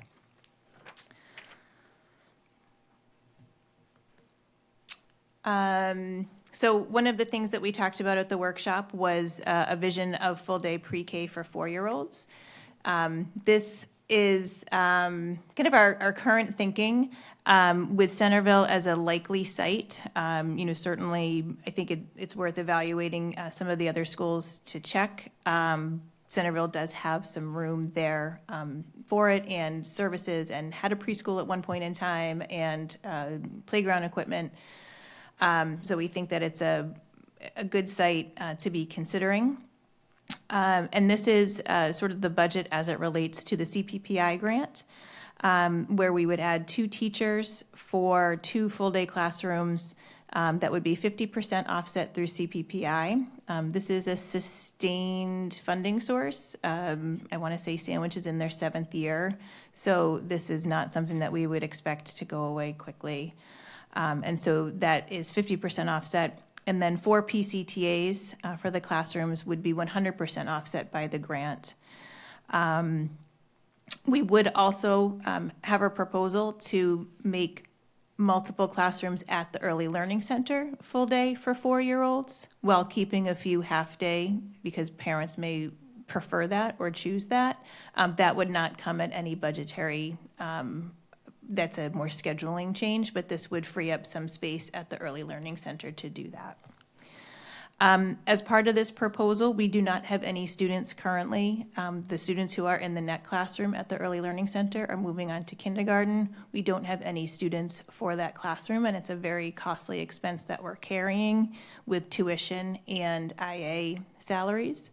And so that comes and brings a savings. The 2 IAs would be reassigned to other classrooms in the district, and we very regularly have IA openings, so we would be able to retain them. Any materials for the new classrooms would be offset through the CPPI grant, and none of this is reliant on any tuition that comes in or fees that come in for full-day pre-K. That would be, something to look at later, but this budget model does not include that right now. One-time expenses are on the next page. I did include the one-time expenses from last year just to show you, and really more to show the community, the finance committee, the town council, what you had previously supported and what's coming off of the books, which is money for the mold prevention specialist, the Teach Town curriculum, and the high-quality instructional materials for math. This year, the roughly $800,000 of one-time expenses falls into a couple categories. The first one is custodial equipment, and this would be to replace aging and unsafe equipment and, by extension, increase the quality of services. I think that part of the challenges we have relate to our custodians not having what they need, and so it's nearly $300,000 there. apologize for the late delivery of the information, but by way of background, we did share with you earlier this evening a detailed accounting of what custodial equipment is proposed to be replaced. And it's not everything. I think Doug and his team really took a very careful look at the equipment and are making some recommendations, but some of the stuff dates back to 1995. So I think that there are things there that definitely need some updating. As Bryce has come into the district for technology, he's done a pretty thorough review of the inventory, and we're, I think, pretty well situated for student Chromebooks and staff laptops. We have leases in place, and we're kind of leveraging that pretty well. But one area that's unfunded and in need of upgrades, and it's not everywhere, but it's in selected locations, is classroom instructional technology and audiovisual equipment.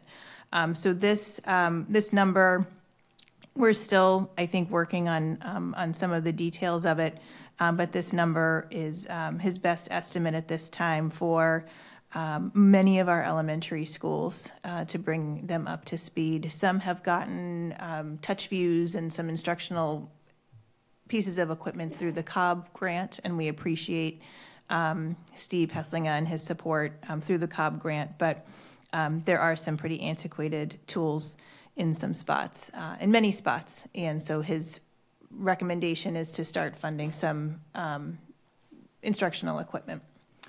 And then our tiered focus monitoring review did point out some lapses for English language development curriculum, or ESL, and so this would be $25,000 for a one-time expense for grade 6-7, which is currently being piloted.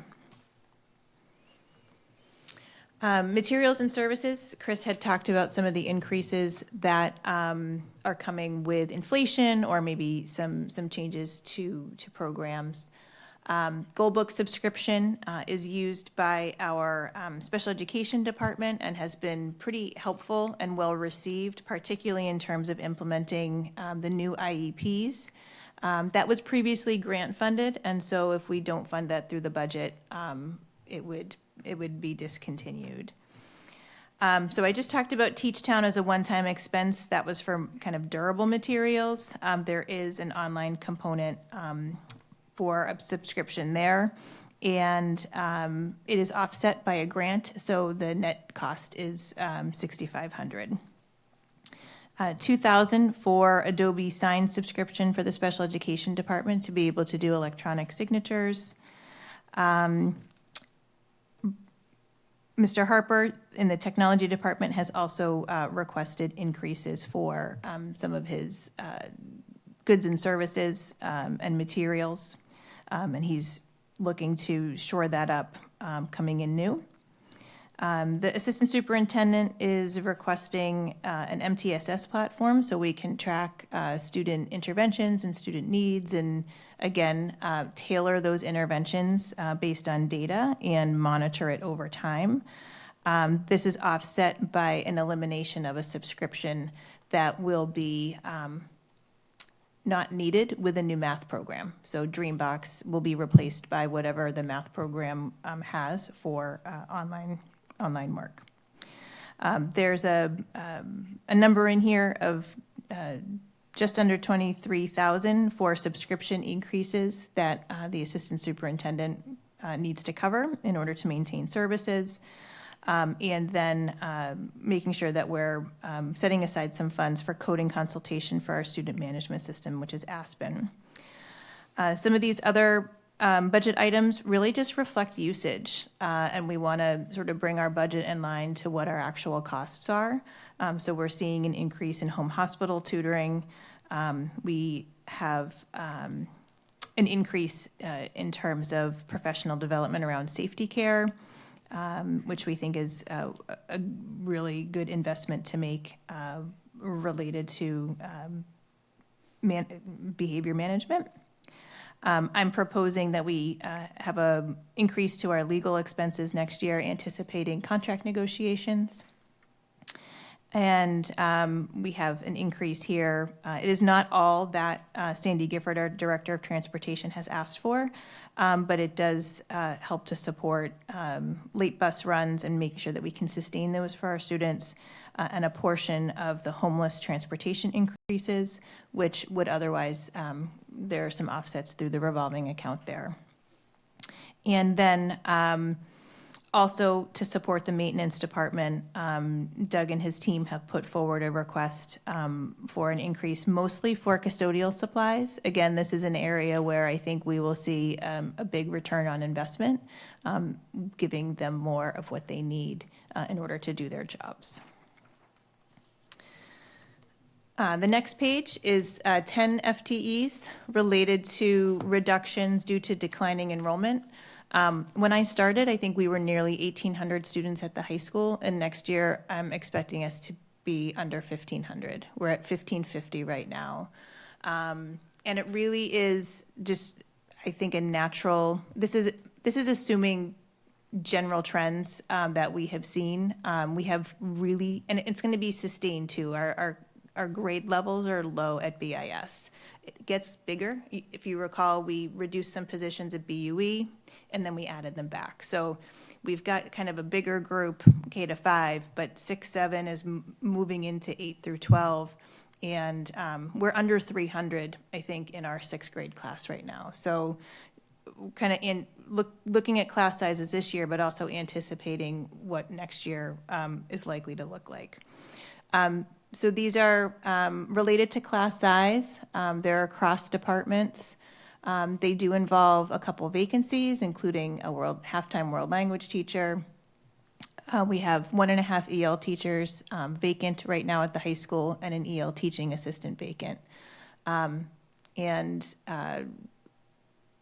Again, we took a very careful look district-wide at our retirements and are responding accordingly as it relates to enrollment.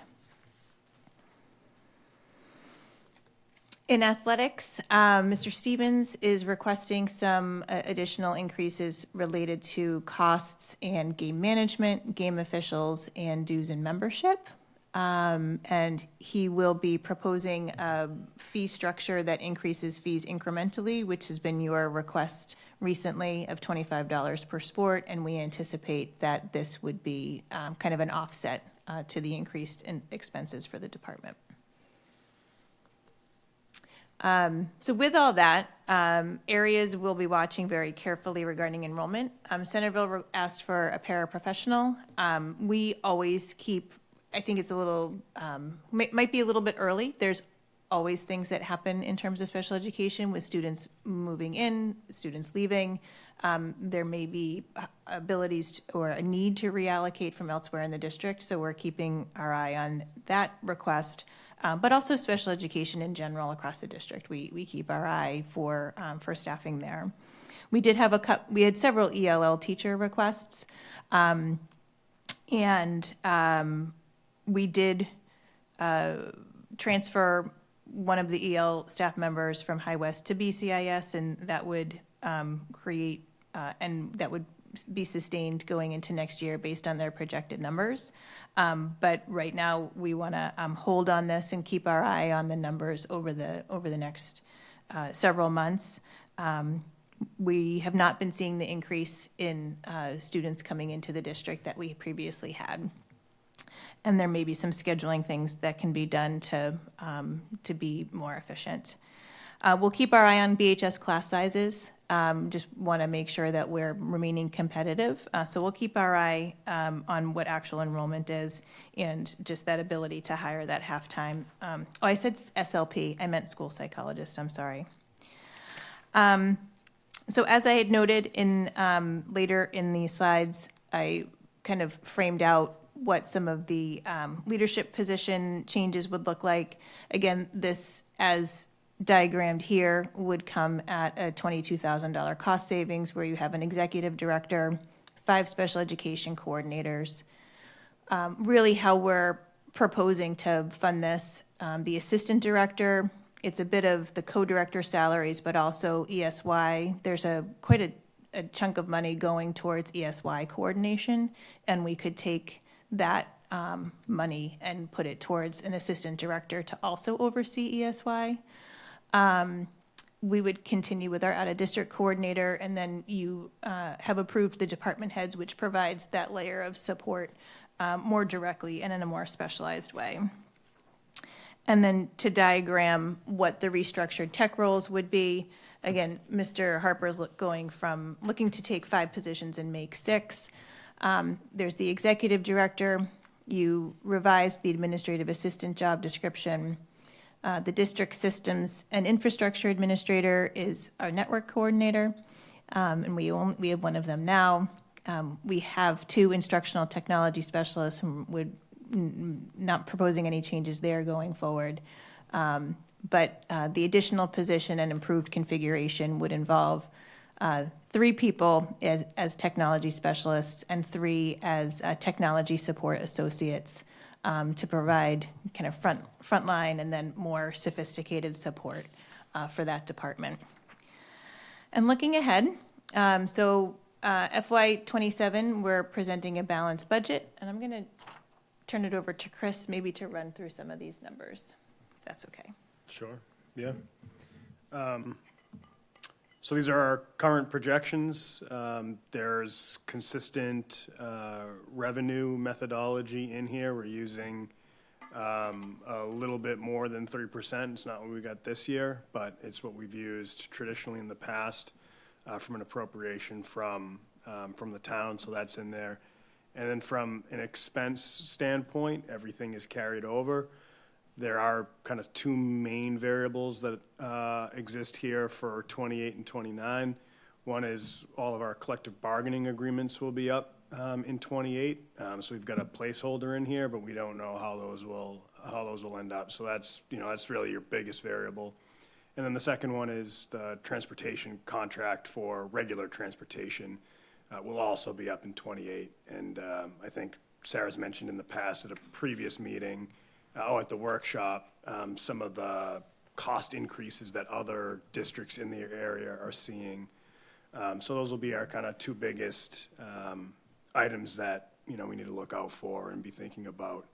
I think the other thing to point out is, if you look generally at 28 and 29, we need about $2.5 million in additional kind of savings to just balance the budget each year. We've run models out on, our current savings balance using 2.5 million, what we anticipate might come back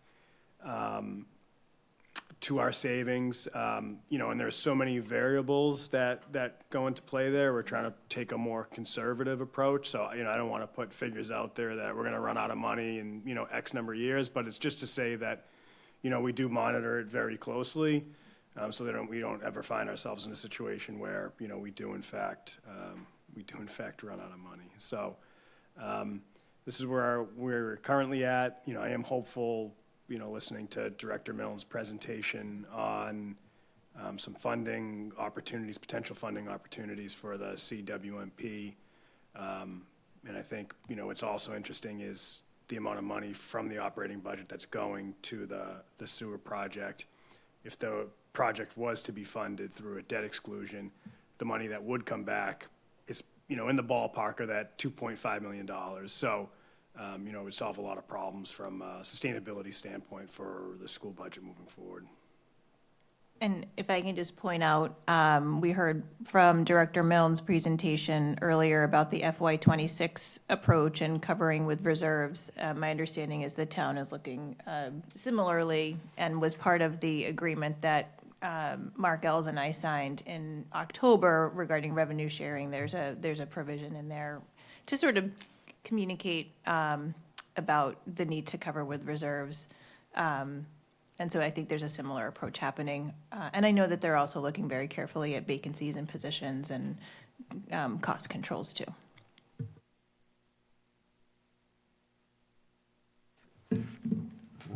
Questions, comments? Andre? Yes, thank you. Another comprehensive and informative presentation. Just a couple different questions. In terms of the investments, social workers, I noted a number at the elementary school. Is this in relation to a larger enrollment? Because you stated that these have been some reductions that you wanted to replenish. But are you looking for social workers specifically at the elementary schools? Is because that's where the class sizes are larger? Yeah, so we had reduced one social worker last year and then split that position between two buildings. The enrollment at those two schools is relatively stable, and the need is still there. There's some pretty significant counseling services that students are receiving as part of their 504 or IEP plan. We are seeing increased number of students not school ready in kindergarten and who need some counseling supports and some social work in terms of being ready and having school accessible to them.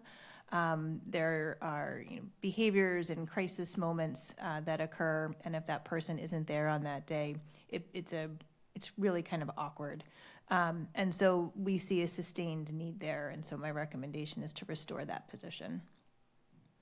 Working at the elementary level, I can concur with that. Students that are, and you don't always think about it, but it's a huge leap when kindergarten. You used to living in a school and all these people, and so the younger students certainly do have those needs.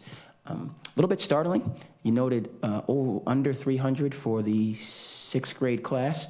Mm-hmm. And again, being a Barnstable, I'm used to 500. I'm used to that just being, and you might graduate 400 or 300 just because but you don't start at that number. So it's helpful information. And then, you just note some factors that are just less kids, cost of living, there's overarching factors. But while it is startling, it's helpful for the community to note, because again, being an alumni and you do sometimes, there's some differences. And you talk about, 1,800. Again, for me, that seems, because I'm used to, but then now we're talking about 1,500. We're not used to that in Barnstable. But it's where we are, and you have to adjust.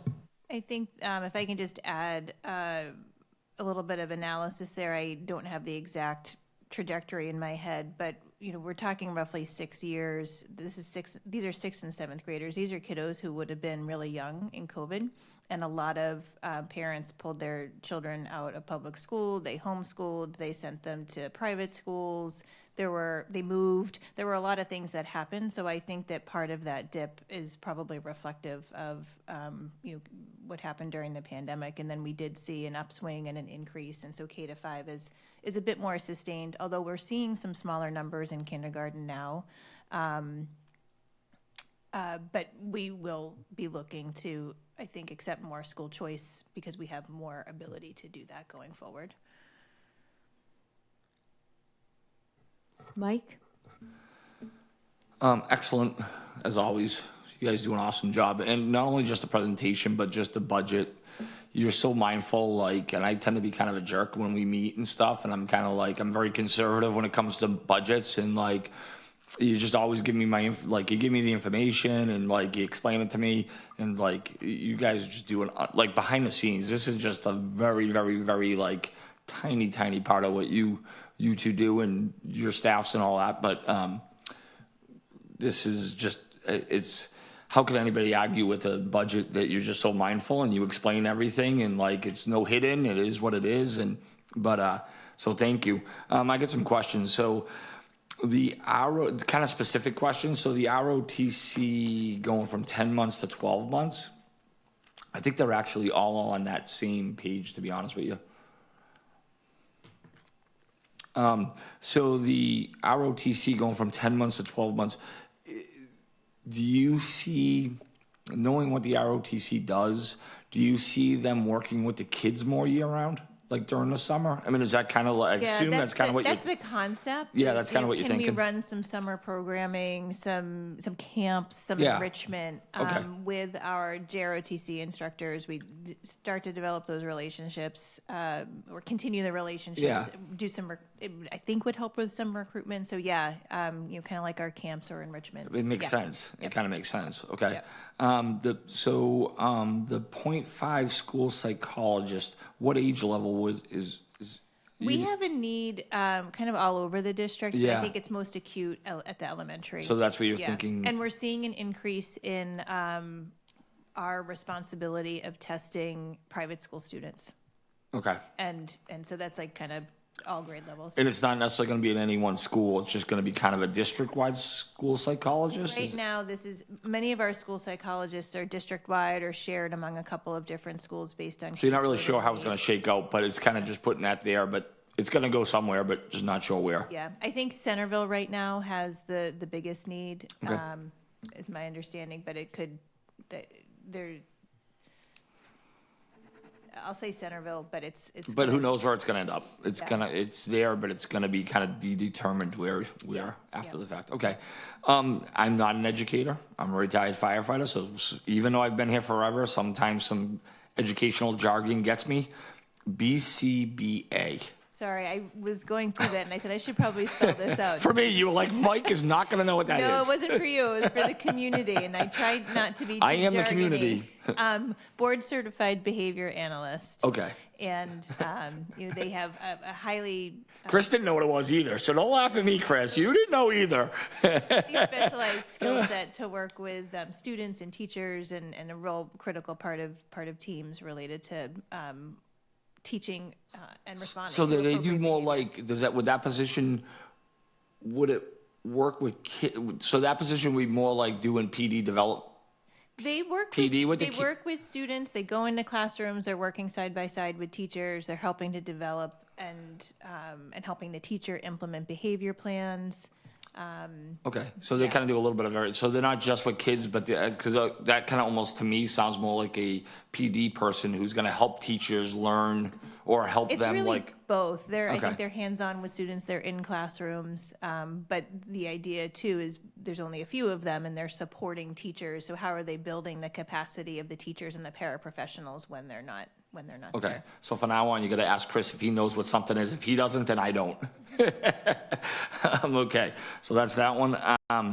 So the neck for the preschool, I know you're getting rid of it. Is that something that kind of like comes and goes, or is that like something that's kind of like, have you funded that in past years even though we haven't used it? Or is it just sounds unusual to me at our preschool program to not have a neck room? Yeah, I think part of it is a sort of philosophy around that's one of the more restrictive environments. Okay. And so making a decision that early in a child's educational trajectory Isn't good. isn't necessarily best practice. Okay. And so there are a lot of strategies, instructional strategies that that NEC might use that are pertinent in other pre-K or ILC classroom settings, and so I think that's a lot of the thinking is It's not necessary at that age. not yet. Okay, Yeah, okay. kind of wait and see how this child's developing. Okay, and then I got one more. So, and I trust you 100%, but I need to kind of, it doesn't sit well with me. So we're gonna reallocate a special ed teacher from BIS to help with athletic fees? That like we're always needing more counselors, more teachers, not necessarily, we need more support staff, I'll say. And yet we're taking a special ed teacher, funding for a teacher and moving it to athletics. That kind of like. So it see may why- be an optics piece. That was again, the enrollment is down at BIS, so caseloads are down at BIS, and it was kind of a neat and tidy way within a cost center to recognize that there are these needs and this offsets available. Okay. And it's for Conversely- BIS athletic fees, not the high school athletic fees? BIS, Okay. yeah. So it's sort of a neat way to package Okay, that nope, that together. makes sense. We could have put this differently and said, we're Nope. going to take the BIS teacher, make it the BUE teacher, and then the money would go towards Nope, that's those. fine. I just don't want, because if it confused me, there could be people watching that are like, wait a minute, like that. We're always talking how we need more staff to work with kids, and now we're making it so we're making athletic fees cheaper for kids. Like, and I understand athletics are important, but to me, that's. It's not to Is it- change the fees, it's to provide more stipends so that there's more intramural opportunities Okay. for the middle school students. Okay. Yeah. No, It I could just have been kind of packaged needed, I differently. just needed an explanation. Sounds good, thank you. You're welcome. Anybody else? Courtney? Thank you. Yeah, just along with the educational jargon, what's a neck room? New England Center for Children. It's a program specifically designed for students with autism, although not all students with autism would necessarily be in the NEC program. The teacher in the NEC program is from the New England Center for Children, which is kind of housed out of Southborough. They do have residential programs as well, but they have set up classrooms in communities in districts. Barnstable, I think, was one of the first school districts to have the NEC partner program. The teachers are not our teachers. We pay a tuition, we pay a fee to have their teachers, and the students are placed in the classroom. You can have up to 7 students in each room, and each student has a one-to-one instructional assistant. The IAs, the instructional assistants, are our employees, and we have NET classrooms at West Villages and High West, BUE, BIS, and the high school. And so you just don't think you'll need it at Enoch Cobb? That is what I'm being advised by our preschool principal and also our director. Okay. Yep. And then as you know, I love the idea of a full day preschool, and I just want to point out that there is the potential to have even more revenue into this budget in future years once you have a sliding scale of parents paying. So that could make future years look a little bit brighter. Thank you. Thank you. And I'm good. Everybody asked and questions were answered, so thank you.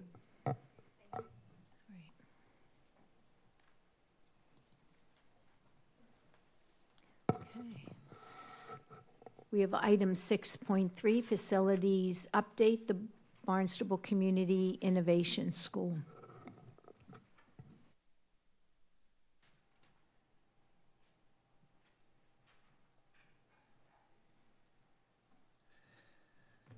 Good evening, everyone.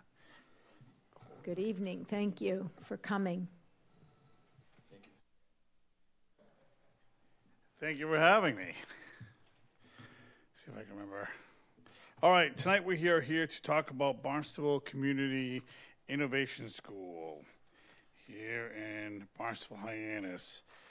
I'll start off with basically this school is a total square footage of 54,890 square feet. Then this past year, well, 2024 actually, we added 4,488 square feet.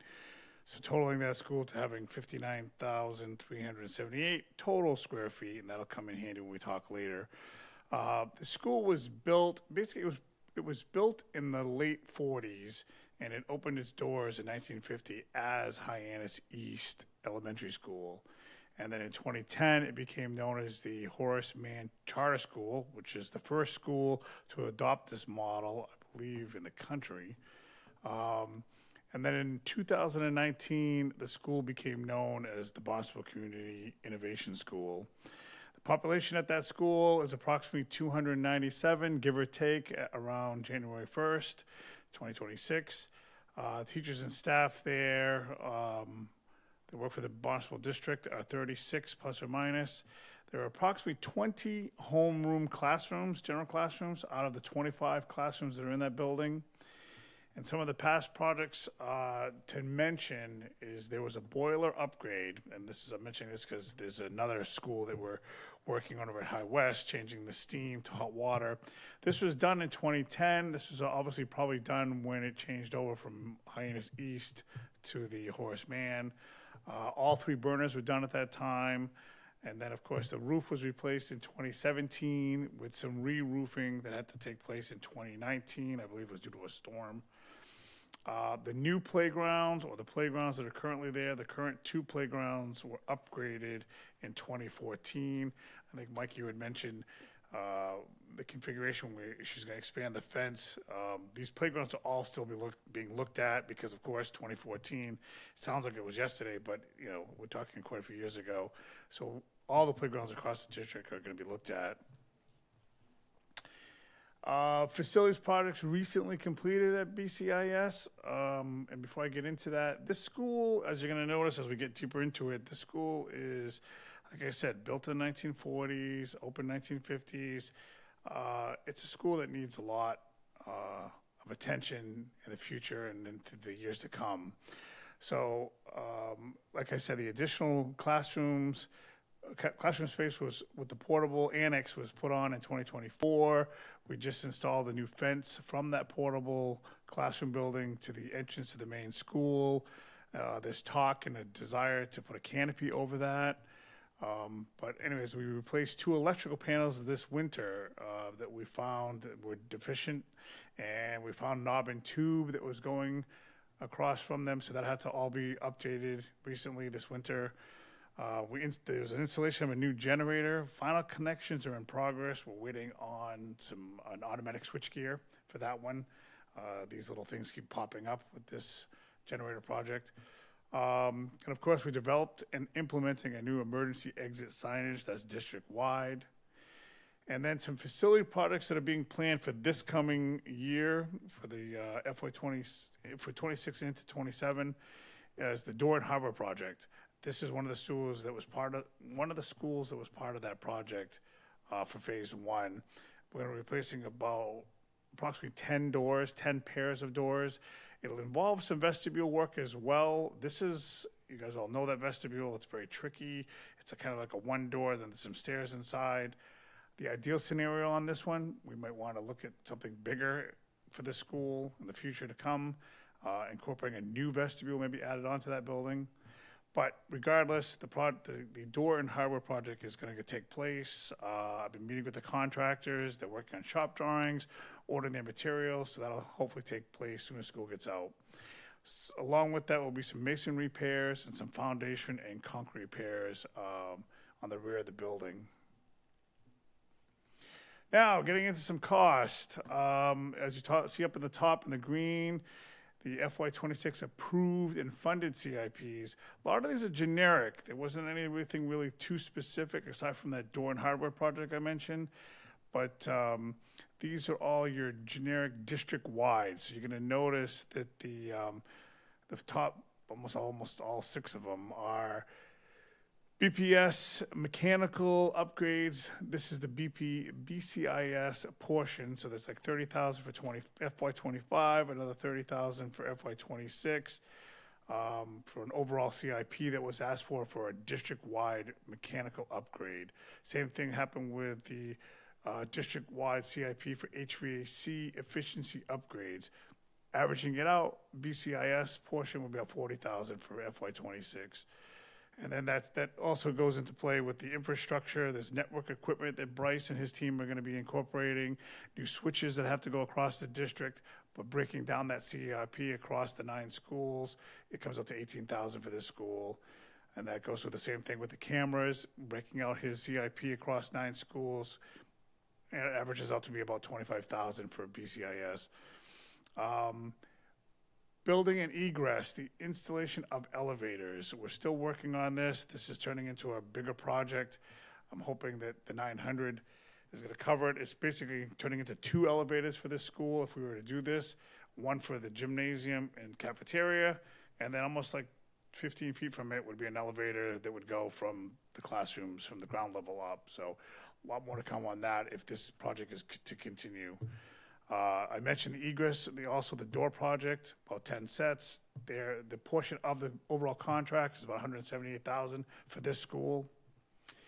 Now, the CIPs that we're requesting that are being presented for FY27 that are up this year, in the upcoming month, Specifically, again, the mechanical upgrades across the district, divided by 9 schools, 30,000, the HVAC, infrastructure, but I'll jump down to exterior shell, masonry repairs, divided by 8 schools, about 80,000 we're asking for FY27 for this school specifically, but it's a district-wide masonry repairs, and I think when we do it district-wide, we'll benefit from going out to bid with multiple schools, not just school by school.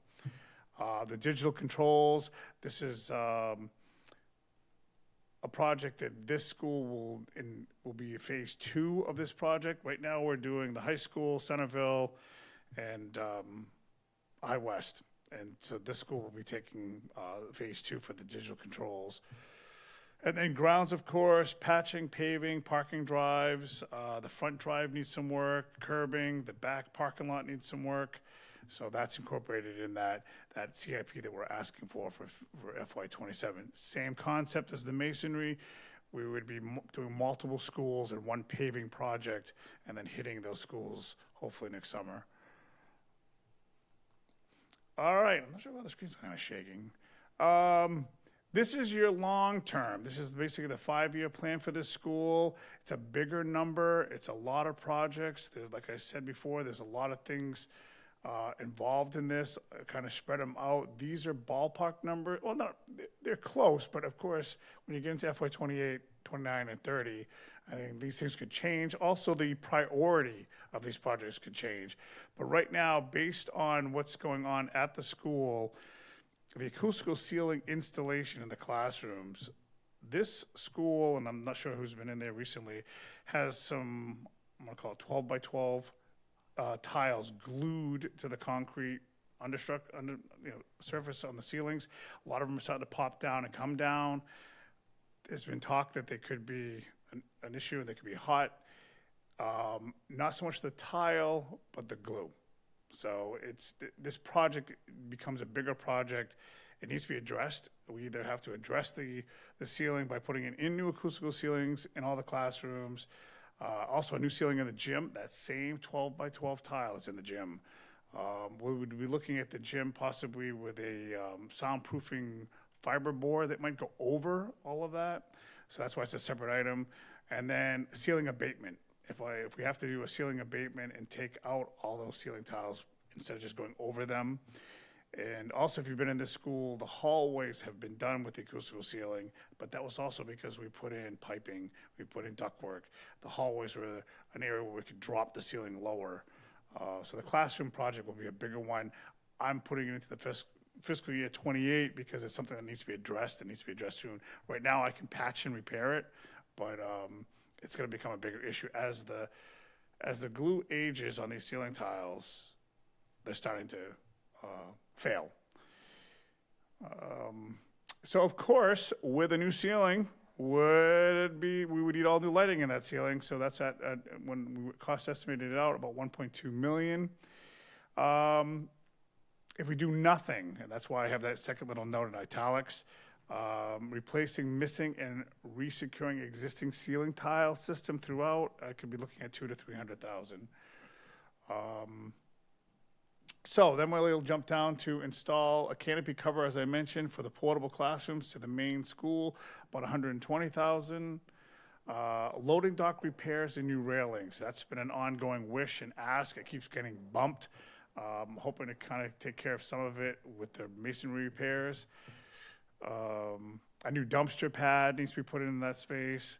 And then another big one that's come up, it's actually come up with the environment testing and some of our roof repairs is this building needs to have some roof hatches replaced and the roof access ladders.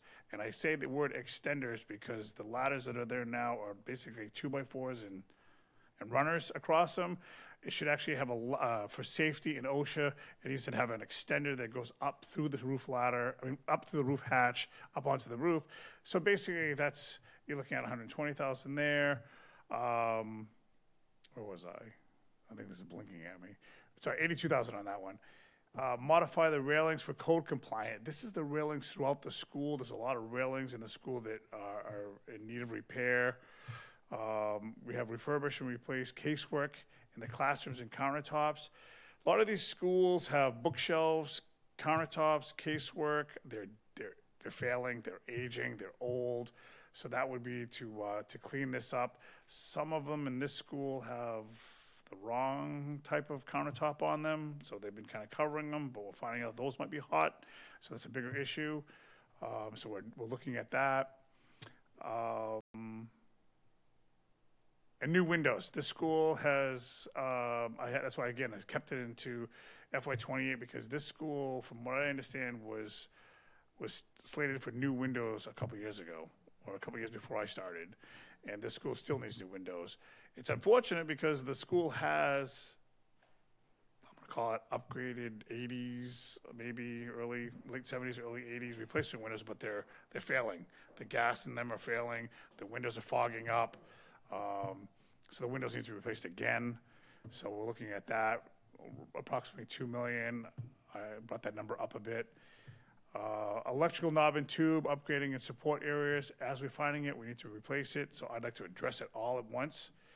And then we'll go into FY29, restroom renovations. They're long overdue. I just couldn't put everything in FY28, so I'll have to push that to FY29. Looking at the restroom renovations. With that, you're going to also notice it looks large, but it's also these older schools, a lot of the restrooms are not ADA compliant. And what we're doing is we're sending that ADA student or teacher to a separate class, to a separate restroom. This would have to, of course, once you do a certain percentage of the renovations, we'd have to bring them all up. So right now, I'm carrying 1.8. Replace interior doors. There's a lot of interior doors in this school that should be replaced. It gets to a point where we might want to replace all of them. And also the locking hardware, making it a safer environment for each classroom. Exterior soffits and fascia repair, another $125,000. Exterior trim and paint. Yes, the building's brick, but it still has a lot of fascia and it has a lot of trim and soffits around that building. Install new units. I'm jumping down to install new units for AC for the front offices, just to cool and AC the front offices. We're looking probably about $400,000, but then to add a VRV system to provide cooling to the entire school, we're talking at $3.2 million.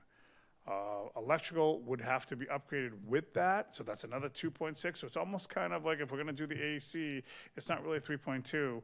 It's like 5. Because of the electrical upgrades that this building will require. Jump into FY30 as I try to move some things out again, because it's the building masonry repairs at this point. It will continue. Crawl space abatement. At some point with us doing all of this work, we're going to have to get into that crawl space, which has a lot of hot pipe wraps, a lot of insulation that's down there that needs to be abated, because that gets into some other issues in that building and in that basement. Excuse me. Floor tile replacement will have to start taking place in that school and continue on. We're carrying a $1.2 million. Replace the gym floor at that point by FY30. Construct and enclose climate controls for the IT equipment. Again, this was on there again from the Collier report.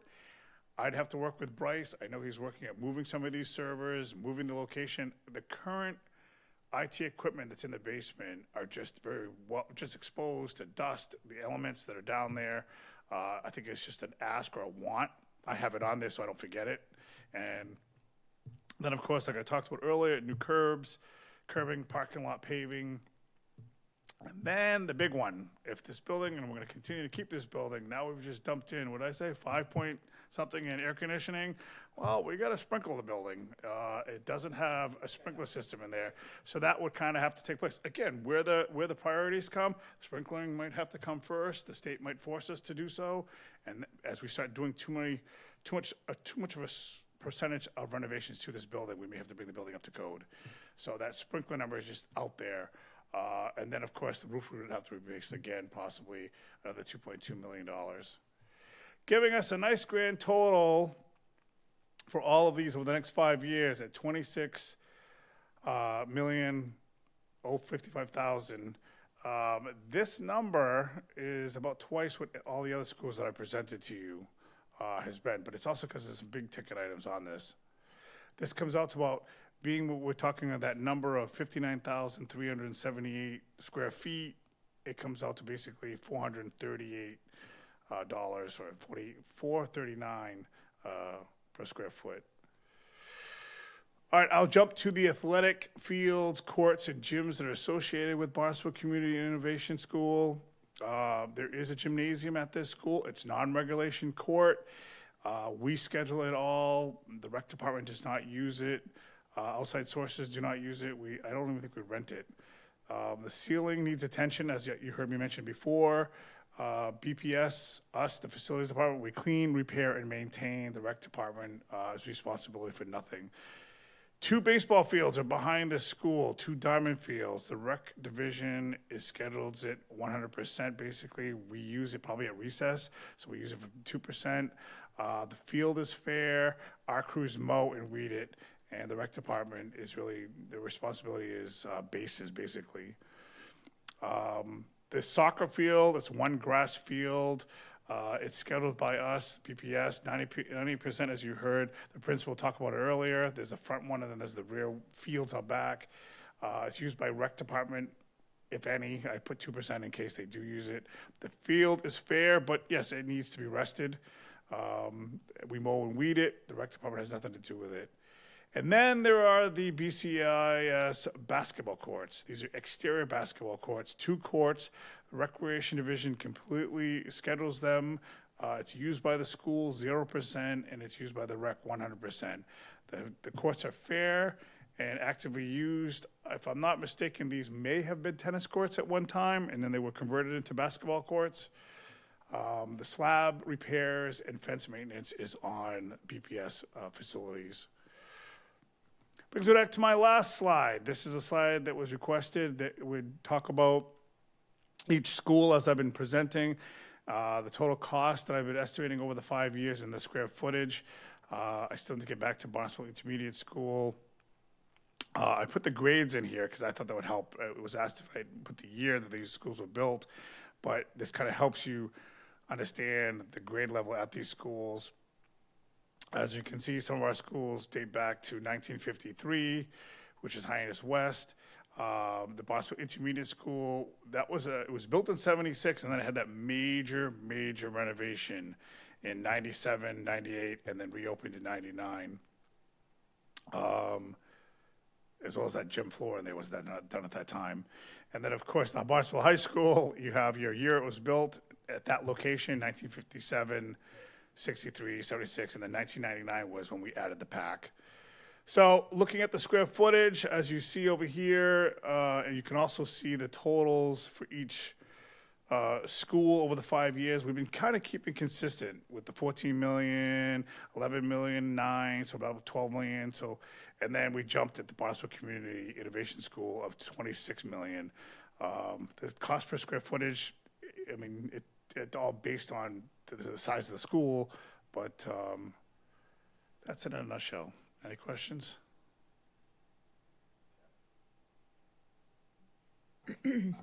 Thank you. Any questions?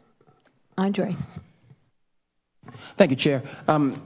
Very informative, so thank you. Just a question to start about the roof that was kind of pushed out to 2030, if I'm correct? To do it again. To do it.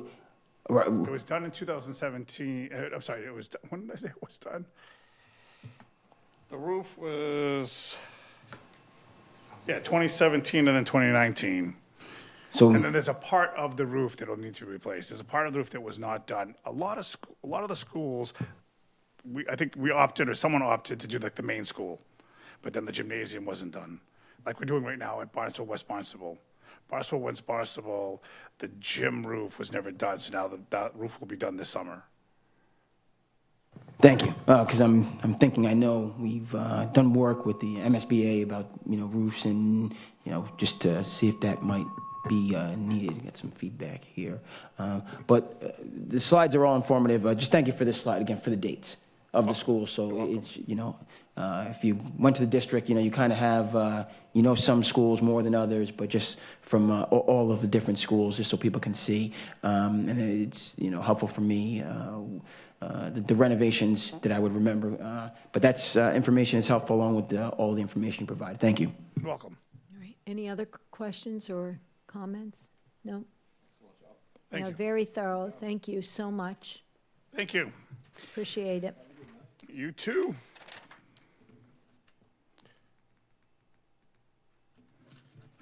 Item 6.4, approve high school student activities account.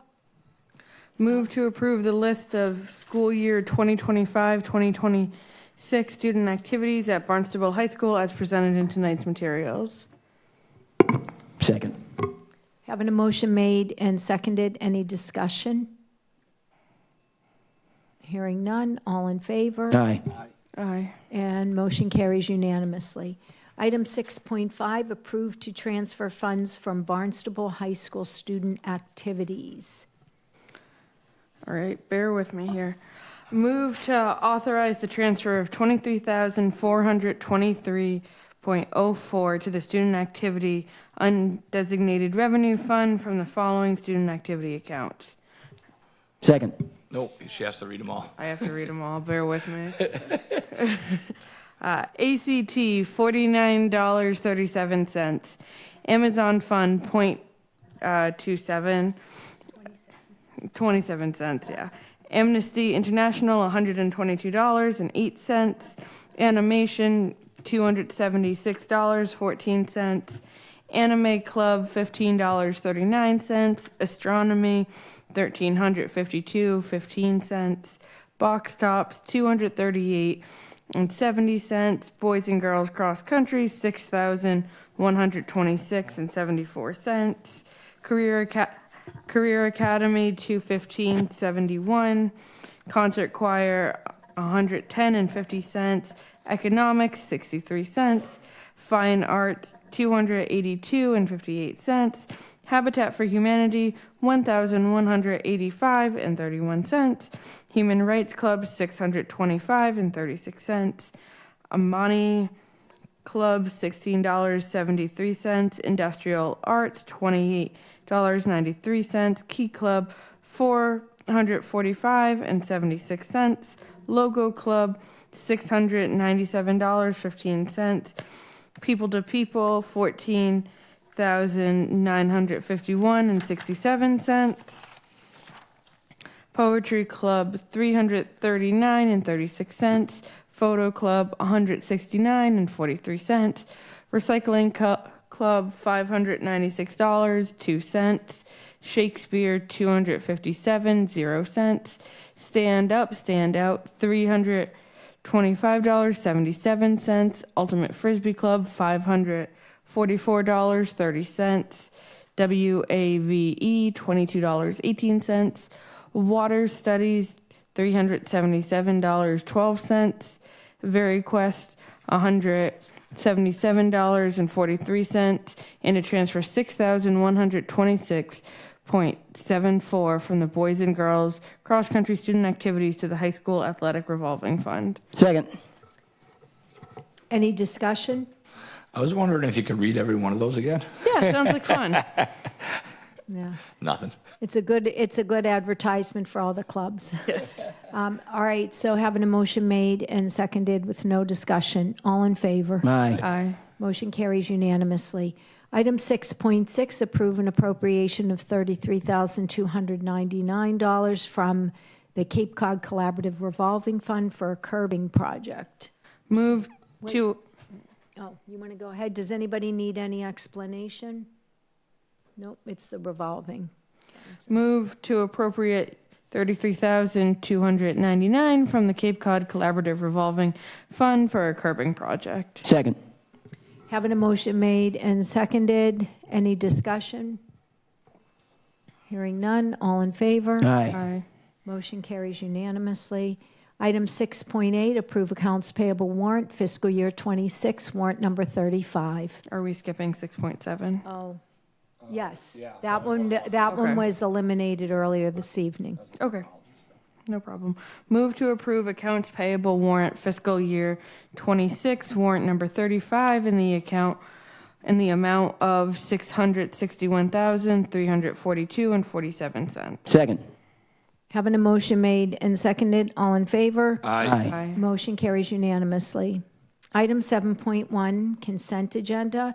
Tonight's consent agenda includes the approval of the annual state DECA competition in Boston, March 12 to 14, 2026, the annual Future Problem-Solving State Bowl at Clarkson University in Worcester on March 28, 2026, the annual Future Problem-Solving International Competition at Indiana University, Bloomington, Indiana, June 10th through 14th, 2026, the school committee meeting minutes of February 4, 2026, and the school committee workshop minutes of February 11, 2026. Move to approve the items in the consent agenda as presented in tonight's materials. Second. Having a motion made and seconded, any discussion? Hearing none, all in favor? Aye. Motion carries unanimously. Item 8.1, future agenda items. Does anybody have any requests? All right. Item 9.1, adjourn. Move to adjourn the March 4th, 2026 school committee meeting. Second. This is a roll call vote. Andre? Yes. Mike? Yes. Courtney? Yes. And I vote yes. Thank you.